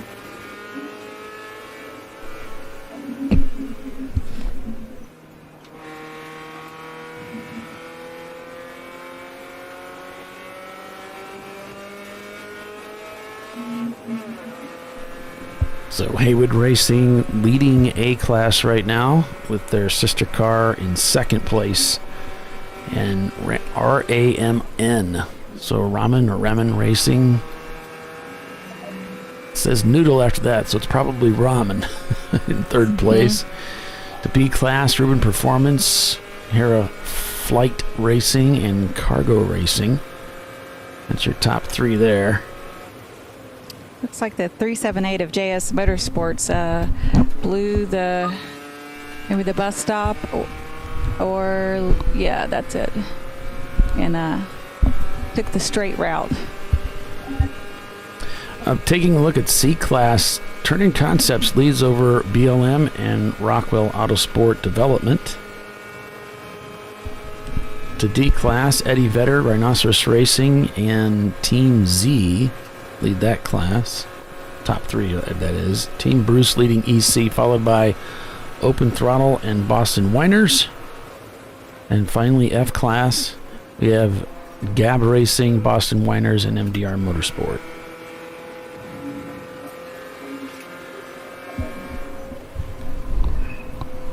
So that's like tragic for Sahlen's. They were leading the race and leading most of the day, and then some kind of mechanical failure. Yeah. So Turning Concepts is taking the lead of the race. But we're kind of seeing if that BLM strategy of only taking fuel once in the race is going to work out for them. I guess we'll see, depending on what the other teams do. I would tend to agree. All right, now we're supposed to be a commercial. You're watching ChampCar.Live, presented by AutoZone.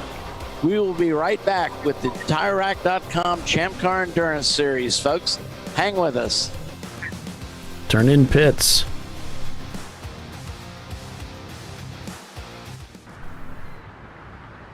I probably need new tires. You do. What if they sold tires online? We do. We're TireRack.com. They could offer lots of tires We have so many tires. and help you find the right tire. It's called the Tire Decision Guide. Oh, and they could ship them to a nearby mechanic. We shipped over 7,000 independent recommended installers. This is an amazing idea. Sorry. TireRack.com, the way tire buying should be.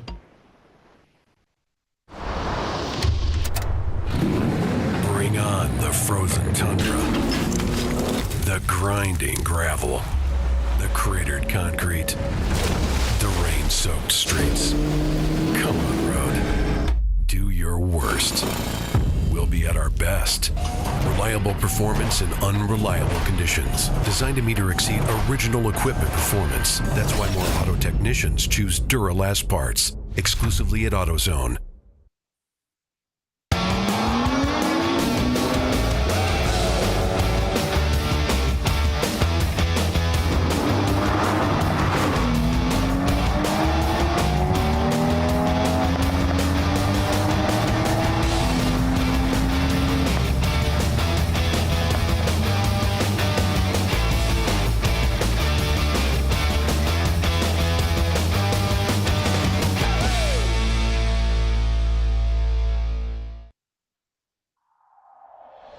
Discovery Parts is a veteran-owned racing and safety equipment company. While we're located inside Atlanta Motorsports Park in Dawsonville, Georgia, Discovery Parts can also be found at the tracks, supporting a number of Champ Car Series events. We take pride in being a reseller of the best of the industry to Champ Car teams and drivers. We know racing, love racing, and look forward to tomorrow to even more racing. Visit us at discoveryparts.com.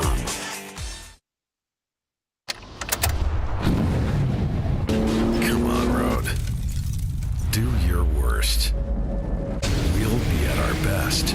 Stress tested to meet or exceed original equipment performance. Exclusively at AutoZone.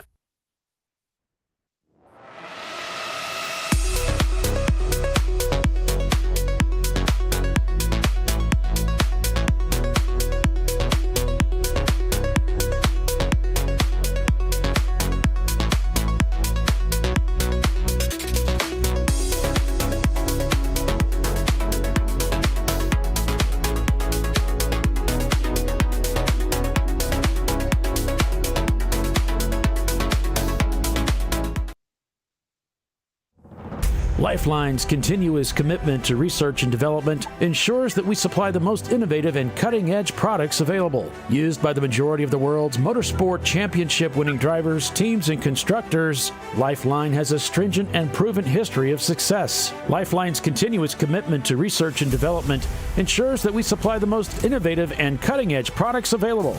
Lifeline's 0360 systems are the result of over 7 years of intensive research and development using 3M's Novik 1230 environmentally safe gas extinguishant. Lifeline uses only the finest quality components. For more information regarding our fire safety equipment and fire safety systems, please contact us at info@lifeline-fire.com. Located in Northeast Ohio, with 40 years of combined experience, Money Shift Racing knows how to deliver performance and safety, offering everything you need to get your vehicle and drivers ready for race day. From safety equipment to full engine assembly and repair, in-house fabrication, 3D design, and rapid prototyping. Money Shift Racing. Performance done right. Sentinel is a comprehensive motorsports video solution incorporating live streaming, local recording, 3 cameras with picture-in-picture, flag status, and much, much more. Stop playing with multiple solutions. Sentinel handles it all, including timing and scoring, vehicle data, graphic overlays, adaptive bitrate encoding, network bonding, and more. Sentinel is the solution to sharing your motorsports experience with your friends, family, sponsors, and the world. What are you waiting for? Get your Sentinel today and never miss an on-track moment. www.sentinel.racing. Duralast, designed to meet or exceed OE performance, with 2-layer shims and OE-style slots and chamfers to eliminate noise. Backed by a noise-free guarantee when professionally installed. That's the Duralast difference, only at AutoZone.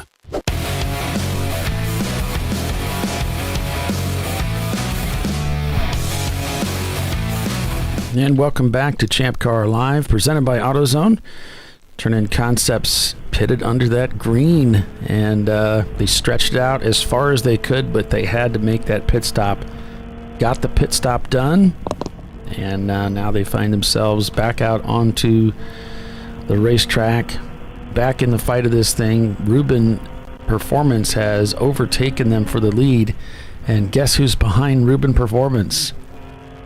Eddie Vedder. The recently pit-stopped Eddie Vedder in their Chevy Corvette, turning in a 2:12 on that last lap. Just much faster than the rest of the field. Not really anything that turn-in's going to be able to respond to that lap time-wise. And they certainly don't have an advantage really in pit stops either. But BLM is really the only wild card out there because of that the fuel advantage that they have on the field. We'll see what happens. Should be pretty exciting as we get closer to the end of the race. Well, we've got 3 hours left, or a little under 3 hours. So if they were going to do one fuel stop for the race, that means they would have done that already. I have to say they do it at 3.5 hour mark, right? So I think we'll see towards the end where the other teams will have to stop for fuel and the drivers change, and they'll just come in for a driver change one more time. I think would be the plan if they're still following that plan, right?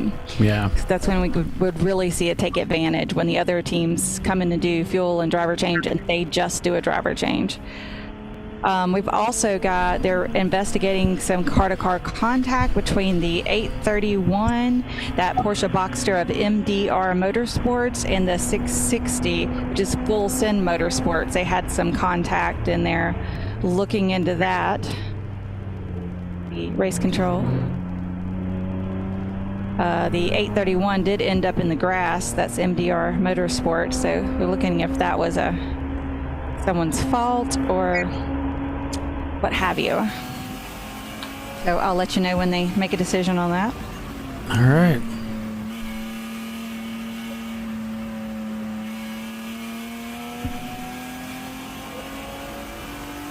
What's our next broadcast, Polly? We're going to be at Sebring next month at the end of the month.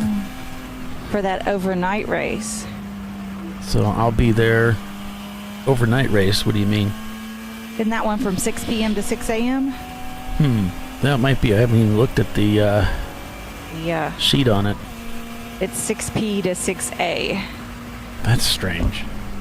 They said, Chelsea said last year everybody was, well, not last year. I mean, every year. I mean, racing at Sebring in the summer is difficult. It's hot. But, yeah. So that they wanted to do a night race instead. So we're going to do 6 p.m. to 6 a.m. and see if the drivers prefer that. The only the main downside is that's in the middle of the night. But the main downside is, all your drivers have to be comfortable with driving at night. Sebring does have some lights in some apexes and turn-ins, but there's also a few places that are pretty dark. So you need good lights to make that work, and drivers that are comfortable racing at night.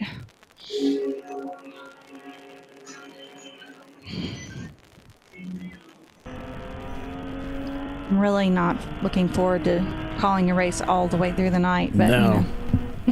I know how much you like your beauty sleep there, Paulie.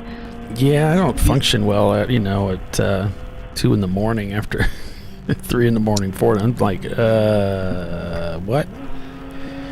Sounds like a personal problem. Well, it is. It is a personal problem. I bring a lot of my person into the job. Yes. We couldn't do what we do if it wasn't for you. Yeah. Yes, we know you're the diva, Paulie. We know. I am but a delicate flower, Billy.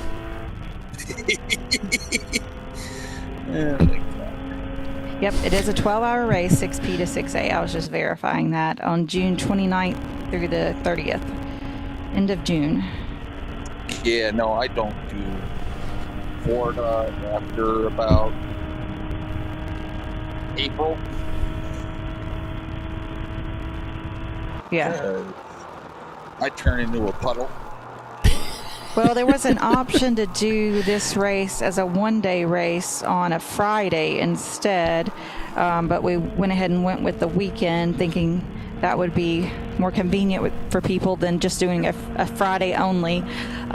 So I guess after we get through this race weekend, or not this one, but the June one at Sebring, we'll see what the drivers thought about that, if they liked it more, or if they find a way to complain about that too. Just kidding. Purple 35. Always. Watch it be like 70 degrees all day long. Partly cloudy. Oh, man. Could have just raced in the day. Right. Well, Sebring is kind of known for those late afternoon, almost evening showers. So yeah, and it's hot out. Yeah, and humid. Yep. So there's a good chance the race could start while it's raining. Mm-hmm. A night race in the rain and in the heat. Yeah. Because it's still going to be hot and humid. It'll just be more humid. Mm-hmm. This is going to be a long one, I think, because we have an impact. And they're checking the guardrail. Yeah, looks like Action Works. Yep. Action Works Chevy Camaro has gotten into the wall over at turn 11, which is that right at the exit there onto the front straightaway. Now I can't see it because of the Sahlen's Bridge. Looks like we've already got 66 cars registered for that night race at Sebring. So obviously a lot of people are interested in that. So that'll be interesting to see how, what everybody thinks of it. If anything, it'll be something different, It is different, yeah. Something different to do. When we do the 14-hour race there, that goes into the night. So the vast majority of our drivers that have driven the Sebring race probably have had some night stints there. So they would know whether they feel comfortable with it already, Sure.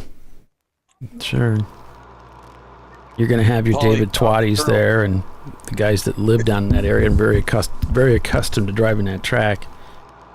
Yeah. Probably looking forward to it. So you're still going, knowing that it's 6 p.m. to 6 a.m.? I suppose. I don't know. I guess so. He sounds thrilled. I try not to think about it. The 41 is in the pits, which is one of the Rockwell cars. I'll just say that it's going to be the same for me as everybody else that works the race. We're all going to be tired. It's just the way it is. Yeah. But I mean, 12 hours isn't the same level of tired as 24 hours. Oh, not even close, yeah. Yeah, so if we pull that off, then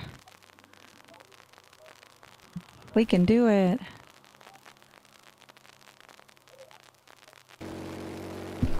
I will be getting my beauty rest, thank you. Many, many hours of it. Now, there's also a report of some debris on the racetrack at 6. Yeah. So that's heading into the boot area there.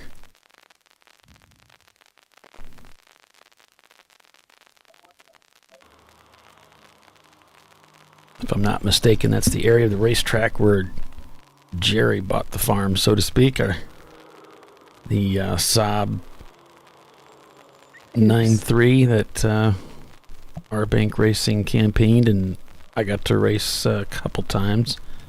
Did you like it? That thing was fast. It was fast. It was different. So I would imagine it would be. Yeah. You like the Boxster better? Yeah. Yeah. I mean, it's hard not to. Yeah. I mean, once you've gone mid-engine, how can you go backwards? Yeah, that car could do things at Gingerman that I've never had a car that could do that, and it was really made it enjoyable.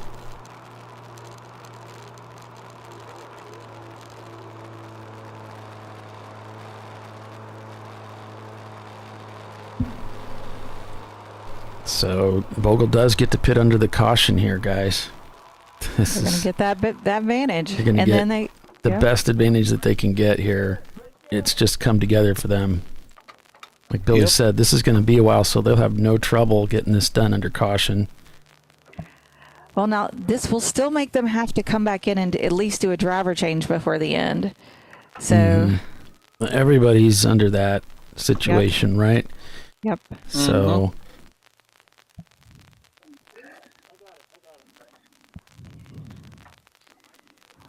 I kind of wonder if they've stuck with that strategy or if they've abandoned it for strategy, B or C or D. I love it in F1 when they're like strategy, LMNOP, Yellow flag is out. I'm not sure it's going to matter. I just don't think anybody's going to compete with Eddie Vedder. They're just too quick. They did too good of a job working that way up through the field. And they've had their pit stop already, so sorry, Billy, you say green flag. Yep. No, I walked on you, so that won't give them an advantage now that we're back to green, while that BLM is just now starting their pit stop. No, yeah, they're about halfway through it. Driver's still getting buckled in, so yeah, thought they would get the whole thing, but doesn't look like it.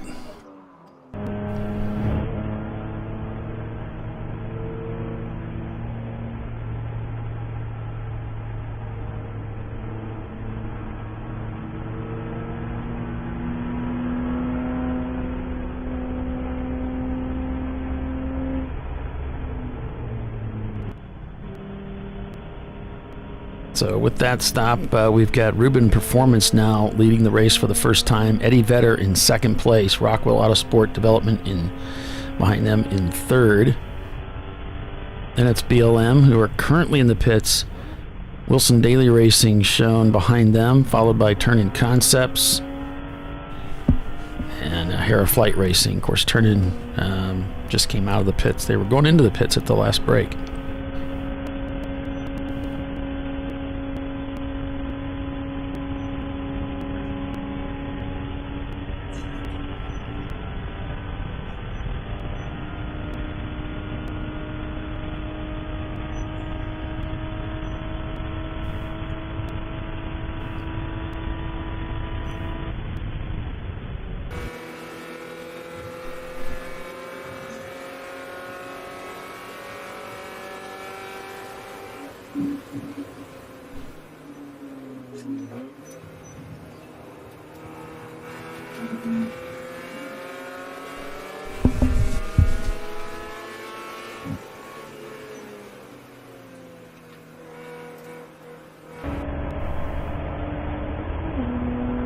Waving that green flag at Rubber Soul Racing to get them going on their way.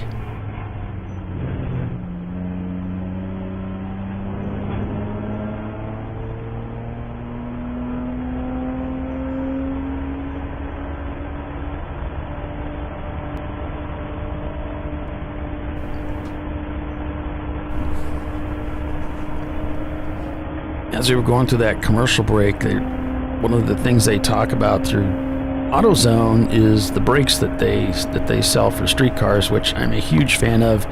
I love the Duralast gold brake rotors. They are a coated brake rotor, so they don't rust as quickly, and they are a high carbon alloy. So these are a much higher quality product. Dampens noise. I also really like their highest quality brake pads, which also have special coating and design. When it comes to brakes, I think it's the number one most important feature on the car. You can have just about anything fail on a car, but if brakes fail, you can be in a lot of trouble. So I do recommend the Duralast gold brake rotors and brake pads from AutoZone. And I use them on everything I drive and my kids' cars too. So a little update on 901. They spun in the oil that one of the oils that got laid down yesterday. They're guessing they're probably buying some Armco too. So they only started the 903 today.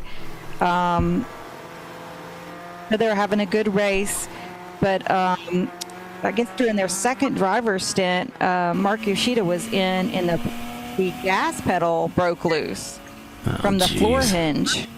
So they made him drive it like that until they were in their pit window. No mercy. Wow. So they were able to actually change that out or fix it or whatever during their regular pit stop. But then they said the yellows kind of landed wrong for them, and that caused them to be pushed back into the top 20. They don't think they have anything for the pointy end of the field today. Andrew Sides is actually in the car in the 903 right now. They're hoping to get back in the top 10, but they think that's probably as good as it's going to get. They're going to give their new driver, Brad Thomas, some more track time this afternoon. He's the newest to the team and to the track. So that's the scoop with 901 Motorsports. Nice.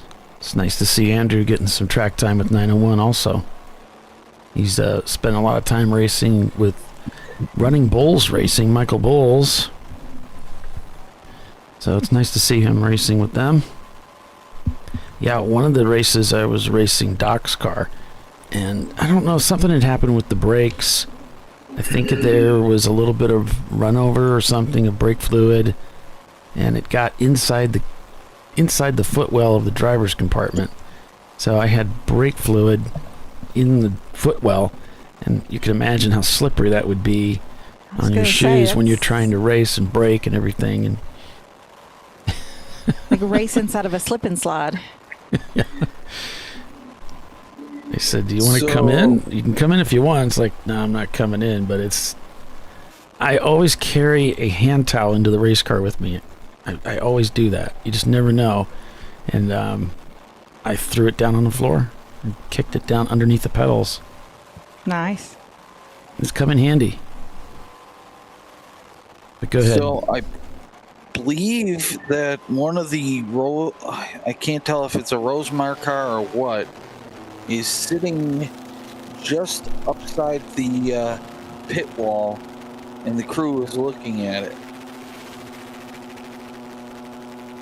All right. So I can't see any number because they're way up there in the pawpaw patch, but the pawpaw patch. We've got some passing under yellows that look like they're getting a black flag drive-through penalty. Got quite a few of them. It looks like the 715 of Rockwell. That's our, what is that, fourth place car? Let's see, 1 EC car, 2 EC cars. So that would be our third place car. Looks like they have a passing under yellow, as well as the they're awaiting video review, so they're investigating some passing under yellows. Let me recorrect that then, now that they've corrected. Schumacher Taxi, the 189, possibly a pass under yellow too, that's under review. And also was called in the 283 of Rhinoceros Racing for a passing under yellow, and I believe that one also is under review. So all three of those were called in, and they are reviewing the video. Well, it's nice they take the time and have the resources to do that. Yep.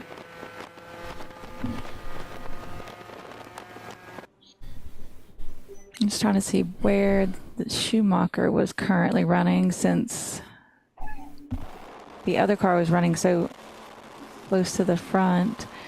Schumacher is currently shown in 32nd, which is actually probably like more like 29th-ish or something. Squeeze.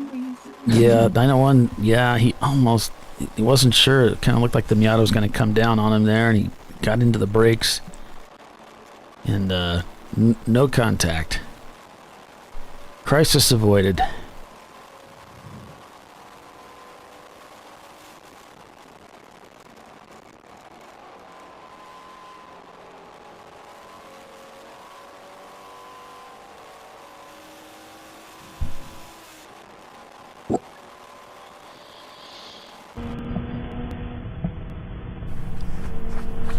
Yeah, a little hand towel comes in handy, especially if it's raining out. Carry one in the car with you, because I've had them where you can wipe things down with it. Mm-hmm. I had a car, I've told this story before, where it was a Miata that had the little wing window area there where they have a little insert they can put in there with, I guess you can hook an air tube up to it to bring air into the car, and it didn't have that, but it had the snout was there, a little hole.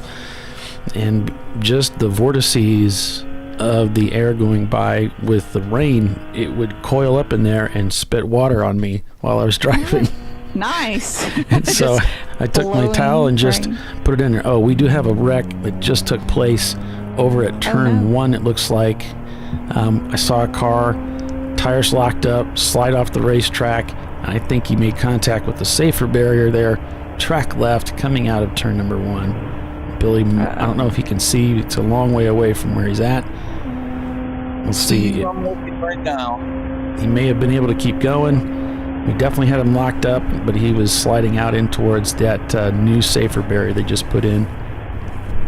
I don't see anything, but that doesn't mean anything. Well, hopefully he was able to keep going, and my vantage point was misleading, and he didn't make contact. But let's see what we got over here on this camera. I don't see anything. I think he was able to keep going. Epic save involved, possibly. Yeah. So nothing coming up on the sheet, so must be okay. So I apologize for that. No worries. I'm surprised I haven't seen the RV disappear yet. Hopefully they won't leave you, Billy. Well, that's fine. I got my own car. Okay. He came from Florida. I came from Buffalo, so. Oh, gotcha. From Florida? Yes.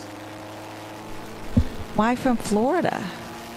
Because that's where we store the RV during the winter. Oh. Gotcha. Probably way better to be in Florida during the winter than New York. Yes. Yeah, Timothy. I would say it was a Code Brown moment. It didn't look good.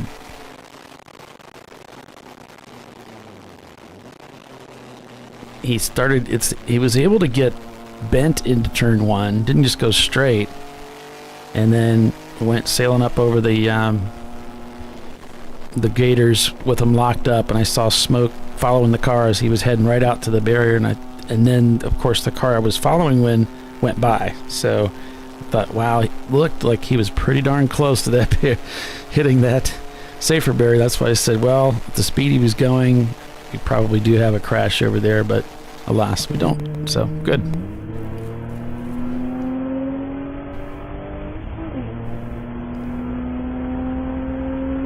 Station 9 has an impact. Station 9. Okay. Showing the 380 north by northeast racing moving slowly.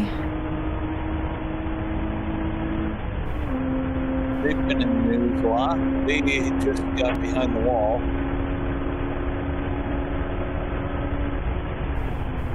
And Billy, maybe turn your microphone up a little bit again, maybe a notch or a notch and a half. Is that better? A little bit. I think it's getting canceled out maybe by the sound that I have on the show.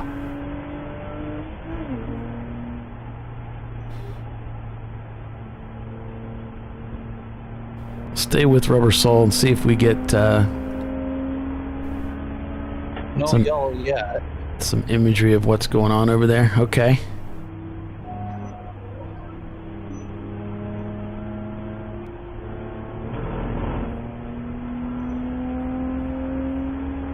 He's pointing somebody by.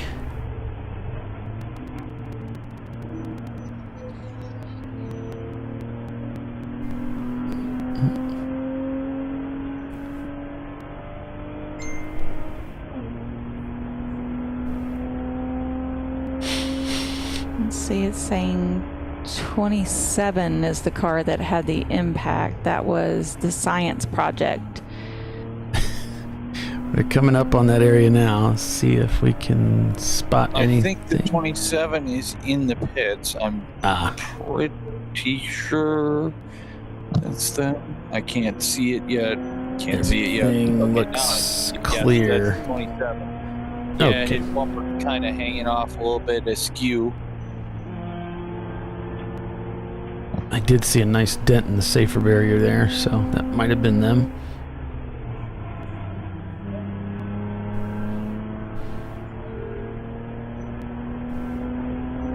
He'll remember that moment.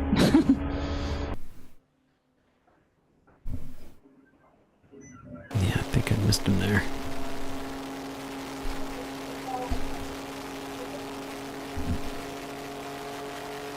Ooh.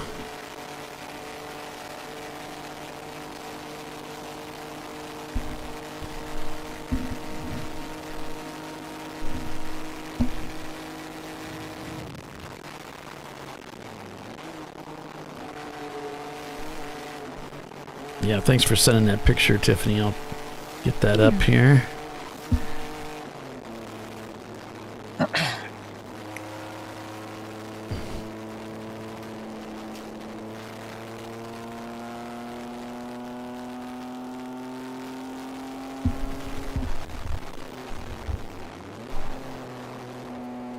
So one of the Atlanta Speedworks cars is in.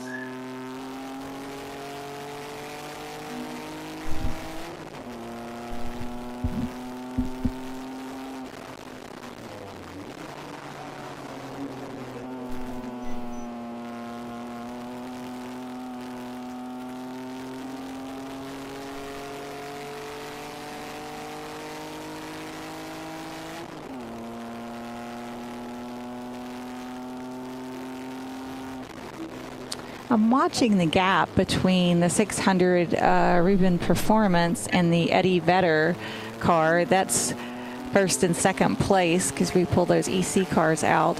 And then Rockwell is right behind them.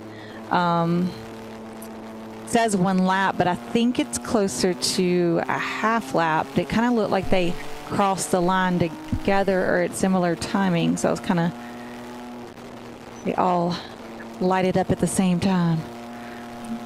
So I've got this photograph that you sent me, Tiffany, and maybe you could talk about a little bit what we're looking at here. So this is the 901 Motorsports car, obviously the 901 car. And yesterday, one of the cars that blew up or dropped oil down, I think it was one of the Mustangs or something, they spun in that oil because oil, it doesn't have the greatest of traction with tires and asphalt.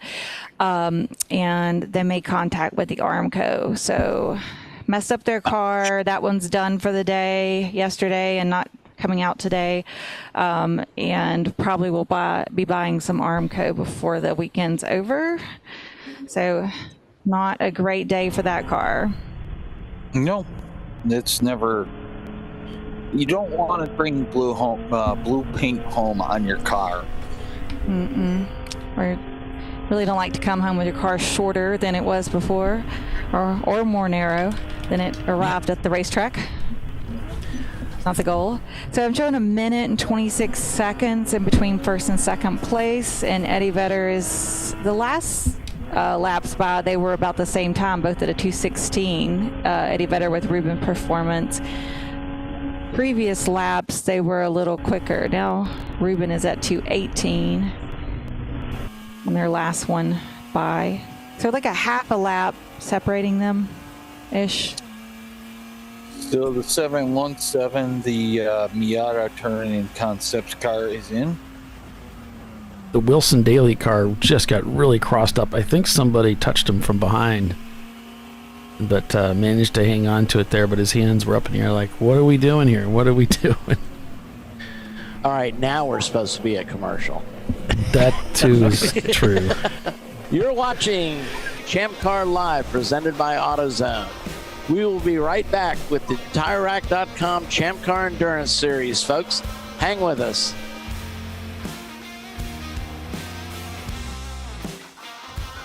You know, I'd buy tires online, but then what?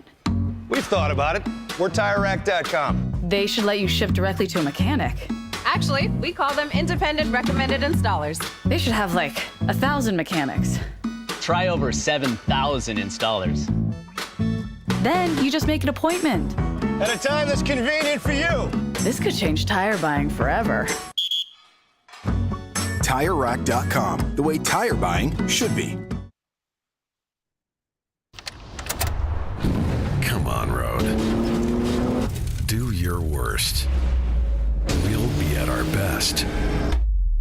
Engineered to meet or exceed original equipment performance, exclusively at AutoZone. He shared school space with his best friend, Norm Peterson. Who was Cliff Clavin? That is correct. The board is yours. Yes. So you don't want to hear about my sister's vacation? No, not really. What are you doing? What?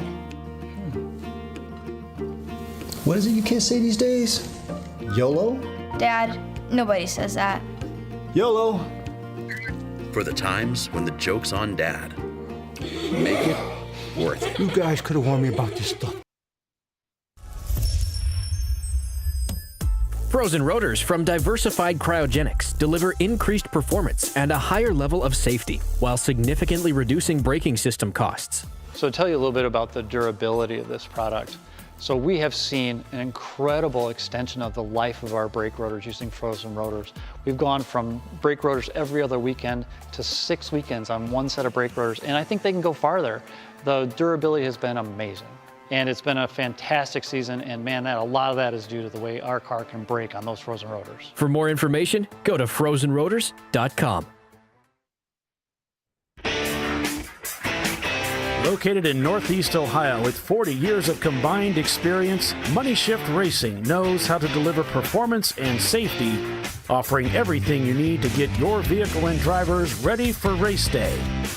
From safety equipment to full engine assembly and repair, in-house fabrication, 3D design, and rapid prototyping. Money Shift Racing. Performance done right. Discovery Parts is a veteran-owned racing and safety equipment company.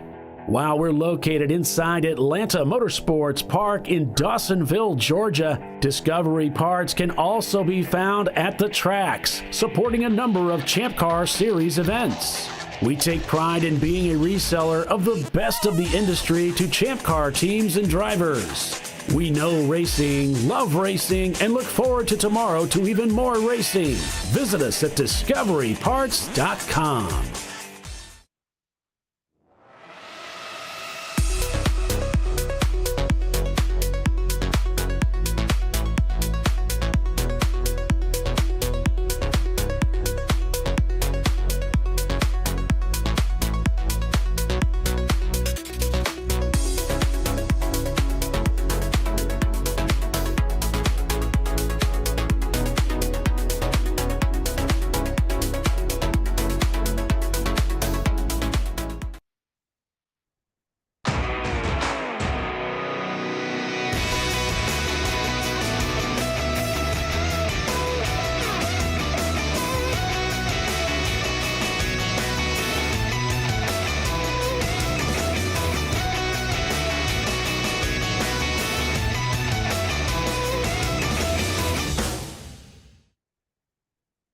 Sentinel is a comprehensive motorsports video solution incorporating live streaming, local recording, 3 cameras with picture-in-picture, flag status, and much, much more.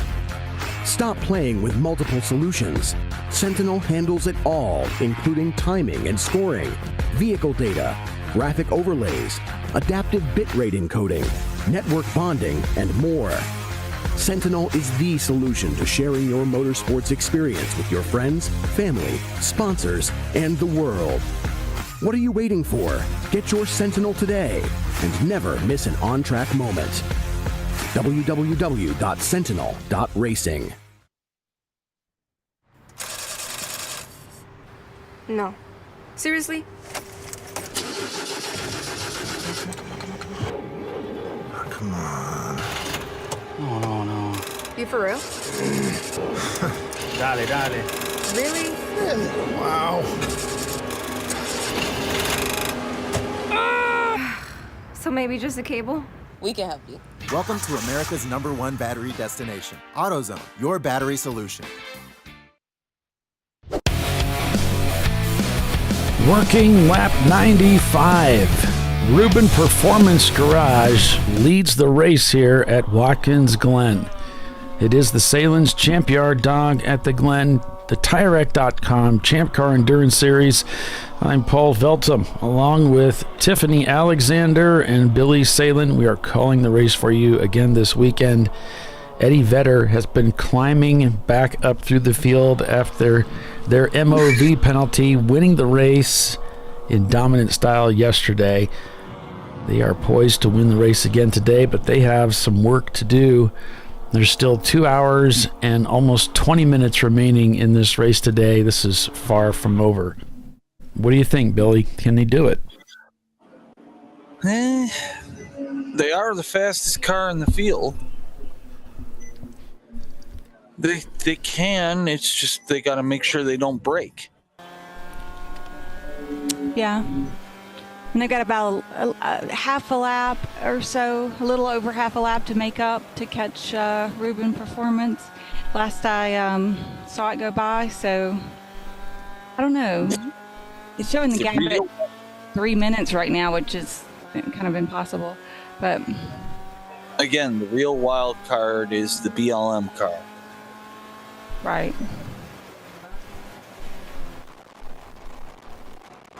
And we've seen that strategy work for that team and that car before, so it's not like they're trying this for the first time.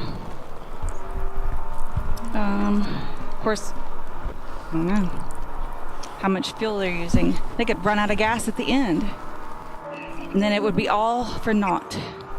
Yep. So this race is still wide open. So it looks like the 41 of Rockwell Autosports kind of blew the bus stop.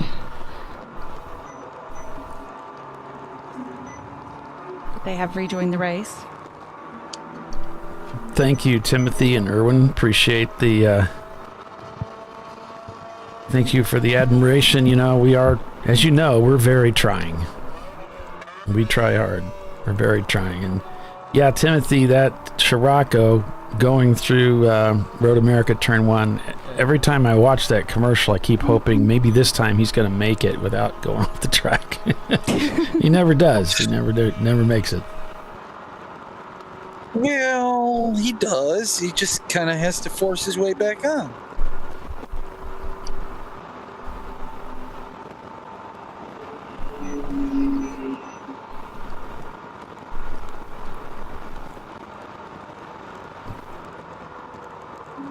Bogle Legacy Motorsport came to the track this weekend with a car that's been driven a lot with a lot of success, in fact, in this series, but first time under his wing. So this is sort of a debut, if you will, of this car with this team, and it is not disappointed. It's they've really managed it very well. Yesterday, some mechanical issue that took them out, but today, so far, so good. They've had that car up at the front pretty much the whole day. They fell behind a little bit, and it looks like they've reclaimed most of that since then. So BLM doing well. Ruben Performance leads Eddie Vedder, followed by Rockwell Autosport Development. And then it's the waiting for data would be the Wilson Daly team. Turn-in Concepts, Rockwell, sent from the Gourds, Hera Flight. Let's see. I'm having trouble with my scroller here. Red Cow Racing, Last Minute, BLM, OFIC, Haywood Racing, K2 Autosport, 901 Motorsport, and Gorilla Sticker.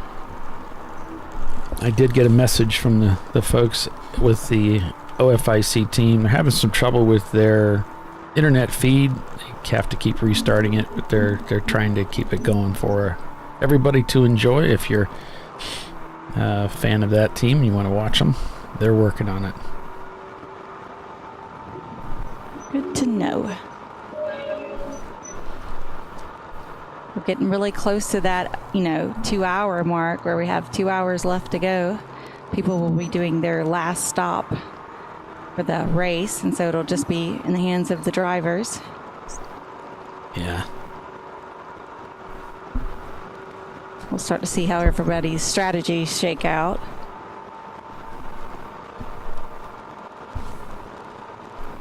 Of course, we may not see how everybody's strategies shake out to the very end, but we're at least going to watch. Or attempt to. Yeah. Or that.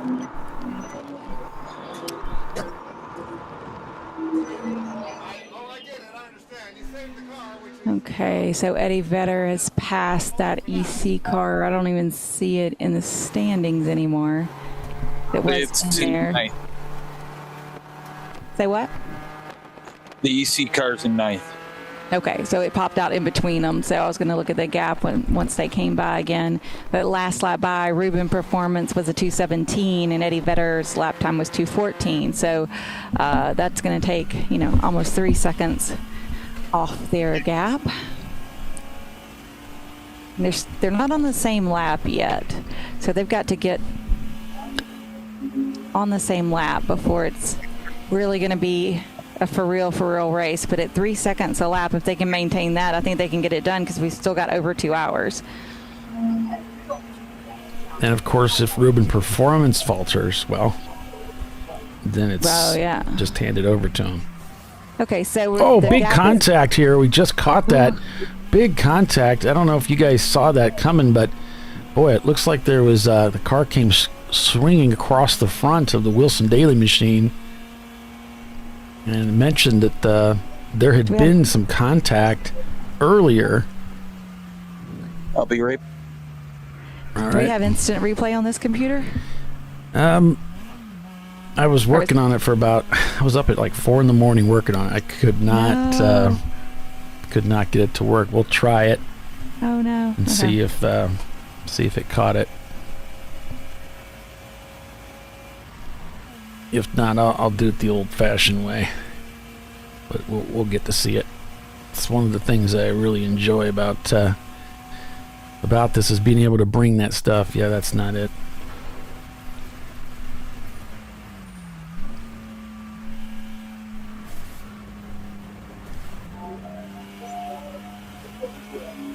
I was just going to them because they're just doing so well. Right. So, I believe it was the 60 they got into because he just has pulled into the pits. Oh no, that's the Hera flight car. They were doing so well. They were in the top 10. They're looking it over right now. Fairly new team. I think they just started racing Champ Car like last year.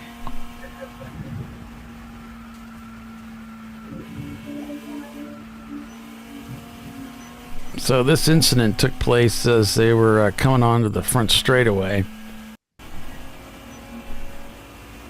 I told Chelsea that we have it on video, so. Well, we're trying.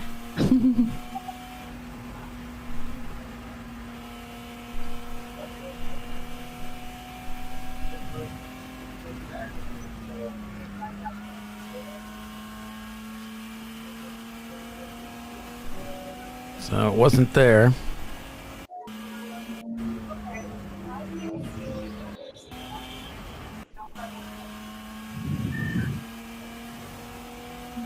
Yeah, it wasn't there either.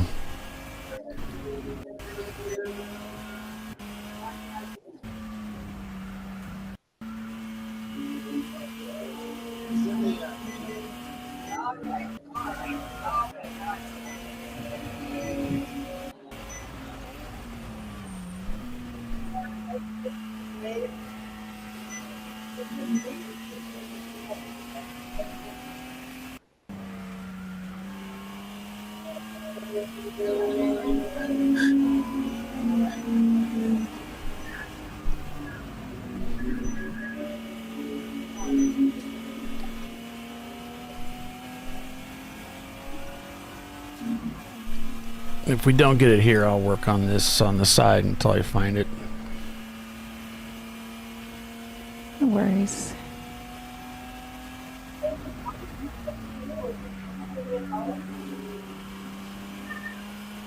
Oh, that's a clean pass there.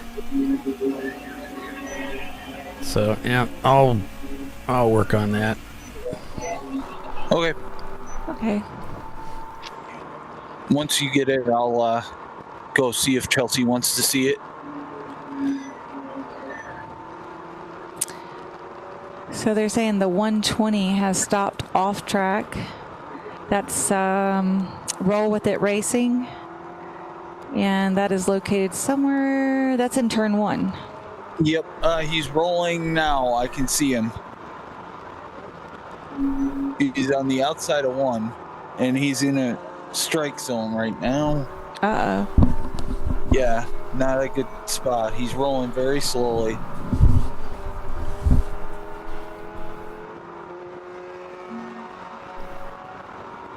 Okay, now he's going. So in the race logs, it says that the number 60 of Hera Flights had an impact with the wall. So I wonder if they hit the wall and then bounced back on the track and then had contact with the other car. Yeah. I was actually looking at the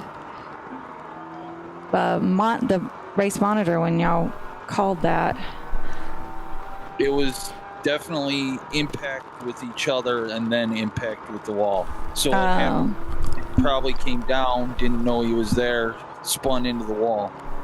Gotcha. And the 60 is rolling, so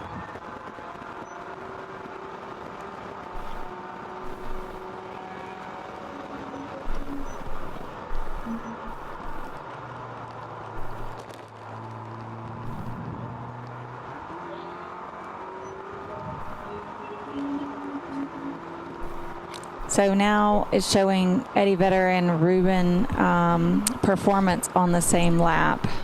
Let's see. And it's down to a minute, 4 seconds separating them.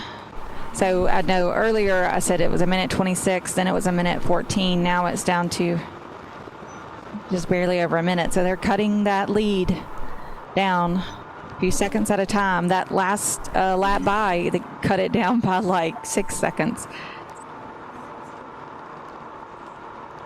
So at that rate, I think Eddie Vedder can keep it up. they're definitely going to be a threat for the win.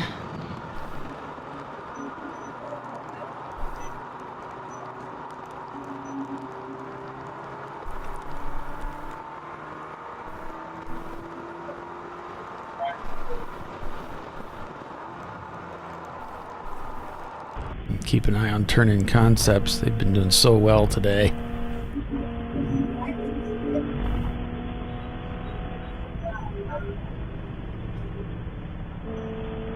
Yeah, currently in the top 5.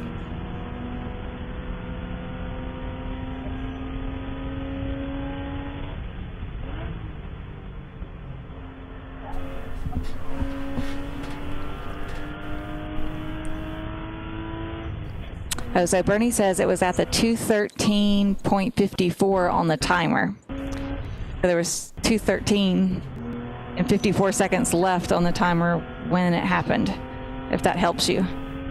Oh, okay.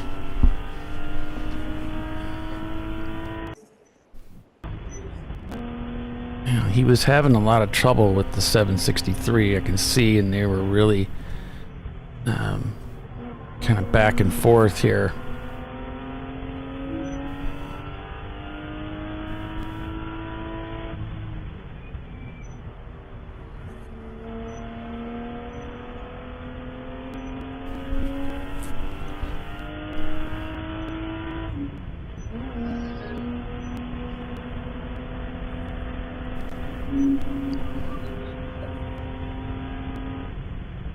Yeah, that does help, Bernie. Thanks. I don't want to pull the whole broadcast back.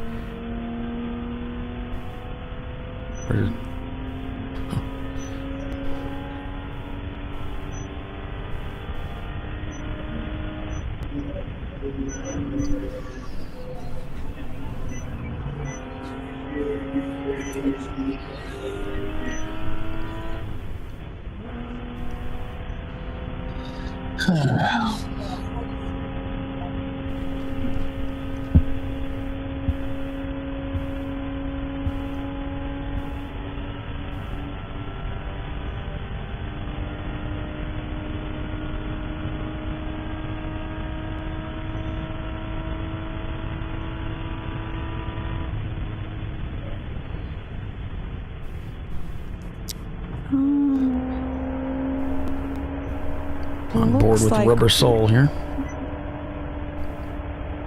What's that?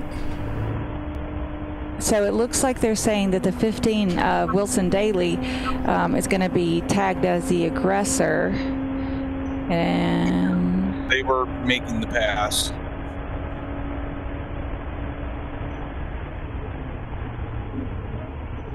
And it looks like there's possibly a black flag in their near future. So they're currently shown in 4th place. Well, shown in 5th, but it's actually 4th because of the EC car.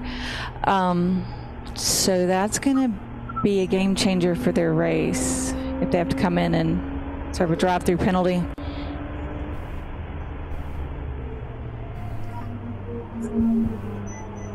Seems like they've had such a clean race up until now. It's frustrating.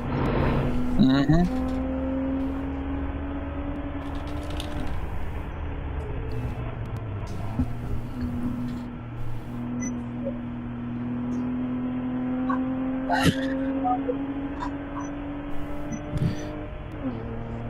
Yeah, I'll bring that back up so we can look at it here in a minute. All right. So the gap's down between 1st and 2nd, down to 1 minute flat. Steadily taking some time off of that.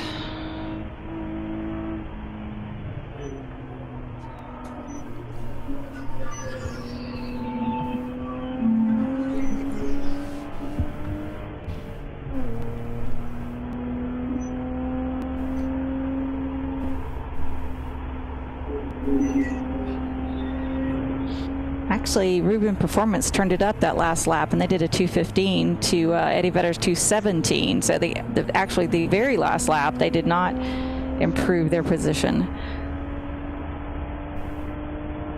So you think the number 600 knows that Eddie Vedder's coming for them? I doubt they'd have him out there flying blind. All right, so thanks to Bernie, I've got this located, so we'll go ahead and... He's already gotten black flag for it, it sounds like, so. Yeah, that's for us, really. Yeah.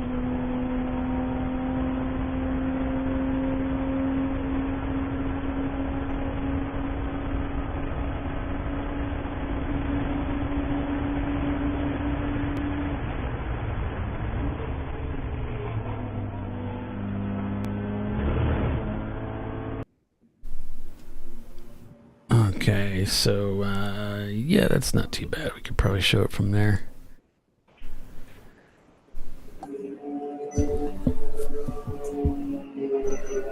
It's pretty obvious what happened here, so pretty straightforward. Yep. 60 just didn't expect him to be there, and... The vortex of danger. Yeah, yep. Just turn right down on them. That's... Because Wilson Daly was as far in as you can get. Well, you know, it's a dive bomb. I mean, I don't know what else to call it. You're going into something where someone's not looking. It's not likely that they're going to see you coming in there like that. The 606 is in.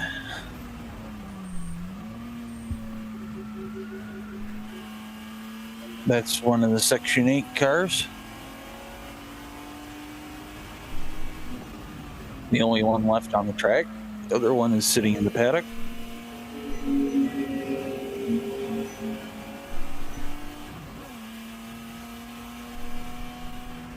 And 2 hours left. Yep, with that, I think it's as good a time as any to take a break, so we will do just that. Under green here.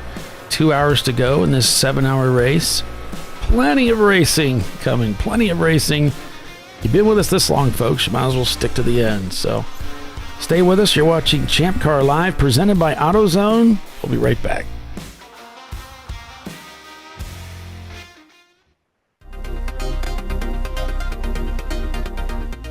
Welcome to TireRack.com, revolutionizing tire buying since 1979. With our unmatched selection of branded products, finding what fits your vehicle and is right for you and how and where you drive has never been easier. Through helpful online shopping tools that include our professional hands-on reviews done at the introduction of a tire and consumer reviews that give real-world feedback over the life of the tire, you can make the right tire choice and find exactly what you need. And if you prefer to talk to someone, our tire testers, our sales team, are available on the phone. And that's how we get you the right tire for you and your vehicle for where and how you drive.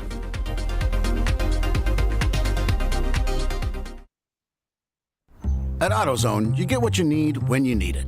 Got a today job? Pick it up free same day at your local AutoZone. More of a tomorrow project? Order as late as 10 p.m. with free next day delivery. Getting the job done just got easier.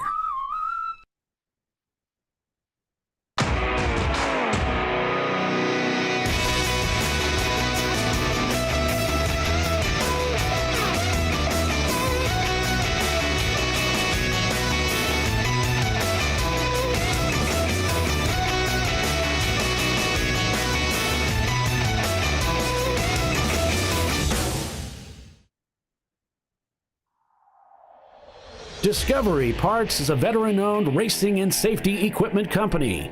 While we're located inside Atlanta Motorsports Park in Dawsonville, Georgia, Discovery Parts can also be found at the tracks, supporting a number of Champ Car Series events. We take pride in being a reseller of the best of the industry to Champ Car teams and drivers. We know racing, love racing, and look forward to tomorrow to even more racing. Visit us at discoveryparts.com.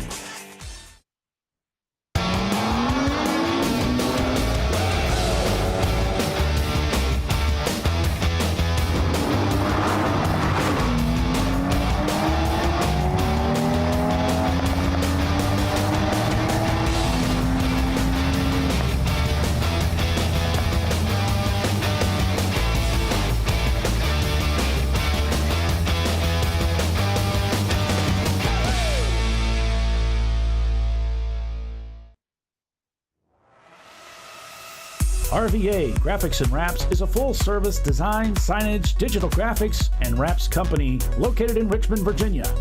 With over 20 years of experience, RVA Graphics and Wraps offers premium signage options for your business. We are dedicated to offering our clients best-in-class service in all aspects of graphic design and application. For more information, visit us on the web at rvagfx.com. Lifeline's continuous commitment to research and development ensures that we supply the most innovative and cutting-edge products available. Used by the majority of the world's motorsport championship-winning drivers, teams, and constructors, Lifeline has a stringent and proven history of success. Lifeline's continuous commitment to research and development ensures that we supply the most innovative and cutting-edge products available. Lifeline's 0360 systems are the result of over 7 years of intensive research and development using 3M's Novik 1230 environmentally safe gas extinguishant. Lifeline uses only the finest quality components. For more information regarding our fire safety equipment and fire safety systems, please contact us at info@lifeline-fire.com. Located in Northeast Ohio, with 40 years of combined experience, Money Shift Racing knows how to deliver performance and safety, offering everything you need to get your vehicle and drivers ready for race day. From safety equipment to full engine assembly and repair, in-house fabrication, 3D design, and rapid prototyping. Money Shift Racing. Performance done right. Frozen rotors from Diversified Cryogenics deliver increased performance and a higher level of safety while significantly reducing braking system costs. So to tell you a little bit about the durability of this product. So we have seen an incredible extension of the life of our brake rotors using frozen rotors. We've gone from brake rotors every other weekend to 6 weekends on one set of brake rotors, and I think they can go farther. The durability has been amazing. And it's been a fantastic season, and man, a lot of that is due to the way our car can brake on those frozen rotors. For more information, go to frozenrotors.com.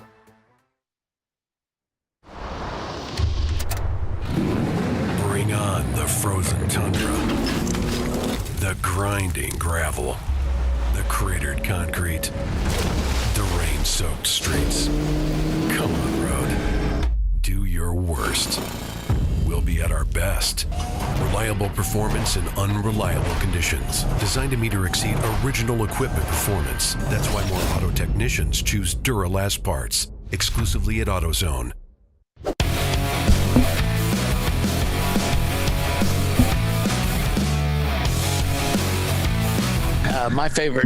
I have two favorite Jackie Stewart stories. When he was a color commentator for ABC, he was with Chris Economaki, and they were out at Riverside Raceway, and they took him to Ascot Park and showed him a sprint car, and said, "Jackie, would you like to race one of these?" He says, "No, I don't think so." And he said, "Well, Jackie, would you at least like to take a ride in one?" He says, "Well," he says, "to tell you the truth, I don't have my helmet." So they said, "Well, we can get you a helmet." And he says, "Well, I forgot the other thing I need." And he goes, "What's that?" And he says, "Your balls." Definitely need to bring that. Welcome everyone to ChampCar.Live, presented by AutoZone, the TireRack.com Champ Car Endurance Series race at Watkins Glen International. It is the Sahlen's Champyard dog at the Glen. Hope you're enjoying this beautiful weekend. Hope the weather is as fantastic where you're at as it is at Watkins Glen today. I'm up here in northern Indiana calling the race for you, and yeah, the weather's pretty good here too. As we head into the final 2 hours of racing, just under 2 hours of racing actually here, to wrap up the second day of racing in the TireRack.com Champ Car Endurance Series. 901 Motorsport working its way through some traffic, trying to get that BMW hoisted up to the front of the field. Rubin Performance Garage now leads this race in their Mazda Then it's Eddie Vedder in their 91 Chevrolet Corvette. Now just 34 seconds behind the leader and consistently chopping away at that lead.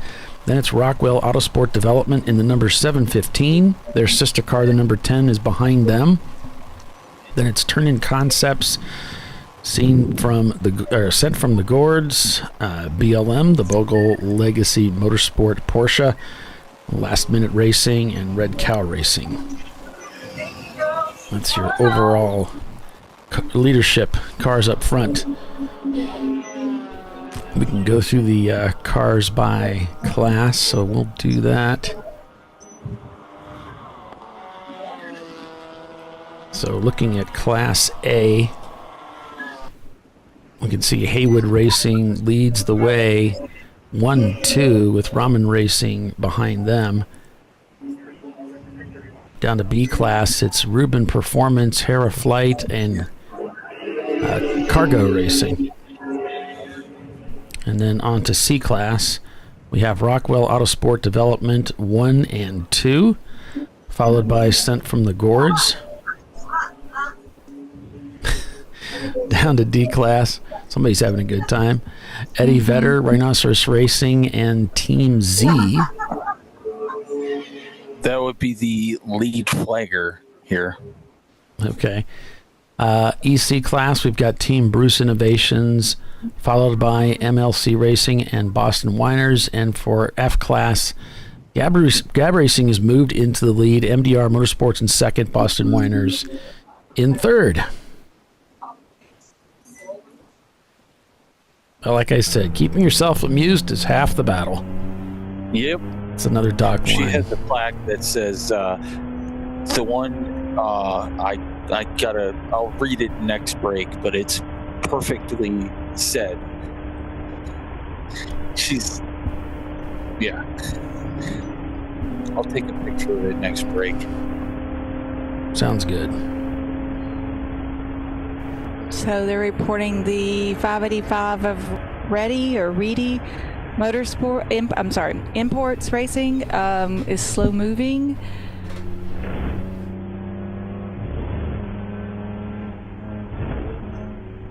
It says 7-pit, so I'm guessing that's from turn 7. Then they're maybe headed to the pits. I don't know how they would know that, but.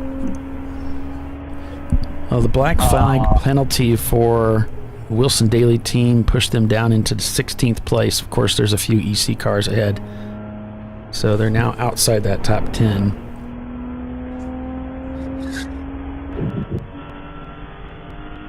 We keep talking about Turn-In Concepts. They've been a car up front to be reckoned with throughout the day.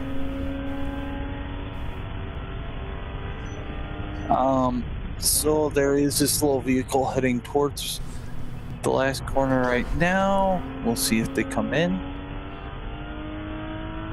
And they do. Man, we lost our pit cam, darn it. That was a great feed.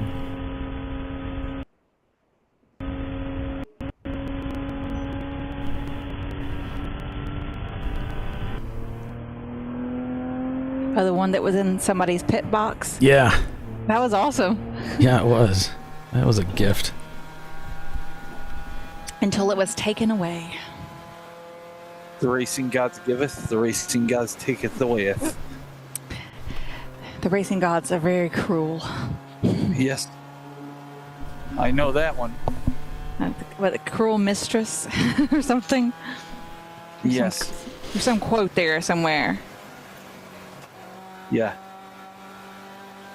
Welcome, everyone. If you're just signing in, welcome to the Sahlen's Champyard Dog at the Glen. I'm Paul Belton, Tiffany Alexander, and Billy Sahlen also along with you, calling the race this weekend. Hi. It is Memorial Day weekend. We haven't forgotten about that. And if you or your loved ones, families affected by the loss of a loved one who served in our armed forces, fought for our freedom, we salute you this weekend, and remember. Amen.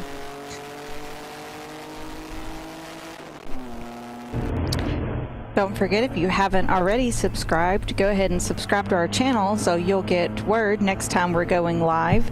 And our next race we're covering is a night race at Sebring in late June. If you're already subscribed, then you'll be able to hop on the chat with us if you would like. I mean, you don't have to, but... The next race I will be at is Nelson. Are you guys going to be broadcasting from there? Not likely. Okay.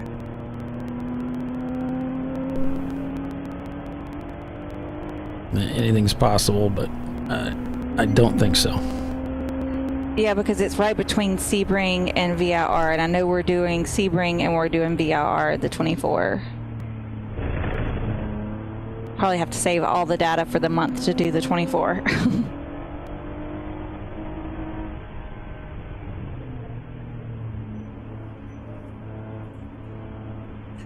Okie dokie. Guess I have to decide whether I'm going to drop to Virginia or not. Nope, too hot. I mean, it's been surprisingly temperate this last couple of years. I don't know. Yeah, I mean, it's not cool, but... I work in 38 degrees, so no. Nowhere near that cool. God, when my office temperature gets down to like 71, everybody breaks out their sweaters. Do they? Oh, yeah. I always think it's funny. I'm like, it's 71 degrees, and all the girls have like a sweater on over their whatever they're wearing. We got some debris down in turn 9A.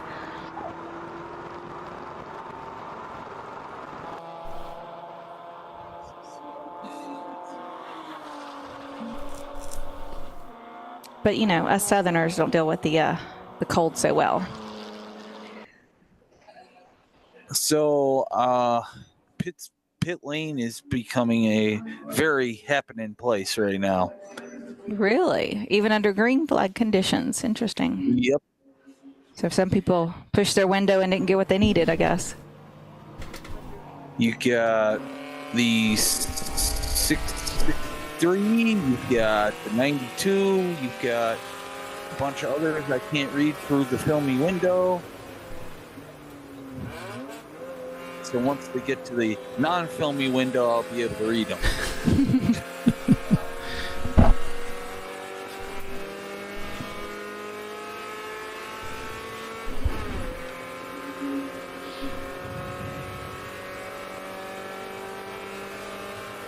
So they've got that gap from first to second down to 23 seconds. Yeah, it's crazy. They're really chipping away at it. They're really...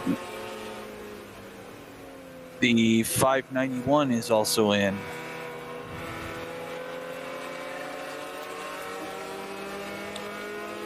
That's Ramen Racing, the Noodles car.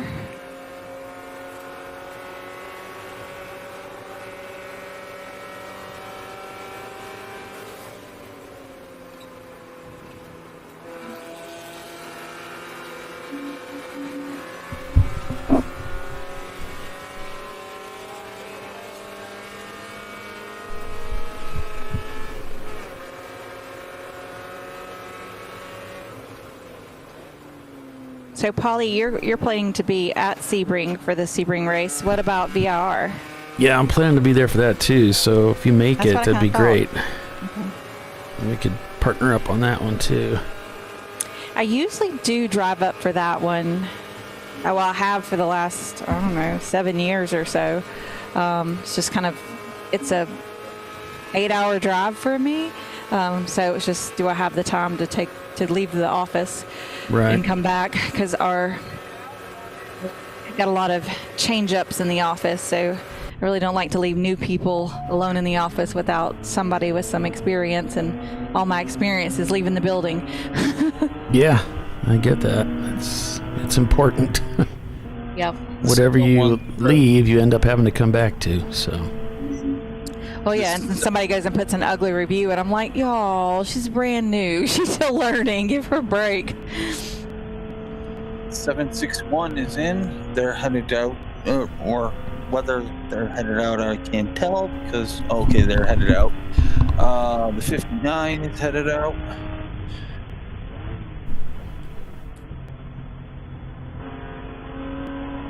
Like I said, pit lanes that happen in place. One of the Atlanta Speedworks cars is in. The 260 is headed out. That I don't have team names. I don't have time for team names right now. Okay, 260 is Team Z. You got any other ones? Team Bruce Innovations is in. I know that one. I mean, we can team it up, right? Cargo Racing car is in. The 763 is Boston Winers. Yep, they're headed back out there. Okie doke.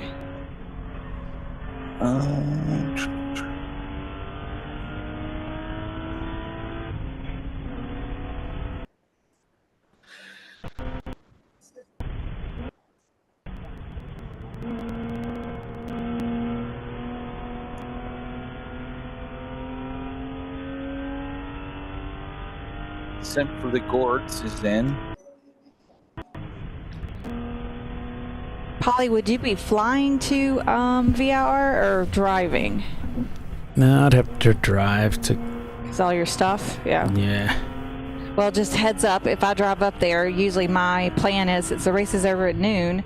We haven't slept all night, so what I usually do is drive over to Asheville, which puts me a little closer to home, and then have dinner and drinks in Asheville, and then drive home the next morning. Gotcha. After I go to bed early. If anybody wants to join me in Asheville.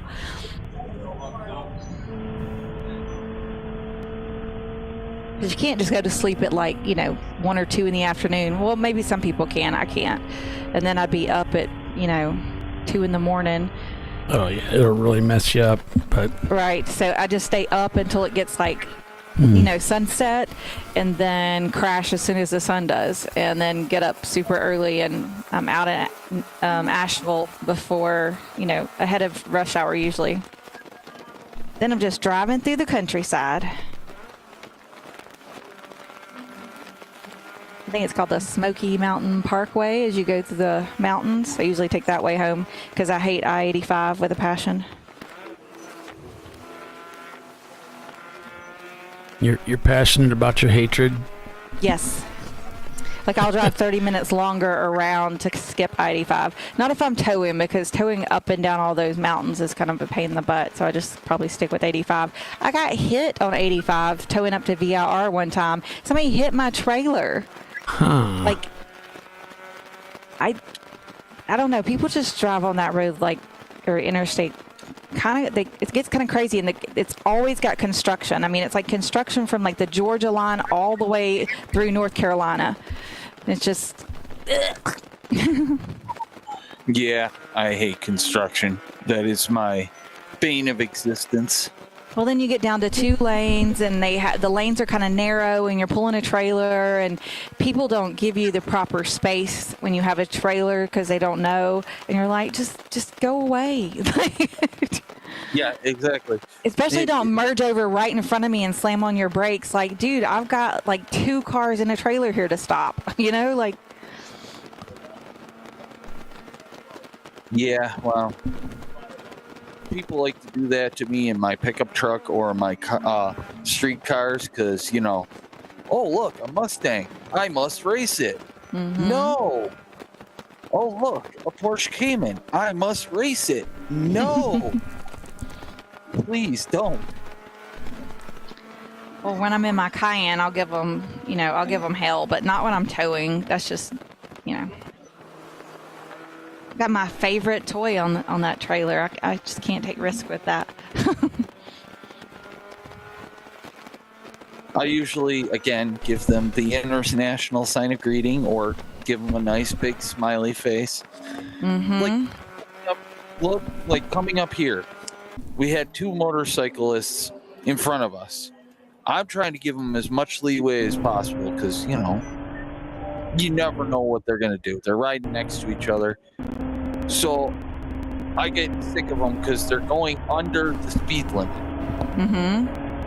I go to pass them, and the guy, because it was his girlfriend, wife, whatever, I pass her, and the guy pushes over onto the yellow line, so I have to go basically onto the shoulder to pass him because he wants to be that guy because, yeah. Like, I don't understand that. Do people not understand, like, basic physics? Like, if a car hits you and you're on a motorcycle, it's not going to work out very well for the squishy human on the motorcycle. Like, same for the people who ride the bicycles on roads that are 55 miles an hour. I'm like, this is not a good idea. Like, I don't think they should allow bicycles on roads unless the bicycle can maintain the regular speed that the cars do on that road. But I'll get some hate mail for that. But there's lots of bicycle enthusiasts. Don't say that in New York State because they are taking away lanes on roads and making them bike lanes. Eddie Vedder has moved into the lead, as Bernie reported. Yep. So they have once again taken the lead of the race this weekend. The 600 is in, that's why. They're doing their pit stop. Yep. So this will be their last stop.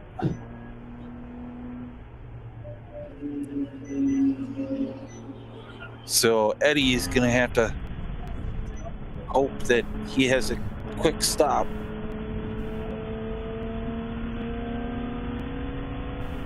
Well, they are, Ruben's pitting under green. So when Eddie makes their final stop, they'll have the opportunity to possibly take advantage of a caution. Not that they're going to need it, but it's always good to take it. And you still have BLM lurking in the weeds there. Yeah, we think they only have to do a driver change. They don't have to take fuel. So, but I don't know. Eddie Vedder is so far ahead of them. That's like 3 laps. So. Yeah, I think it would help BLM. I don't think this is. They don't have the pace to overtake them. Right. So it'll help them in their positioning. Yeah. Well, especially if BLM is able to do that under a Purple 35, then Eddie Vedder has to do a stop for fuel and do that under green. That'll really complicate things. But that's the worst case scenario for Eddie Vedder, I guess, and the best case scenario for BLM. Sure.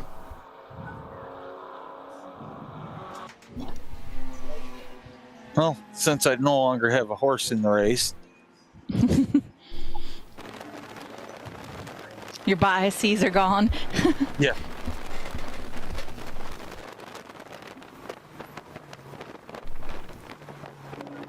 I understand. When my husband was racing, I couldn't not pull for his team. I mean, or not get excited when they did something cool. We got a stationary yellow at start finish. BLM just set their fastest time of the day at a 2:15, so they're definitely giving it all she's got. Yep. So the Reuben car is pulling out of the pits right now. Yellow flag is out. Okay, let's see who takes advantage of this. Probably everybody. Everybody who still needs to make a stop, I would think so. Purple 35. Depending on where they are on track. I know 901 said they were, they needed to make a stop and were kind of trying to wait for a purple 35, and then the purple 35 came out while they were on the front straightaway. They just passed pit in, so they're, it doesn't work that way then, because by the time you drive 35 miles an hour around this whole course, There's no advantage to stopping. You're just going to end up doing a green stop, typically. So Rockwell's in. The number 9 is in.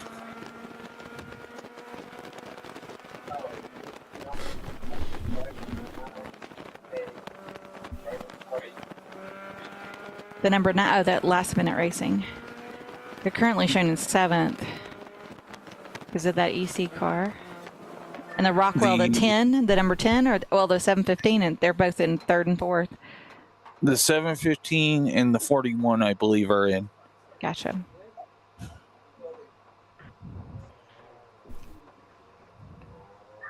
And the 660 is in, and then that Civic that I don't know what number it is because their number is really small.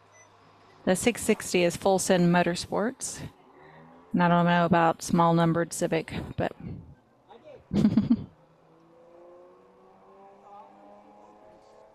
808 is in. That's Infinite Loop. The 818 is in.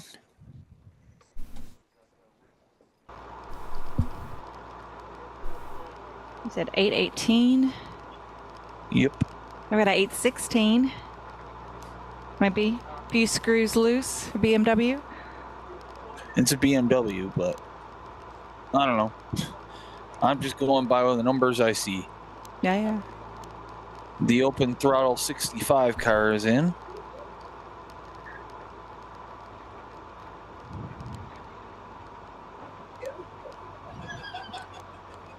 The open throttle 62 car is in.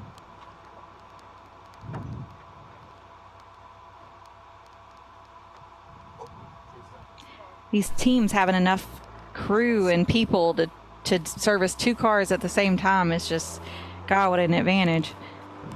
So BLM is in, so this should be their driver change only. Yeah, did you see the award ceremony pictures from yesterday? Nope. Oh. So the Eddie Vedder team, they had 22 people in that photograph. Wow. And I'm assuming he got everybody, but I don't know because it was edge to edge. They were stacked 3 deep. And I mean, there was a lot of people supporting that team effort. How did they get that many friends? Still come to the racetrack. They must be nice people. Weirdos. Nicer than us, I guess. Yes. All 3 Rockwell cars are in. Wow.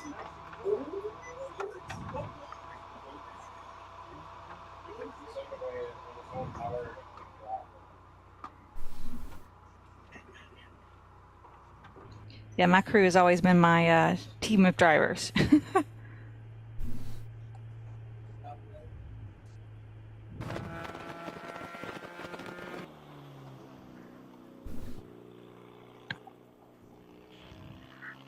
Okay, well, we can go ahead and take a commercial break since we're under caution here, and we'll come back in a few and continue this race. An hour and a half remain here at Watkins Glen. Pretty exciting. Stay with us. We'll be right back.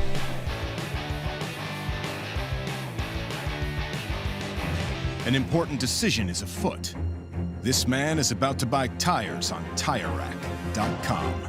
Tire Rack is the leading online retailer of tires in North America and a repository of advice and expert reviews. And it's done! All that's left is to arrange for safe, easy installation at one of our independent recommended installers. Well, I guess he did that too. TireRack.com, the way tire buying should be. Come on, Road. Do your worst. We'll be at our best. Engineered to meet or exceed original equipment performance, exclusively at AutoZone. Oh, that never happens last night. I'm sure it doesn't. But that explains why you're dressed like a train conductor. Nice bodysuit. When do we start jazzercising?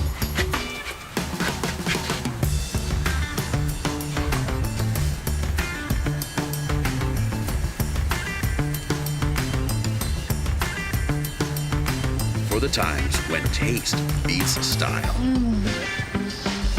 Hot dogs are ready! Make it worth it.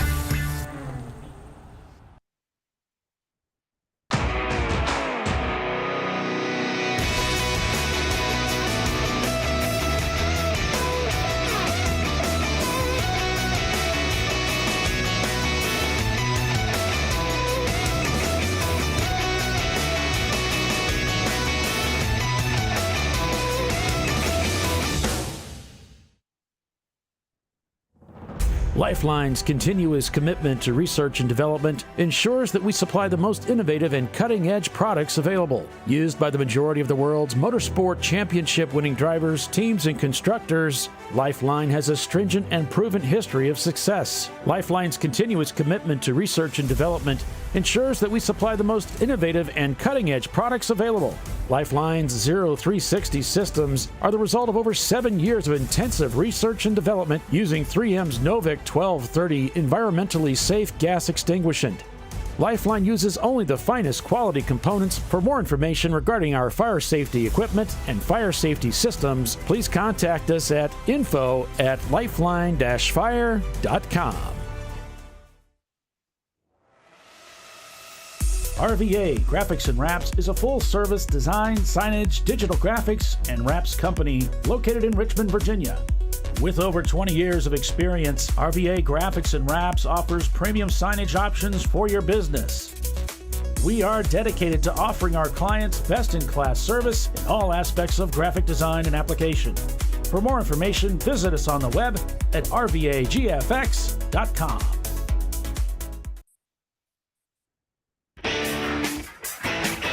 Located in Northeast Ohio with 40 years of combined experience, Money Shift Racing knows how to deliver performance and safety, offering everything you need to get your vehicle and drivers ready for race day.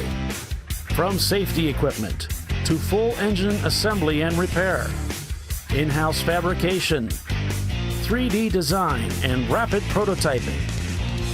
Money Shift Racing. Performance done right. Sentinel is a comprehensive motorsports video solution incorporating live streaming, local recording, 3 cameras with picture-in-picture, flag status, and much, much more. Stop playing with multiple solutions. Sentinel handles it all, including timing and scoring, vehicle data, graphic overlays, adaptive bitrate encoding, network bonding, and more. Sentinel is the solution to sharing your motorsports experience with your friends, family, sponsors, and the world. What are you waiting for? Get your Sentinel today and never miss an on-track moment. www.sentinel.racing. Duralast, designed to meet or exceed OE performance with OE-matched friction formulations and fitment for 97% of cars on the road. Backed by a noise-free guarantee when professionally installed. That's the Duralast difference. Only at AutoZone.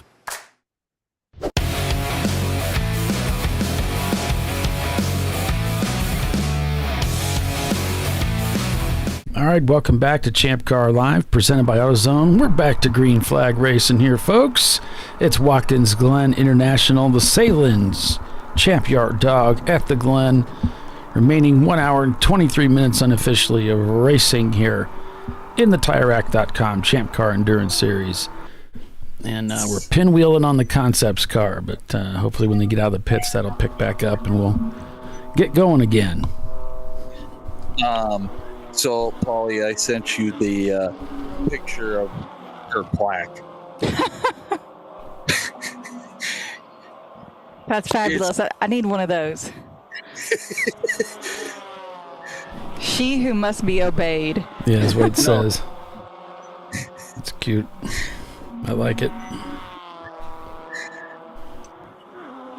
Since we were talking about one-liners and all that. It's Yep. almost as good as I told you so. Well, their camera came back up. Are you kidding? Because I said so. Oh, yay. Except for after Eddie Vedder left. It's all right. At least we got something. Maybe they heard our plea.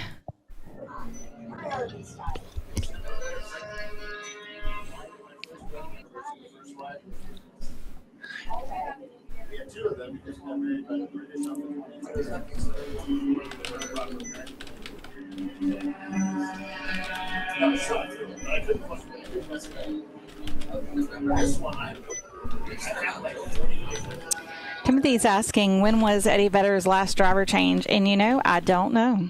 It just happened just as the green flag fell. They came in or they finished?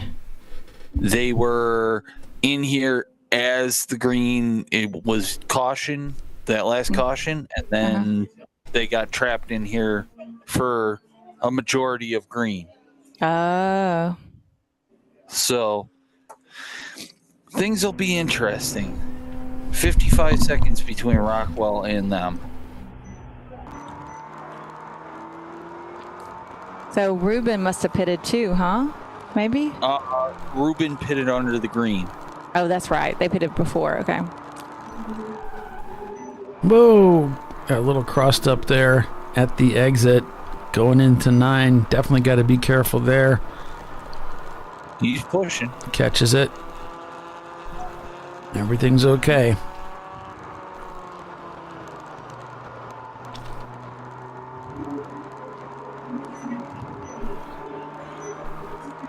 "21 seconds between the Eddie Vedder car and Rockwell."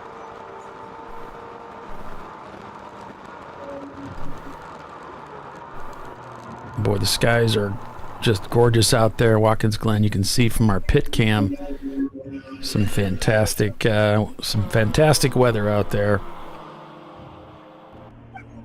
Well, not our pit cam, but our pit cam, as it were.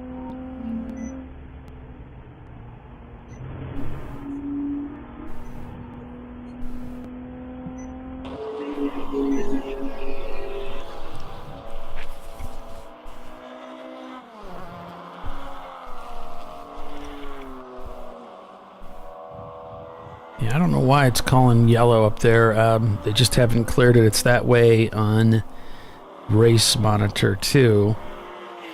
For some reason, they just haven't cleared it. We are green right now. Yes. I think Troy just hasn't hit the button.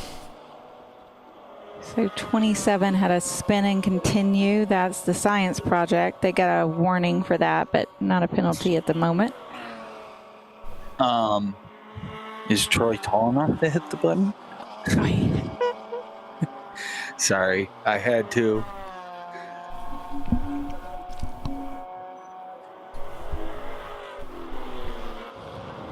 Makes him an easy target. Yeah.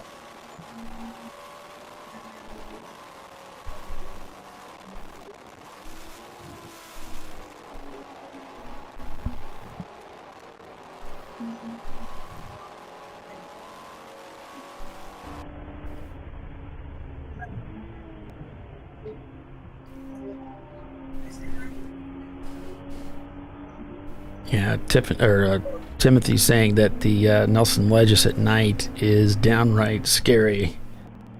It's so much fun. Oh, it's country dark. It's not scary. I can't see during country dark. So just taking a look at the class runnings right now. Haywood Racing still running 1-2 with Rosmar in third. They're in A class, so they're in good shape there. Ruben Performance leading B class. Hera Flight, Cartgo Racing, they're in third place. To C class, Rockwell Autosport Development, BLM, in the number 10 of Rockwell, holding third place. The D class, of course, it's going to be Eddie Vedder, Rhinoceros Racing, and Team Z.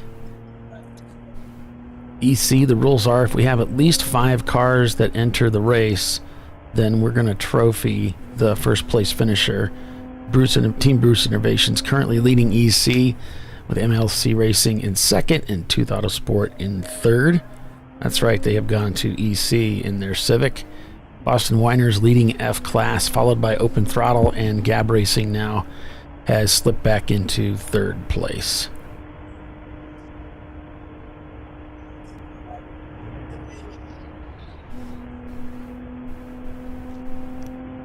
Jeff said he drove Daytona at night and it was so well lit, no trouble at all. Yeah, I think Daytona would be one of the few tracks I would drive at night. I don't think that'd be an issue. Yeah, I mean, they don't even fully light it for us, and it's fine. Yeah. You know, when they run the Rolex, it's completely lit, and it's pretty amazing. In fact, if you've ever been there, you see these giant light canisters, and they're really close together, and they line the track. I think they're only about 6 to 8 feet apart around the inside of the corners. It's like, man, what are all those things? And as you look at them, you realize they're just lights.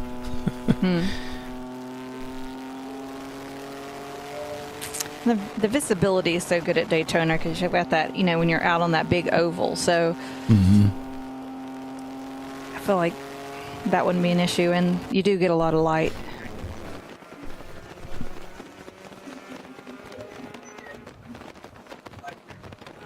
'27 is back in.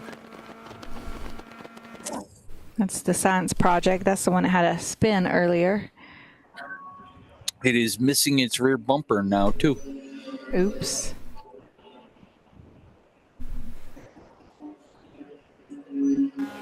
They are doing their final pit stop.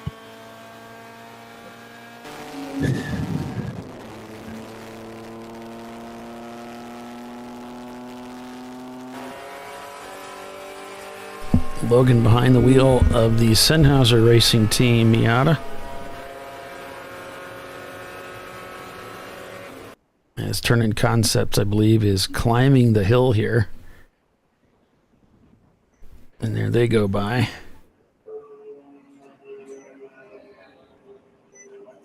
But their camera has stopped feeding, unfortunately. No. That was a good camera, too. Yeah. Now it's a bad camera.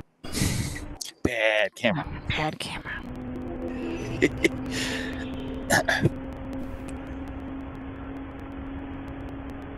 So some viewers are gonna see an ad run in about 50 seconds. Do apologize for that. But go ahead. At work, we have trucks, and we're ham and hot dogs, and they have a tendency to roll around because our floors are pitched so that we don't get bacteria, standing water, whatever. So the trucks have a tendency to roll.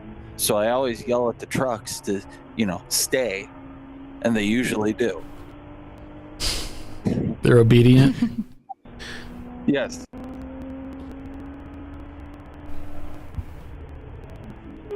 Whatever works, right?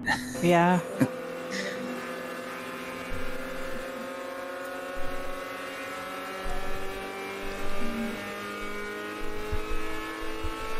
Oh, Timothy says, and the critters that cross the track at night can make it interesting. Yeah, I can imagine.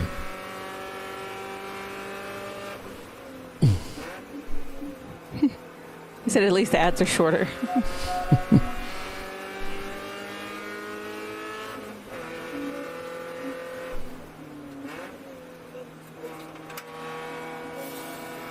Yeah, I'm trying to skip them, but I don't always get to it in time.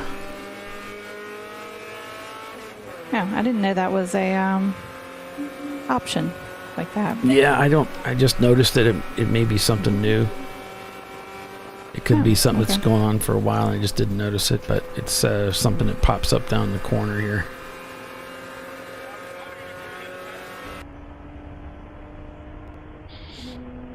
So it looks like 901 Motorsport still hammering away after that crash yesterday of the sister car.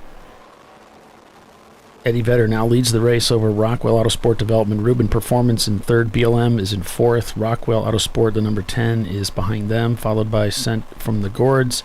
Turning Concepts. Wilson Daly, Last Minute Racing. Red Cow Racing, who just set their fastest lap time of a 2:17, and another Rockwell Development car, the number 41. 901 Motorsport there, shown in 13th. We got some EC cars ahead. OFIC Racing in 14th and K2 in 15th. Wow, all three Rockwell cars are up there towards the top 10. The 316 is just pulled into the pits. The green machine.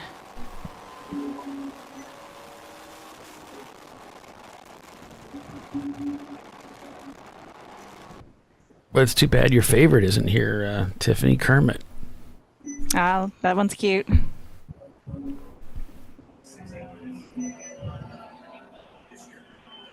I like the Betty White car too. That one's one of my favorites. That's funny. My two favorites are tucked away, unfortunately. And when I'm racing, every time I come up on the Betty White car, it just gives me a little chuckle on the inside, you know, just. Mm-hmm. Have you seen that one, Billy? The Betty White car? Yes, that's it's at Daytona magnificent. a couple of times. Daytona and Sebring, I think I've seen them hurt. You come up on this car, and the whole back of the car is Betty White, like, flipping you off. It's just epic.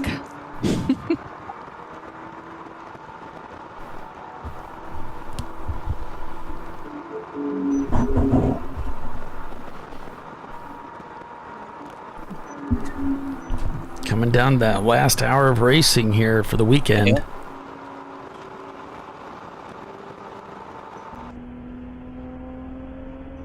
Might be If the you're gonna 901. make your move, start making it now. The 901 car up ahead. Running down into that first turn.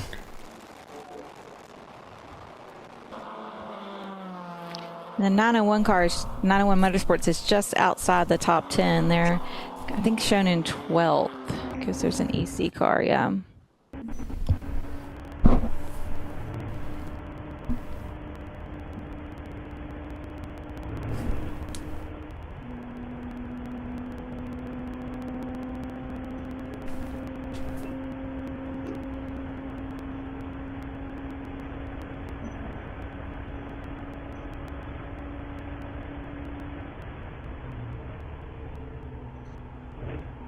Timothy says, I've not had a race with Betty White, but I do enjoy that car. I do enjoy that car. It's hilarious. Has some other stuff on it too, but I don't remember. I usually see it from the back.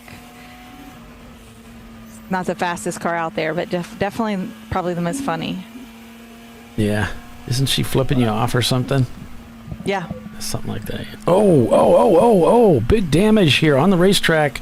Almost obstructed. Rubber Soul Racing comes upon all of it, and they do get out. This is heading down to turn 7. The track is obstructed. What happened? We had two cars that apparently got together between turns 6 and 7. Purple 35.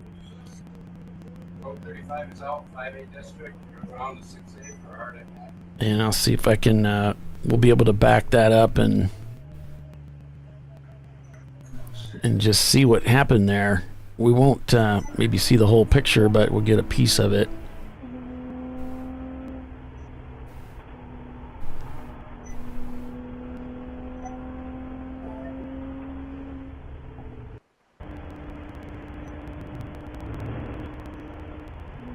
So here we're coming through the S's, I believe.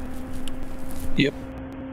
Heading towards the bus stop. So this is just after all this. This is something they come upon. It's not something they're involved in. Here's the inner loop here.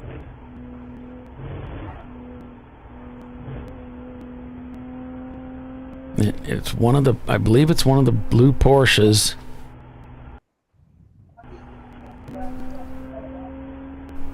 I'll try to get up here and pause it. You can see he's going in there with a little bit of traffic. And of course, this is one of those blind corners. You can't really see what's coming. And here you can see now. Yeah. I thought the red car was involved, but he might have done this all by himself. The number 981, pretty significant impact there. Works. Land Speedworks car tore the nose up a little bit, and looks like they're dropping fluid on the racetrack. But boy, they sure speared the wall with that Porsche, didn't they? Sure did. And pit lane is getting a little busy, but not too bad. 70 projects for Mexico days. Everyone else, if you have another emergency, hold your transmission fixed.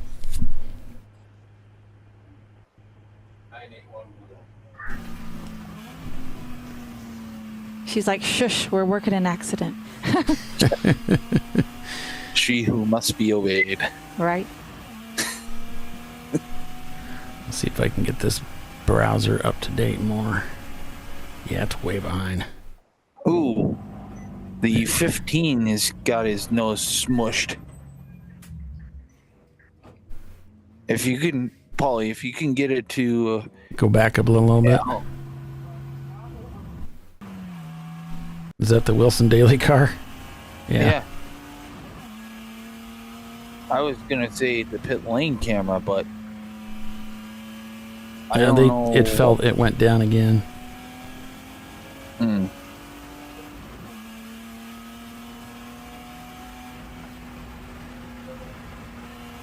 Maybe he helped in that situation down at the Could be. Well, this car had some contact earlier with that other car, so I was wondering if it came from that. No, this is on passenger side. That was on driver's side. Oh, true. Okay. They are pushing that car behind the wall. Wow.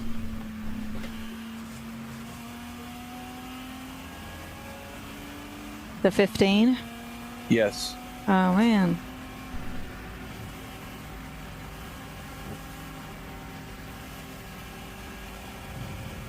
They were a part of our top 10, so that'll allow some other cars to move into the top 10. Yep.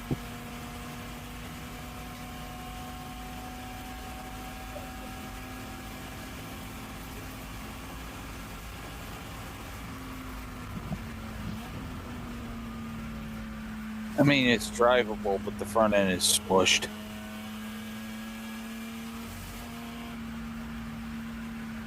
I mean, you think it'd probably get the radiator at minimum, huh? Yeah.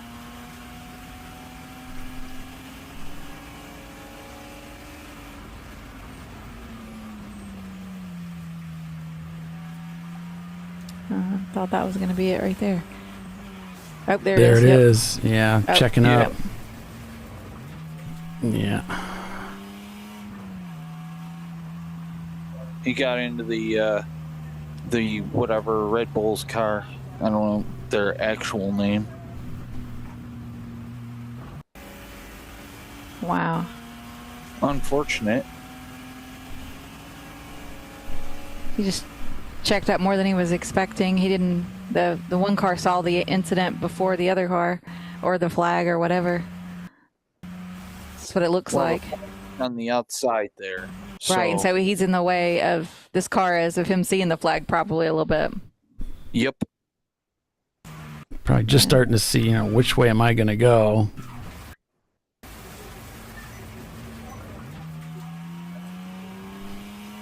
That's a shame. Because that Porsche's sitting right in the middle of the track. Yep. That's not a comfortable feeling to be sitting in the middle of the track and watching, traffic come towards you, and you're like, please don't hit me, please don't hit me, please don't hit me. Yeah. Oh, I would not be saying, please don't hit me. I'd be saying something very, very not couth.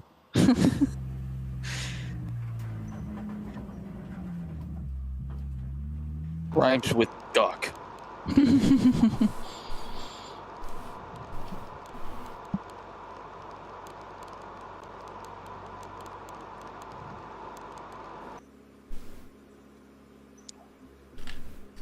All right. Well, obviously there's going to be some cleanup work there. So with that, we'll go ahead and take another break early, get that pushed out, and hopefully when we get back, we'll be that much closer to getting back to racing, folks. Thanks for joining us here this weekend. Still got over an hour of racing to go here. We'll get things cleaned up and get back to racing. Stick with us. We'll be right back. We'll be right back.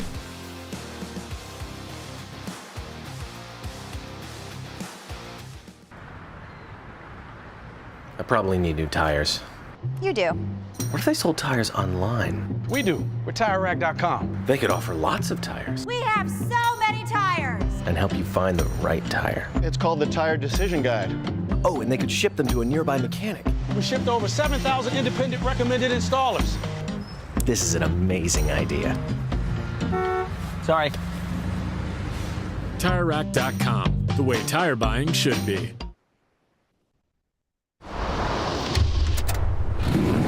Bring on the frozen tundra, the grinding gravel, the cratered concrete, the rain-soaked streets. Come on, road. Do your worst. We'll be at our best. Reliable performance in unreliable conditions. Designed to meet or exceed original equipment performance. That's why more auto technicians choose Duralast parts. Exclusively at AutoZone.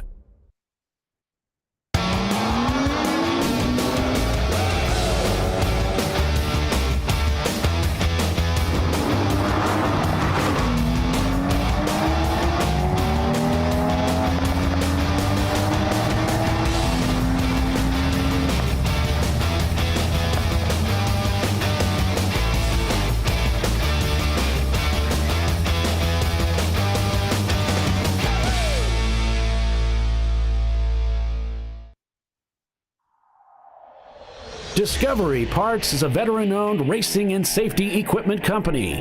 While we're located inside Atlanta Motorsports Park in Dawsonville, Georgia, Discovery Parts can also be found at the tracks, supporting a number of Champ Car Series events. We take pride in being a reseller of the best of the industry to Champ Car teams and drivers. We know racing, love racing, and look forward to tomorrow to even more racing. Visit us at discoveryparts.com.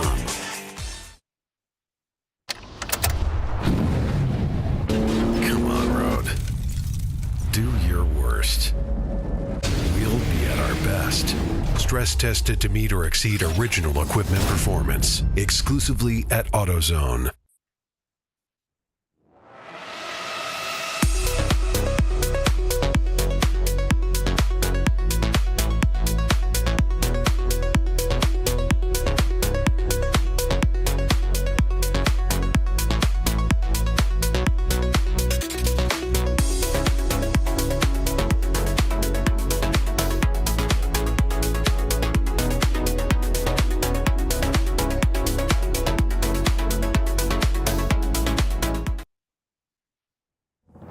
Lifeline's continuous commitment to research and development ensures that we supply the most innovative and cutting-edge products available. Used by the majority of the world's motorsport championship-winning drivers, teams, and constructors, Lifeline has a stringent and proven history of success. Lifeline's continuous commitment to research and development ensures that we supply the most innovative and cutting-edge products available. Lifeline's 0360 systems are the result of over 7 years of intensive research and development using 3M's Novik 1230 environmentally safe gas extinguishant. Lifeline uses only the finest quality components. For more information regarding our fire safety equipment and fire safety systems, please contact us at info@lifeline-fire.com. Located in Northeast Ohio with 40 years of combined experience, Money Shift Racing knows how to deliver performance and safety, offering everything you need to get your vehicle and drivers ready for race day.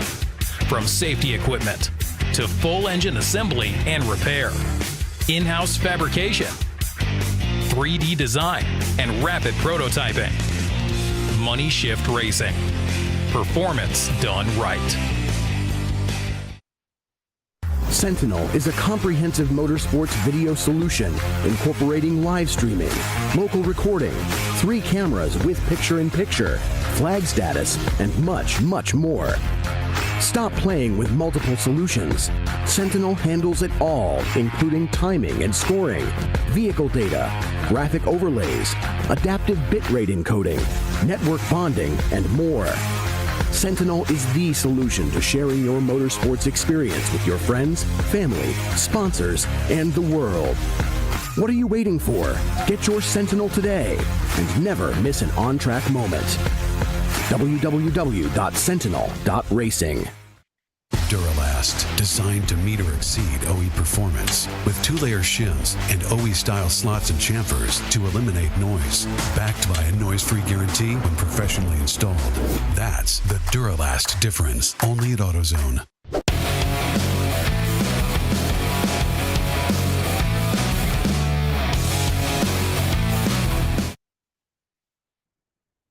Welcome back, folks. We're live at Watkins Glen. Still under caution under that purple 35, and we can imagine the crew's still working to clean up the site there between turns 6 and 7. The Wilson Daly car is parked, unfortunately for them, and nobody wants to see that. We want to see all our competitors out there turning laps, and we want to, if we're competing with someone, we want to compete with them when they're at their very best.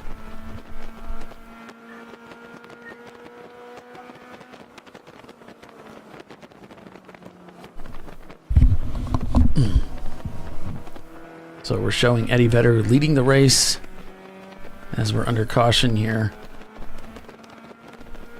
I think this tooth feed is way ahead or way behind from where we really are. Yeah, we're actually under caution right now. Let's see if this is even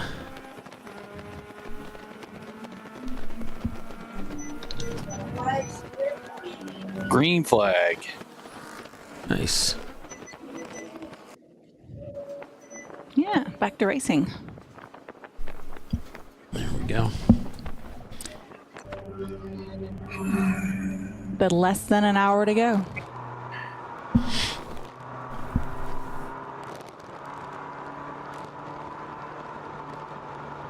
Woot woot.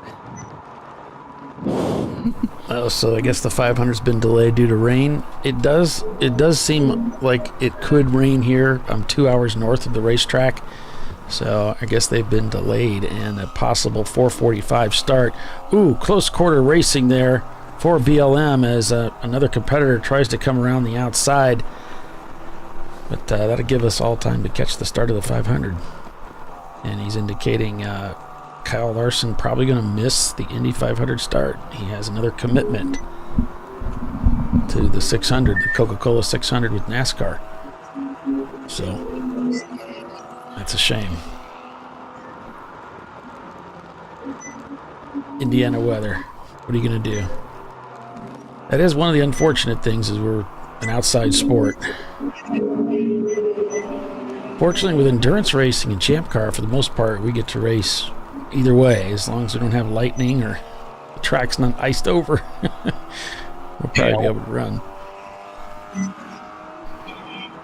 Here's that part of the racetrack, and yeah, it looks like they got it taken care of. Yep. But yeah, what an unfortunate event for the 918 car and that team. And for the 15, for that matter.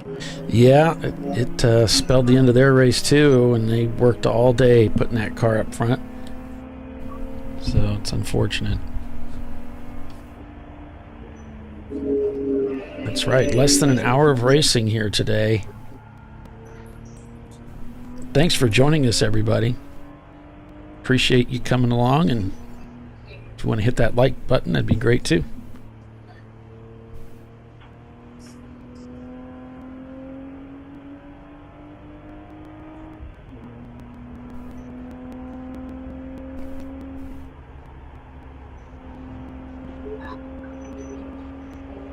Oh, really? Indy is the priority? Wow. I heard it was going to be the other way around if it had to rain out, so interesting. I have to say, if I had my pick, it would definitely be racing at Indy in the IndyCar series. But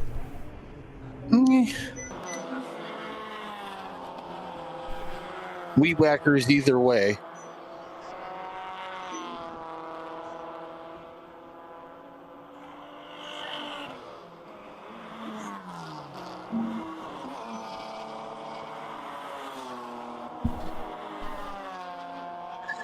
Oh.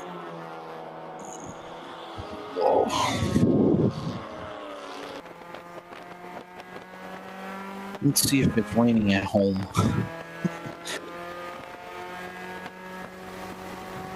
So I guess Eddie Vedder's going to do what we thought was highly unlikely and come from the very last place all the way to the front. They can hold on to it for another 50 some odd minutes. Yeah, you know, we've seen it before from these teams. They've done it in the past, but you know, we do have that MOV penalty that kind of helps even out the playing field a little bit. And it seems to be good. It does kind of help level out things a little bit, and yet they still, in some cases, have the speed to still get past everybody and still win the race. So it's not impossible, you know. The series is making it impossible for you to win, or most unlikely to win. Actually, it happens quite a bit. How can you having a hot weekend? You know, like, I think we've seen GBU do that too. And to have such a heavy field too, you know, so many cars to get by, that's quite an accomplishment. Yeah. Yep.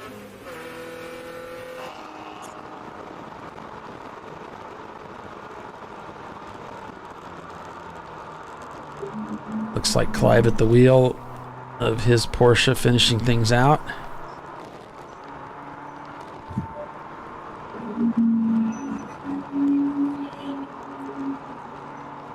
So is now everybody going to buy an older Corvette instead of a Boxster? Probably not. But I'm sure there will be plenty of consternation on the internets. Of course.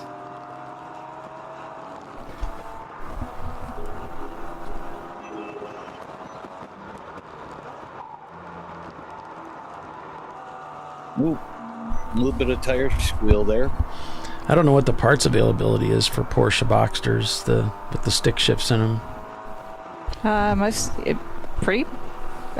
A lot of them came with the stick shift, yeah. Ooh, nice split.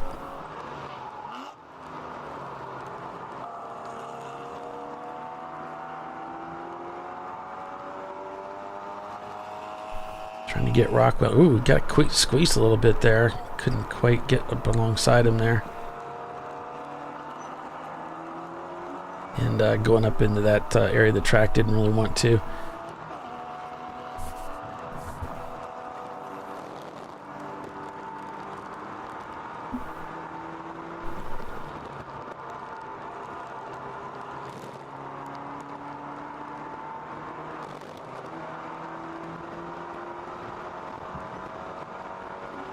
That's for position.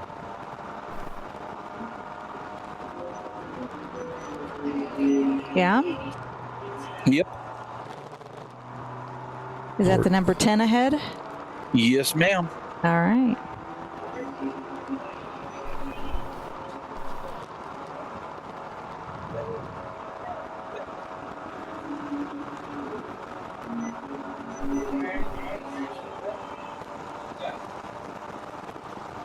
He's got him caught up with him.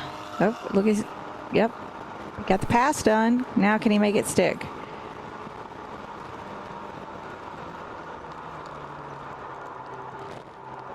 No downshift. He's just going to push through here.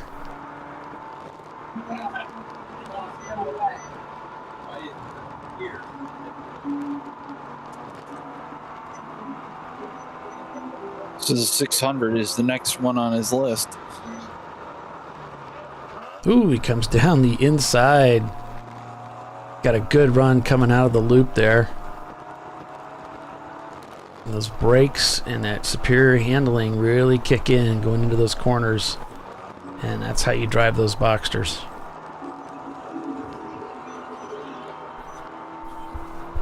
Good racing right now. The 4.4s, 944's got that power. Wow, he's got the legs, doesn't he? Golly, that thing has got a lot of straight line speed. Coming into the 8, giving him some room here. That's going to hurt him pretty bad. Oof. This is back where they were, coming up to 9. He's just really at a disadvantage. He has to brake early, tuck in, get on the power here, follow him.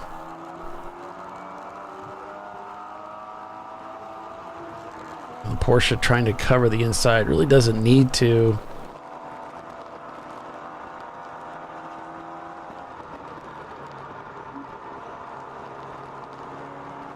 They got a bit of traffic in front of them, so yeah, that's going to help. You know what Clive really needs is to catch that Porsche as they're coming out of 2 to get by him, and then he has a real shot at getting away from him as they get down to 5. Where he can really stretch his legs. Yeah.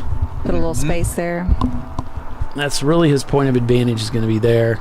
And of course, for the Boxster driver, he wants to maximize all these twists as much as he can to stay away.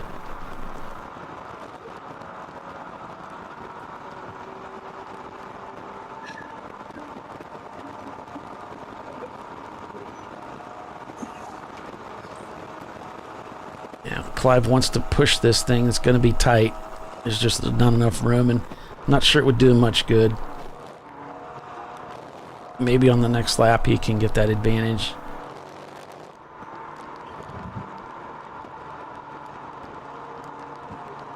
But like you said, Tiffany, some traffic up ahead, something that'll break his momentum a little bit, that would be helpful. Definitely. He doesn't want to get caught up here on the BMW. The BMW saw him coming, gave him room.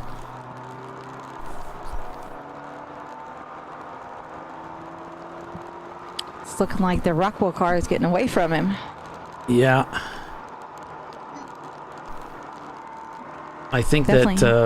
that the little interruption he had there on the back stretch there threw off his momentum quite a bit. He needed that.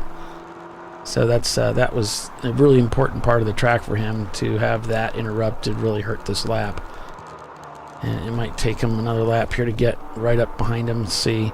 This is good.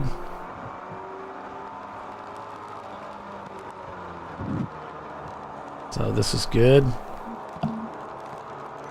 Caught right back up to him. Yeah, caught right back up with the slower traffic here. See if he can poke out here and get him going into 10. This will be great, nope. But nope.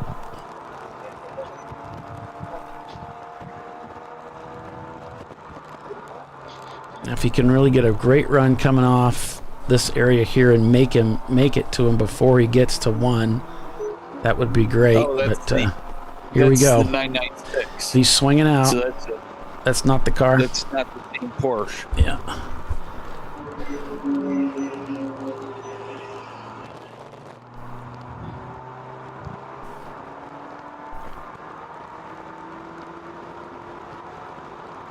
But he's tracking him down again. He did go orchestrate that pass well.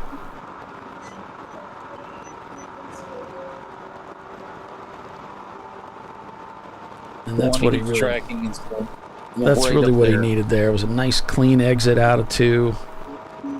Clean all the way down to the bus stop here.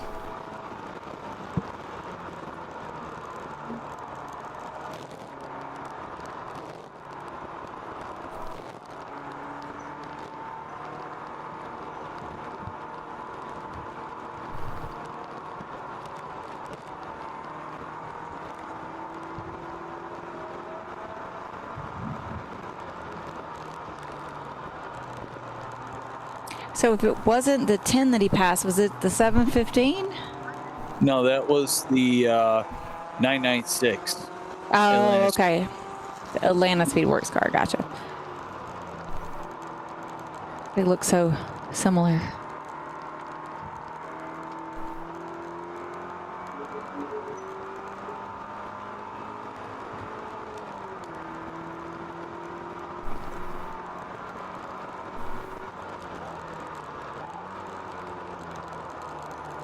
Can hear some tire protests there. He really is pushing it for all he can get out of it.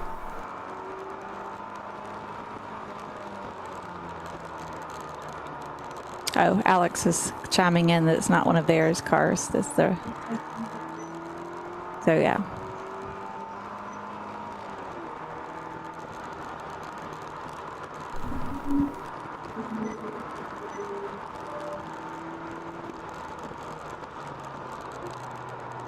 See, I knew it wasn't. Wait, you're the one who said it was. At first. Close. It says it's 3.4 seconds separating fifth and, well, that'd be fourth and fifth. So Rockwell isn't too far away from him. Let's see. Of course, last lap by, the Rockwell, the number 10 car, did a 2:16, whereas BLM did a 2:17. So that definitely won't close up the gap.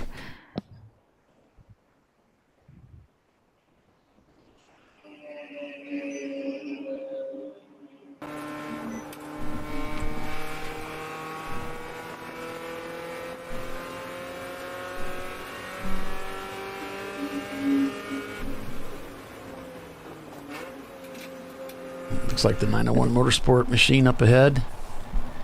Our camera's a little bit further ahead.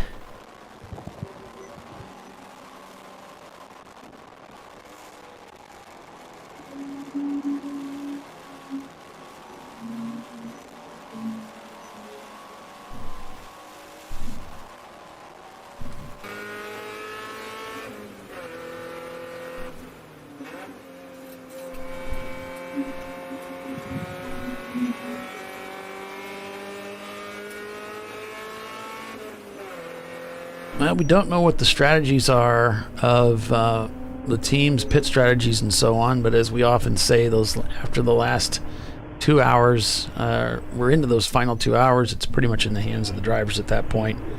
There's nothing more for the crew to do. It's just up to that driver to bring it home.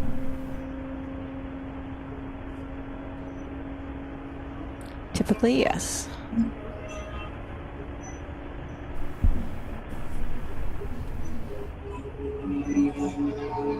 We're down to about 40 minutes, so you'd think everybody would have done their final stop by now, but we've had so many purple 35s, and this is a 7-hour race, so strategies can be all over the place. So who knows? Somebody may have to do one 20 minutes before the end. And the web version of Race Monitor doesn't allow us to look at all the things, all the goodies we would get from Race Hero. So now it's a 2:13 to a 2:15, so that gap's widening out a little bit.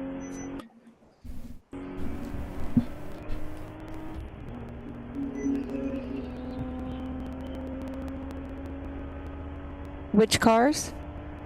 The 10 and the BLM and Yeah. Rockwell Autosport Development number 10. Oh, I've got 2:16 and 2:20. Maybe mine needs to be refreshed. So Eddie Vedder leads over Rockwell Autosport Development number 715. Then it's Ruben Performance, Rockwell Autosport Development, BLM, Sent from the Gourds, Turn In Concepts, Red Cow Racing, Last Minute Racing.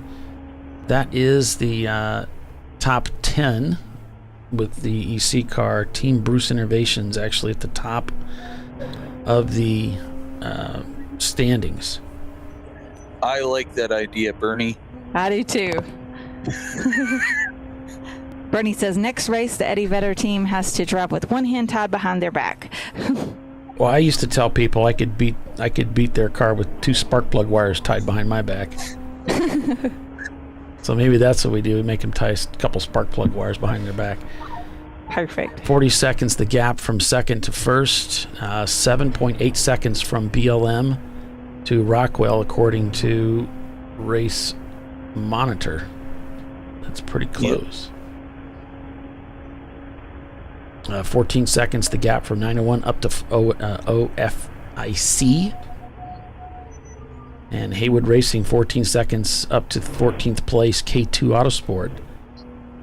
So still some relatively close contests there. The BLM contest, the closest that I see in the top 23.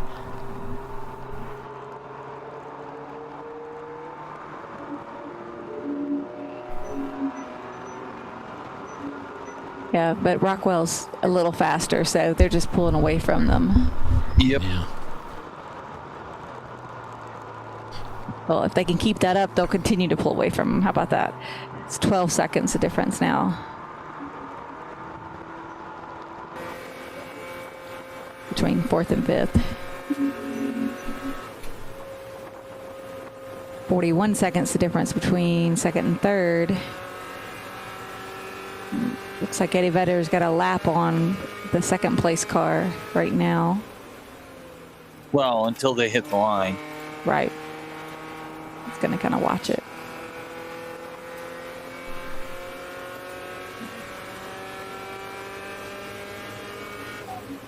Then I'd see what the real gap was, or is.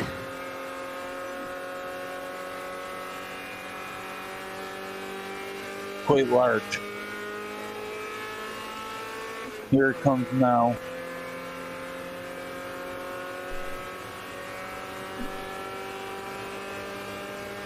Mm, 43 seconds.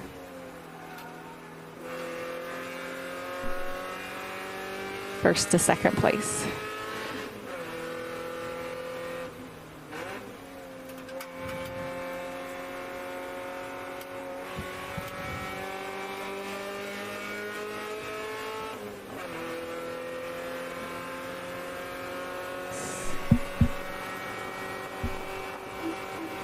Looks like the number 60 car, that's Hera, blew the bus stop.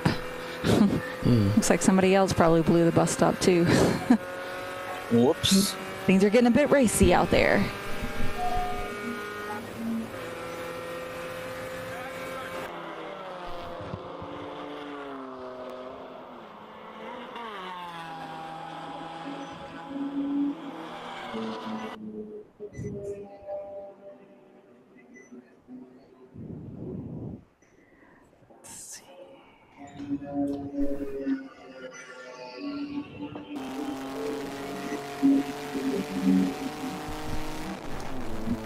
Looks like the 389 of Flat Earth Racing had a 4 off and continue around the bus stop as well. Well, that's a Subaru. They're used to rallying. Right. They got a pit lane warning.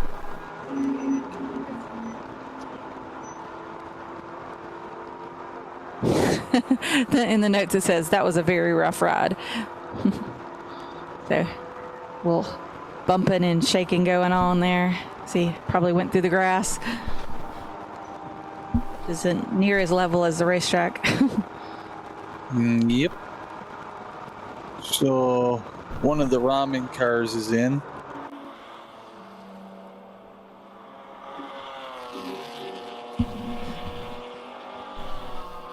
Linda says, go Eddie Vedder. Got an Eddie Vedder fan. Yeah. The 153 is in.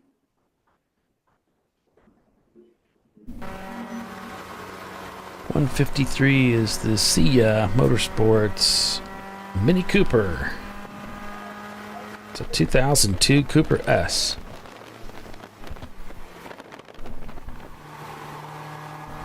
Yeah, we were using their camera earlier. But I think it may have went down. That was one where I think the car that they were using, let's see here. Oh, that was when the pit stop. Yeah, pit lane camera. Yeah. Yeah, you're right. They're in the pits. They must have popped it in the car. Oh, nice. And then looks like they had to come into the pit, so.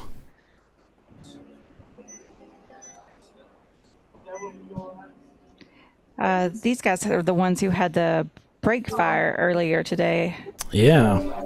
So it looks like they may have fixed that and their camera.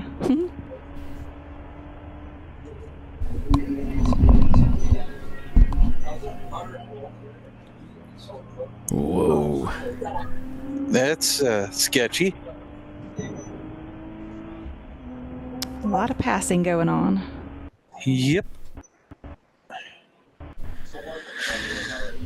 32 minutes left. Winding this one up. Yep. All Eddie Vedder's got to do is hold on till the end, huh? Something like that. Easier said than done sometimes. Right. 901 Motorsport shown 13th overall. So that would put them, they should be in the top 10. See, there is an EC car there. It looks like they're in 12th place. I'm seeing one EC car, folks.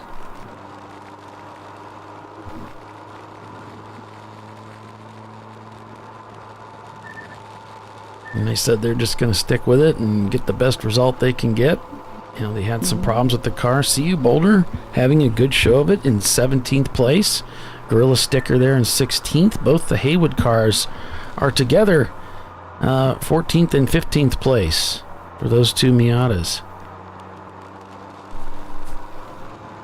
Schumacher Taxi there in 24th.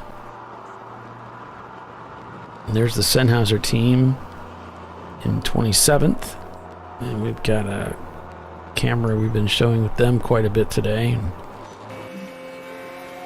yesterday.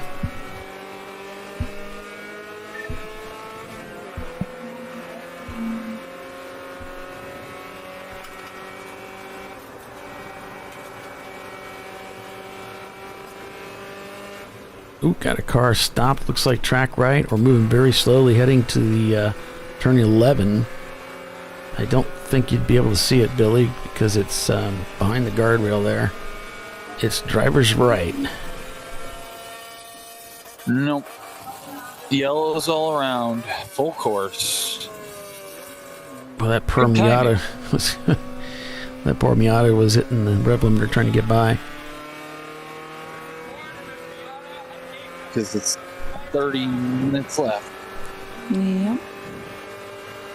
Said the, what's it? 234 Shut Up Racing stopped off track near turn 10. Yeah. Must be what you saw. Yeah, they should be able to get that in pretty quick, shouldn't they? Yeah. So full course. Sure. Keep term.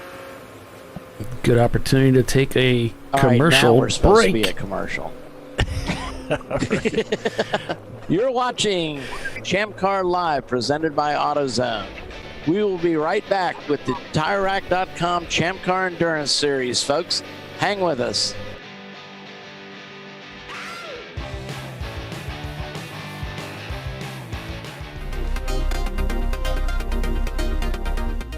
Welcome to TireRack.com, revolutionizing tire buying since 1979.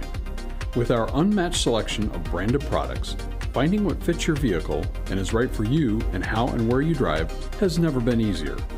Through helpful online shopping tools that include our professional hands-on reviews done at the introduction of a tire and consumer reviews that give real-world feedback over the life of the tire, you can make the right tire choice and find exactly what you need. And if you prefer to talk to someone, our tire testers, our sales team, are available on the phone. And that's how we get you the right tire for you and your vehicle for where and how you drive.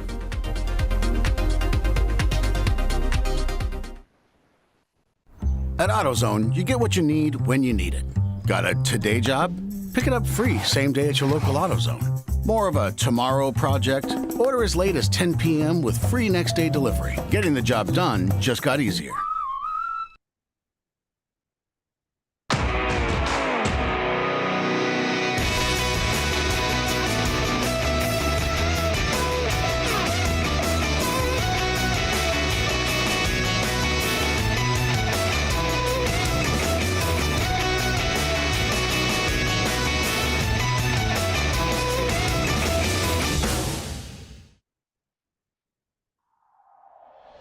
Discovery Parts is a veteran-owned racing and safety equipment company. While we're located inside Atlanta Motorsports Park in Dawsonville, Georgia, Discovery Parts can also be found at the tracks, supporting a number of Champ Car Series events. We take pride in being a reseller of the best of the industry to Champ Car teams and drivers. We know racing, love racing, and look forward to tomorrow to even more racing. Visit us at discoveryparts.com.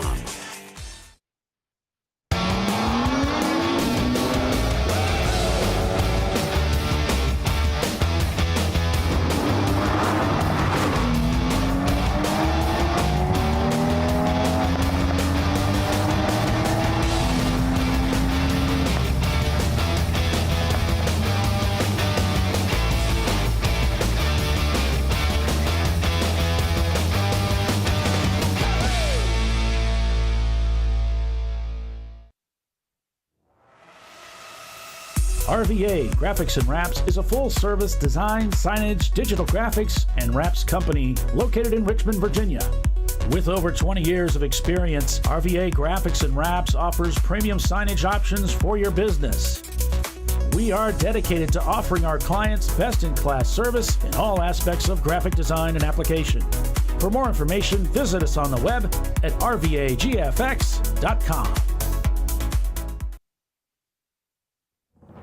Lifeline's continuous commitment to research and development ensures that we supply the most innovative and cutting-edge products available. Used by the majority of the world's motorsport championship-winning drivers, teams, and constructors, Lifeline has a stringent and proven history of success. Lifeline's continuous commitment to research and development ensures that we supply the most innovative and cutting-edge products available.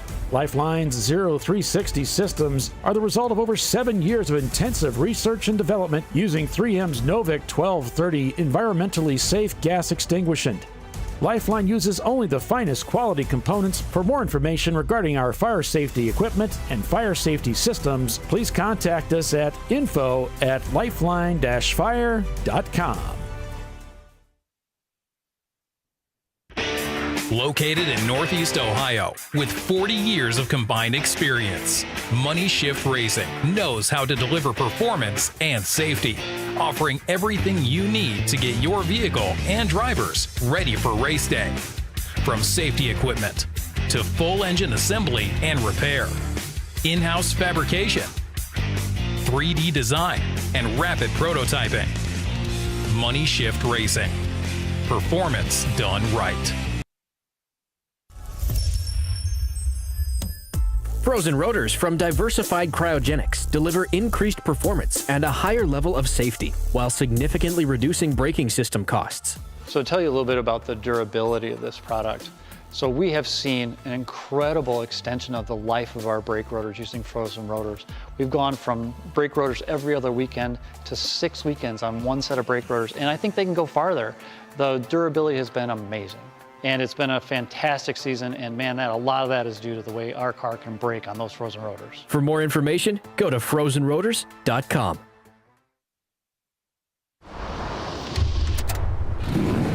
Bring on the frozen tundra, the grinding gravel, the cratered concrete, the rain-soaked streets. Come on, road. Do your worst. We'll be at our best.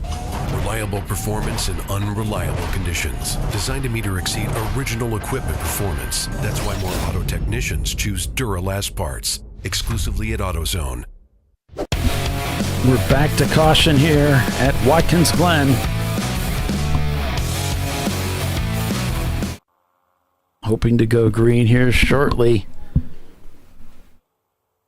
as the field is still circulating around this 3.5-mile road circuit in Watkins Glen, New York. Thanks for joining us, everybody, for the closing laps, the finish of this year's Sahlen's Champyard Dog at the Glen. Today's 7-hour race at Watkins Glen International. I'm Paul Veltum, along with Tiffany Alexander and Billy Sahlen, as we wrap things up here for you folks. I just checked the Indianapolis website, Indy 500, Indianapolis Motor Speedway, and they're saying confirmed 4:44 p.m. start time for that rain-delayed race is still the plan. So we'll see how that goes. Perfect. So you might have some drama here. The 715, I believe, is stranded on course. Oh yeah, it says in turn 3. That would be drama. So that's second place right there. It is second place. It's also that it's got the driver is out of the car and there's something leaking from the car. So the flatbed out to get him. So yeah, we can see him just over the crest of the hill there from our track camera. So that would move the 600 to second place, and the it'd give the Rockwell number 10 and BLM a chance to move up then. Yep. Depending on how things go. Hoping we finish under green. I think we all want that. Unfortunately, the weather decided not to do that yesterday.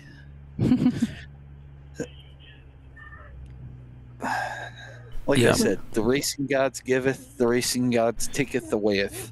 We had lightning come in and had to cut the race short.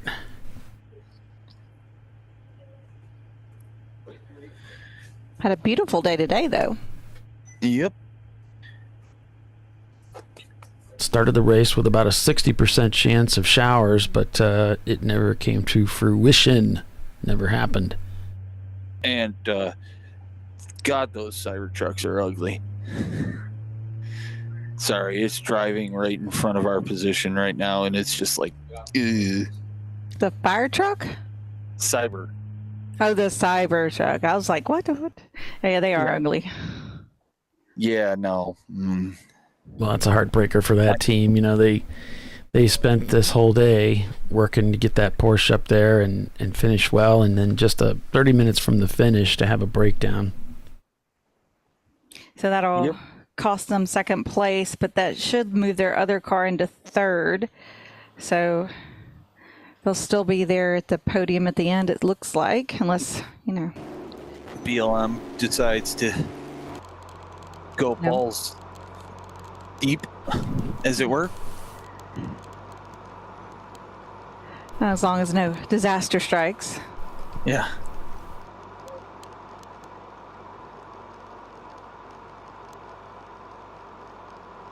Although the gap is pretty wide because the 10 just went by and is down in the turn 2 area, and I still haven't seen the 40.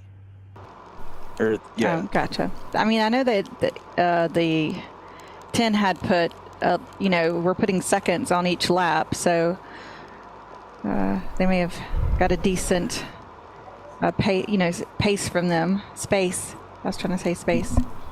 Yellows all around, so well, we're gonna kick it back off. Yep. Get it going. Green flag. There we go. It's going to be a sprint to the end. Mm-hmm. Less than 20 minutes to go.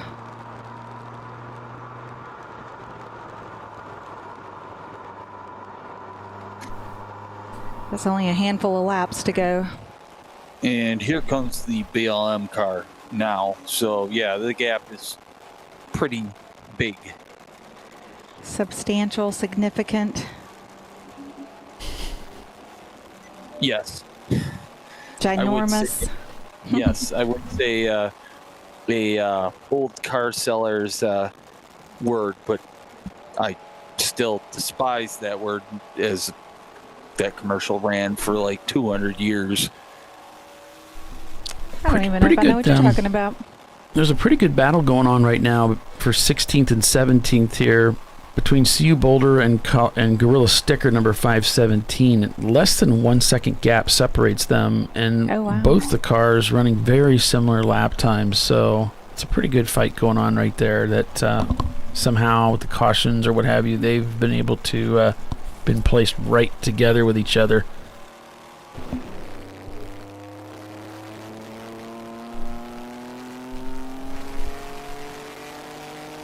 The non-makers RV is rolling out, so they're all packed up and heading home to Ohio. Probably a little disappointing with the weekend. Yep. But That's you'll how have that. Yeah. That's part of racing. Unfortunately. Mm-hmm. But it's guaranteed to happen.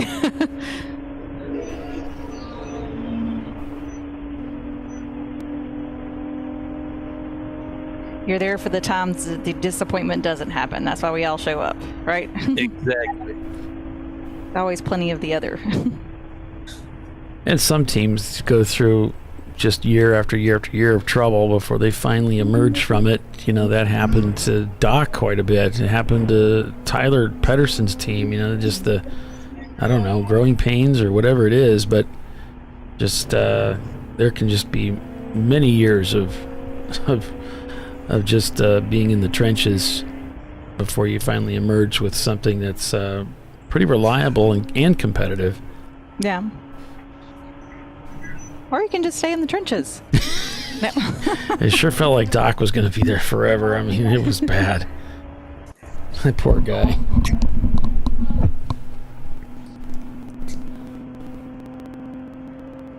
There's definitely a learning curve involved. Yep. And the whole field is undergoing the learning curve all the time. So as you figure things out, they are too. So. Yep.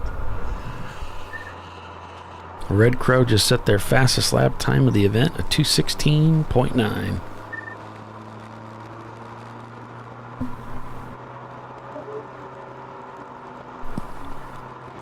CU Boulder got a nice little jump there and stretched out their gap about a little over a second. So they're still very close together, those two cars, Gorilla Sticker and CU Boulder. That is the closest battle on track I see inside that top 25. Yeah, the gap between BLM and Rockwell is now 1 minute and 3 seconds. So.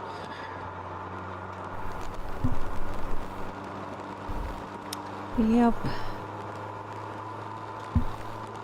We haven't really talked about Sent from the Gourds much today, but like they really showed up for this race. I mean, they're like in 6th place.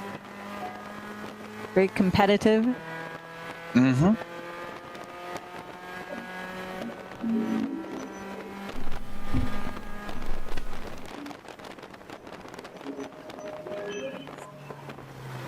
I mentioned them a few times when they went into the pits, but they kept themselves quiet and heads down and out of trouble. Yep.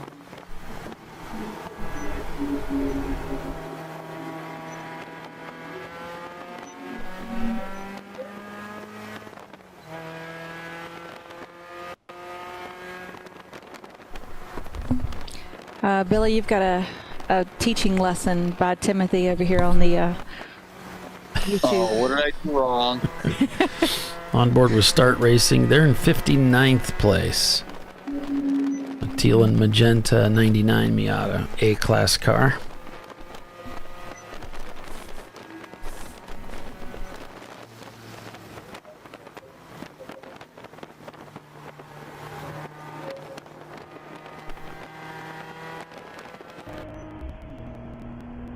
Probably just about 5 or 6 laps to go. Rubber Soul here in 37th place. It's a 2000 white BMW 328i. It's a C-Class car. Okay, so I wasn't I wasn't stepping out of bounds with my quote.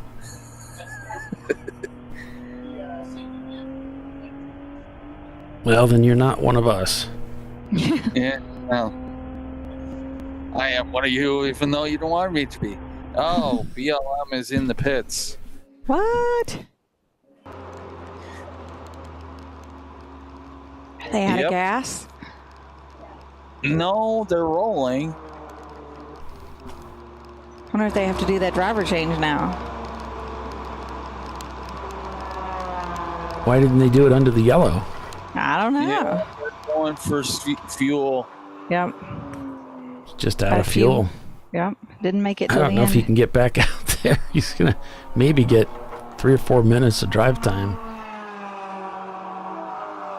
Yeah, they tried to stretch it to the end. I think they just found out, no, I don't have enough fuel to make it. So the strategy didn't quite work. Maybe if they would have had some more cautions, I don't think they got enough. Right. Although we've had plenty today, maybe a few less than yesterday. Well, you gamble, you try, and... Yeah? You win some, you lose the rest. You throw your best strategy at it and see what you got, you know? If it sticks, great. If it doesn't stick, try something else. Great. You got a mess.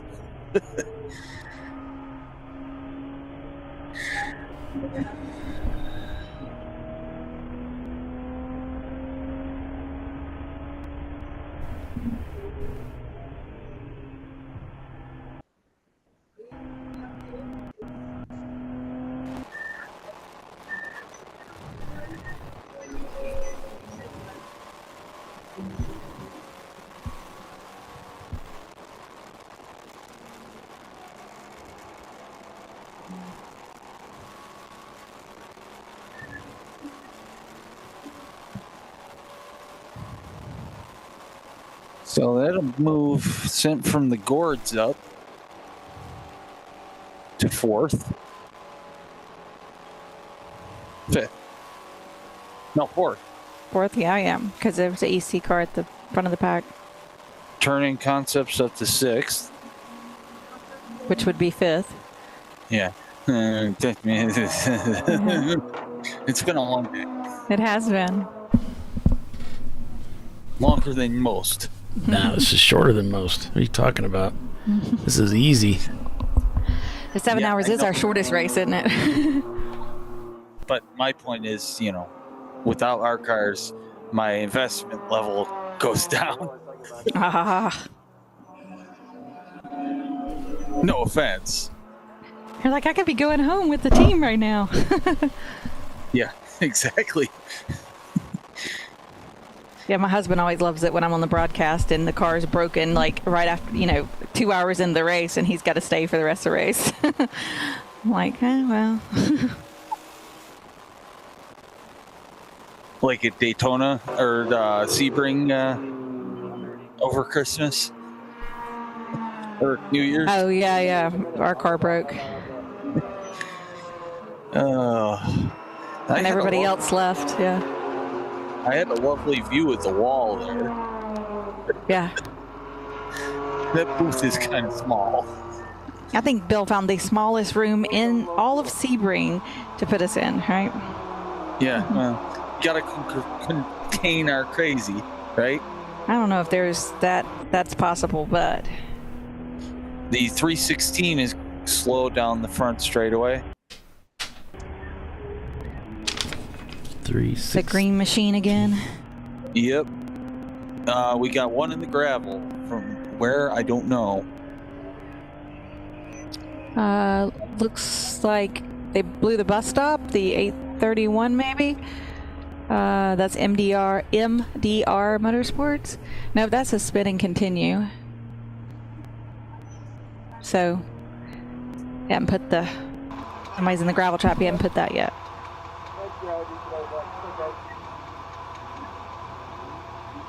There's a lot of conversation going on here between the BLM driver and the crew.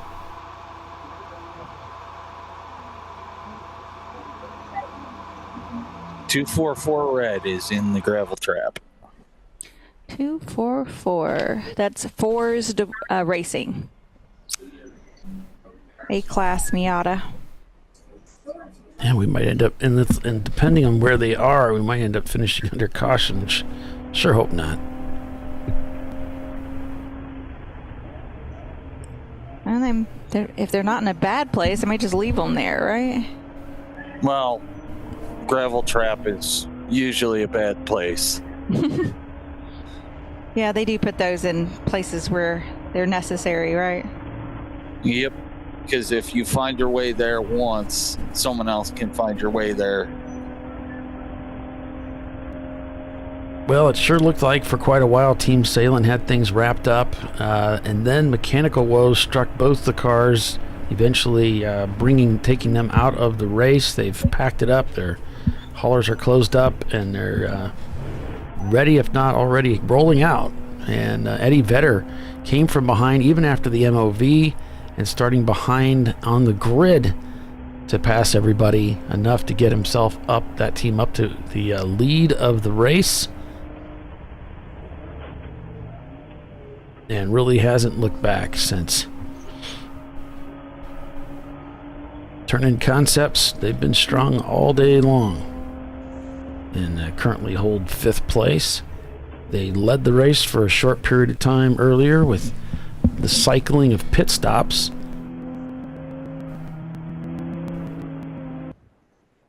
Sent for the Gourds has been just gradually working their way up through the field. We saw that the Wilson Daily team, get this right. Yeah, the Wilson Daily team was looking really good too. They were working their way up through the field and got near the top before they had a collision with another car trying to avoid a car that was stranded after a crash in the middle of the track, and that took them out of the race. So plenty of dramas out here today in this race. Still green. I imagine they're going to carry this through to the end and pick up that car afterwards. That's usually what they do if they can. And Bogle Legacy Motorsport, BLM, they've returned to the racetrack in their Porsche 944 RS to finish this race at speed. But a late pit stop was necessary to put fuel in the car. They tried to do this race on a one-stop strategy for fuel. The other stops were going to be just for drivers. Didn't quite work out. They just were running out of fuel with the last 15 minutes or so of the race. They came in, took fuel, and back out with about 6 minutes left.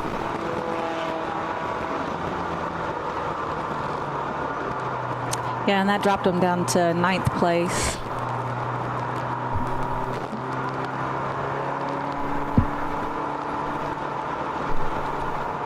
And it is raining in the fort. Heavy rain. I'm 2 hours north of the racetrack.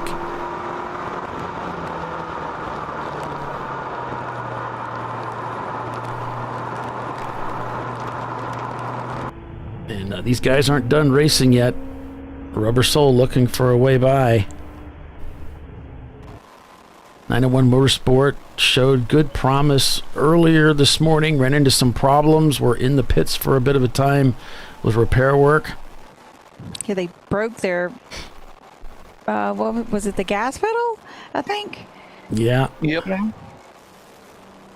And yesterday, of course, the shunt that took out the number 901 car, that will need some body work and other mechanical work, most likely, to get them back on track with that car. Definitely some loving care necessary. And some sledgehammer. Lots of sledgehammer. Never leave home without your sledgehammer, huh? Yep. Timothy will tell you that's my solution to everything. That's what I've heard.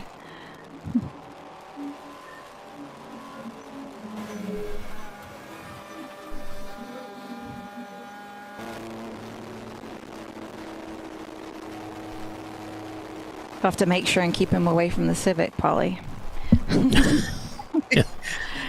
Yeah, unless we need him. Unless we need him, we need a...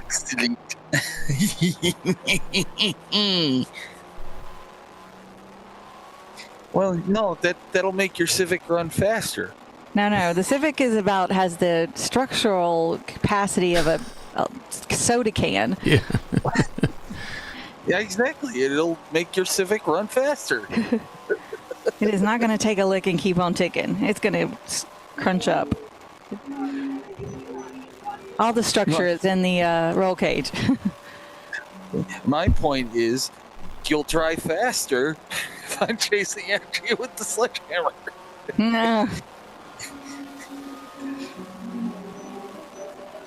It's like the donkey with the carrot. You know, you put the carrot in front of the donkey and it goes. We got another car coming into the pits here just in the last couple of minutes of the race. That's the Section 6 or Section 8 Mustang. They are going behind the wall. Oh, wow. Very end of the race. Yep. They almost made it to the checker. And Gorilla Sticker did fall back now 10 seconds, unable to put a pass on CU Boulder for that 16th spot.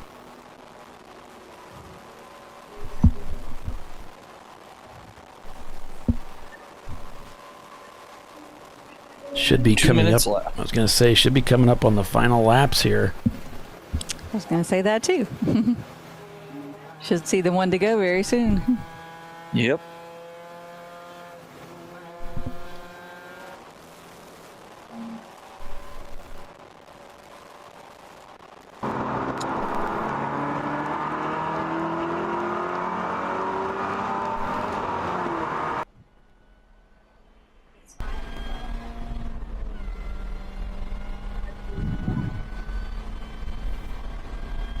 $585 red is something. 585 is Ready Imports Racing, and it looks like they had an impact with the wall and continued. Okay. They had some contact with the wall, but were able to continue on their own. I think I see him coming right now.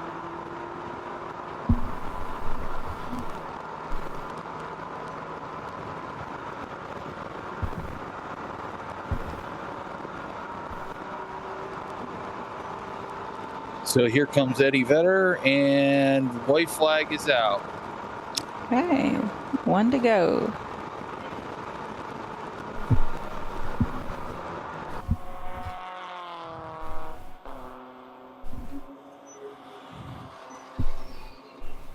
So Eddie Vedder, yesterday's winner, working their way around the track for this final time, looking for a win. And he's going very slowly, going down towards turn 2. I wonder if they're low on fuel. They shouldn't be. Now he looks like he's picked up some speed there as he heads up through turn 3 through the S's.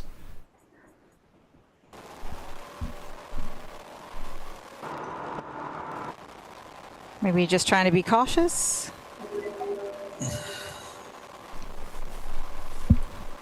Don't throw it away on the last lap. I don't know. Yeah, we got a couple of slow cars here. We got the 831 and the 839 going very slow into one. 831 is MDR. And what's the other number you said? 839, I believe. I don't have that. How about I couldn't tell if there was a donut on the door. Gotcha. They're just trying to limp it around just to make it. Yeah, it looks that way. So final lap here for day 2 of the Sahlen's Champyard Dog at the Glen. Billy, just keep your eyes peeled. We don't have a start-finish camera, unfortunately. That camera has gone down. So we're just going to rely on you to watch for the checkered flag to come out to represent the win for Eddie Vedder. A back-to-back victory for the 91 Corvette team. It's incredible. Rubin Performance Garage is where they come from. They're looking for a second place finish here with Rockwell Autosport Development number 10 taking third. Fat lady hasn't sung yet. There's the checkered flag now. 91 took it. Yep. So Eddie Vedder got it. So Eddie Vedder takes the win. Back-to-back wins at Wisconsin. This one. Back-to-back wins at Watkins Glen. I'm getting a little tired here. Congratulations, guys. And the 585 is barely crossing the line with any pace.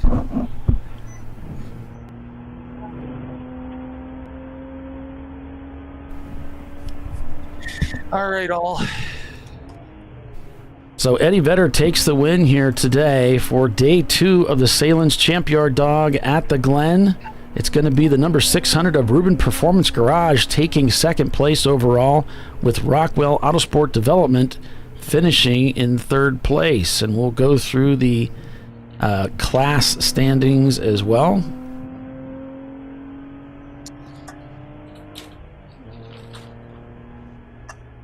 All right. Well, while you guys are doing that, I'm going to clean up all my stuff and head on down the road. All right. Thanks, Billy. Appreciate you. Yep. Good to chat with you, Billy. I will see you guys when I see you guys next. I don't know what track that might be, Mid-Ohio, if you run a show there or not. I don't know. Okay. So A-Class won by Haywood Racing, number 663. It's going to take the honors for A-Class. For B-Class, it's going to be Rubin Performance taking the win there. down to C-Class. Rockwell Autosport Development number 10 wins that class. Then for D-Class, it's going to be the Eddie Vedder team, even if this thing doesn't want to cooperate with me. Right. There we go. Eddie Vedder takes the win for D-Class. Moving to EC, it's going to be Team Bruce Innovation. They've led EC at most, if not the entire day. So a well-earned win for them. And Boston Winers picks up the F-Class Winners Trophy here this weekend at Watkins Glen International. That's pretty awesome. Yeah, so congratulations to the Eddie Vedder team on another dominant performance out here this weekend, this time at Watkins Glen. And I want to say thank you to everybody for signing in and supporting the series, supporting the show, and commenting. It's great to hear from you all, and we really do appreciate you. I appreciate you. Thank you so much. Tiffany, yes, as always, greatly appreciate you and serving today again. Thank you so much. Well, I always like to hang out with you, Paulie. I mean, we appreciate it. I do. Thank you. And so thanks to all of you. Hope you have a great rest of your weekend. And Indy 500 coming up here in about 45 minutes. So we got to get out and see that, don't we? All right, folks. So for Tiffany Alexander and Billy Sahlen, I'm Paul Veltum. We'll see you next time, folks. So long. bye. Bye.